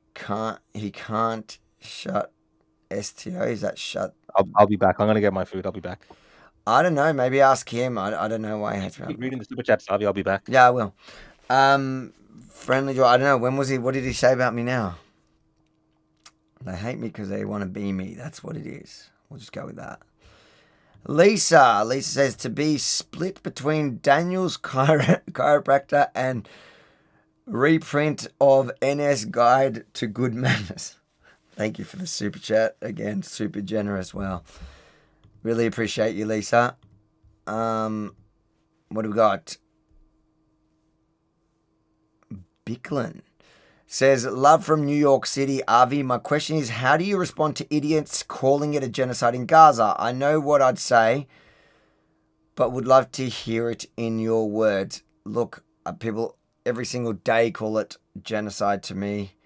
And the thing is, if you repeat a lie enough, it becomes fact in people's minds, and that's kind of what has happened around the world. It is Israel derangement syndrome. You can't you can't accept it as the fact, and you've just got to deny that genocide. This has not been, I know today, the panel of experts came out, activist experts came out declaring it a genocide. Genocide experts. Well, we know how the experts like to declare facts that were not proven in science during COVID. I'm not trusting the experts. It didn't turn out too well last time. The thing is, it's not a genocide by any stretch of the real meaning of genocide. The only people that say it's genocide are one, activists, and that organization that declared it and all the media ran with it. They're activists. The UN, they're the organization's part of UNRWA, so the UN in the Palestinian territories. They're literally half terrorists. So once the dust settles at the end of it all and all the investigations actually happen, it'll all come out that it was not what they claim. But for now, how do you say it? You just say, what genocide? Explain to me how this is possibly a genocide, because for genocide, you have the components of the alleged crimes, but the most important part to it is the intent. And the intent makes no sense here. There is no way, because if the intention was really there, well, it would have been well and truly over by now. But it's a tough one, because it's being that libel has been spread so much, so far, by so many for now so long that now I'm kind of hungry. I'm very excited for Macca's. Macca's delivery, doesn't it come soggy? I'm so excited. I don't know. I don't care right now. I'm so excited. But I can wait now. It's here. I just ordered it. Varen says, you won't be fighting alone. I'll be by your side. Thank you, Varen. I'm getting tired. Mark says, commies, not Z's, and jihadis have micro penises. I'll take that as the experts, basically. Someone's saying I'm doing an Uber delivery. I'm not doing an Uber delivery. I understand the stereotype, but I'm not. Hey, Voice Down Under says, Aussie, Aussie, Aussie. What are you going to answer to that, Rukhshan? Oi, oi, oi. There we go. Good boy. Large Big Mac meal, guys. Who's asking? Large Big Mac meal. Oh, yum. I want a Big Mac. Zach says, how about when we had no idea where we were going to march, people want to break up and go to the steps of Parliament and the other one want to go to the Shrine. I think they actually went in two directions, if I remember correctly. Yeah. I think that the people that absolutely didn't want to follow those guys and understood what were happening, I think they went the other way. Yeah. Yes. Good point. It's actually, you see it in the live. Australia. That goes against everything I've been practicing. I've actually been saying Australia right for the last few weeks. If you guys have noticed, I've really trained myself. Jake Rattlesnake is a legend. Defs, check him out. All right, I'll check him out. I know who this is now. Yeah, we should. Yeah, definitely. What is he? Is he like comedy or is he like some commentator? Oh, commentator. Okay. Catherine says, do a Substack. Hubby said, no more Google Chats. Yep. Catherine has actually asked us about... she does a lot of super chats and she's saying we should have some sort of membership or something that people can, have a monthly membership and contribute. They do it on YouTube, don't you? Have yours turned on? No, I haven't looked into all that. Yeah, so you just got to turn it on. Thank you, Catherine. Thank you for the support. We support your husband as well in the sense that he's probably seeing all these super chats come out, and I totally get it. We'll figure something out. Do you need me to call your husband and tell him to stop being a Jew? Benji, not our Benji. Let's go with that. The NSN are wearing jackets, the clothing brand Helly Hansen. Their sales are gonna plummet. It's not really their fault, is it? I know it's not really their fault, but yeah, I get the point. It's a bit like, you know what it reminds me of? Tell me what I'm thinking of. Who ruined a brand jacket? Our most esteemed premier that wants his statue around Melbourne now, Mr. Daniel Andrews, and he had, was it not Kathmandu? It was the other one? Face. North Face. The North Face jacket. Cruel Intentions. This one is just to be annoying. Don't read it out. Stop reading. Seriously. People are messing with us now. Thanks, mate. Thanks for the super chat. The real Eric says, last super chat from me tonight. Need to save money for the new gimbal as I burnt out the one I had at the march. But to Avi and thank you, Rukhshan, for good work on the ground. You know what? If you send me, I don't know. Look, I have an old gimbal, so I don't know. I haven't used it for a few years. Like, it's just for a phone. I haven't used it. Like, it's a DJI. I don't know what model, so maybe they're much more fancy now, but it was expensive when I got it. They're more fancy now. Are they? Because I was going to say, I don't mind to send it to you. It's just like rotting away in my cupboard. If you send me an email, I'll feel good that somebody's using it. If you send me avi@rebelnews.com, I will send you my old gimbal that it was always working perfectly. I just moved on to different equipment. I don't know. What do you reckon? Yeah, no, that's cool. That's very generous of you. avi@rebelnews.com. I'll send it to you via I should have post. asked you for old equipment. What do you mean? I've got all your old equipment. Kate says, what do you think of the angry Aussies? Angry Aussie. Gotta check that as well because it could be. I'm thinking about those two angry guys that were yelling about climate change, or that one guy, or it's the actual page. I don't know. All right, another one for we got the rattlesnake, and now we got the angry Aussie. Oh, day night means. All right, you were right. It was a Jewish thing. Day night means Wait, from the what tribe kind of Jew are Dan. you? Well, what kind of Jew are you? That's why I asked you. Because I'm like going Danish Jews, because I'm like, maybe they're like... I would have assumed Danish Jews. I didn't think Danite from the tribe of Dan. I wouldn't know. How do you know somebody's from the tribe of Dan? Must be something I don't know. That's not very possible. I know everything. Thanks for the super chat. The last protests were made to stop the international students came to Australia, and these already here returning to our country. What? The last protests were made to stop the international students coming to Australia, and these already here are returning to our countries. Those already here returning to our countries. So I think I know what they're trying to say. So why are you not eating? Eat your Big Mac. Nah, I'm not gonna eat on a stream. We want to watch. I don't even have space in this hotel. Like I have the tiniest table in the world. Thank you for the super chat. Let's end it. We've got 4 more super chats, so let's end it. Thank you for that super chat. I'm not entirely sure what you're saying, but appreciate the super chat. Salesman says the truth is in the Christian Holy Bible and Jesus Christ is Amen. We'll take that as a comment. King. Amen. What did I say? Jesus Christ is King. Did I not say that? No. Shall I read it again? Because I know, like Christians love it if I say this stuff. The truth is in the Christian Holy Bible and Jesus Christ is King. Amen. Amen. That can be clipped now and sent to my rabbi to say that I have officially joined Yeshua.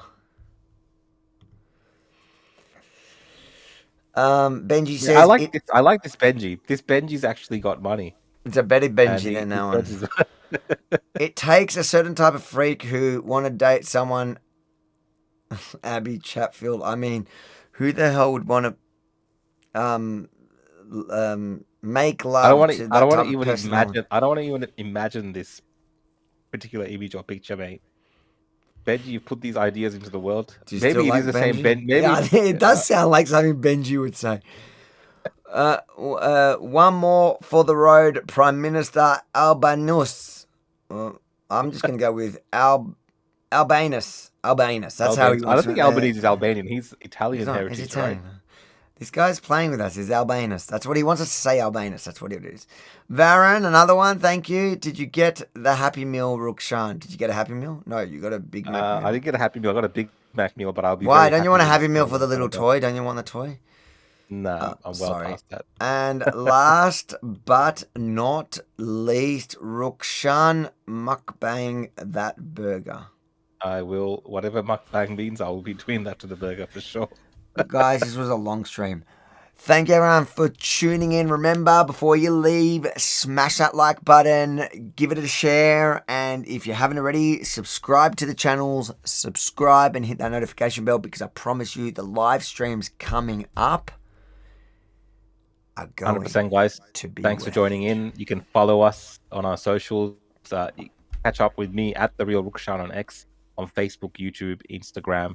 That's usually where I hang out on my platforms. Avi is you're all over the place, aren't you? But follow Avi.com. I've got all my follow Avi.com. You have all my links. In fact, I didn't add. I should add my new TikTok. It's been working. So add your TikTok. I got millions of views this week. I'm about to go do my extra bon work. appetit, I'm going to deliver this to the correct people and do my service as an Uber driver. Daniel, shout out to Daniel. He's still. I couldn't believe Daniel's still moderating. I can see in the comments. Jeez, Daniel, good night. Well done, mate. See you at this. We have a morning meeting at 7:00. Good night, guys. Thanks for tuning in. Thanks, guys. Have Love a good you night. all. Bye.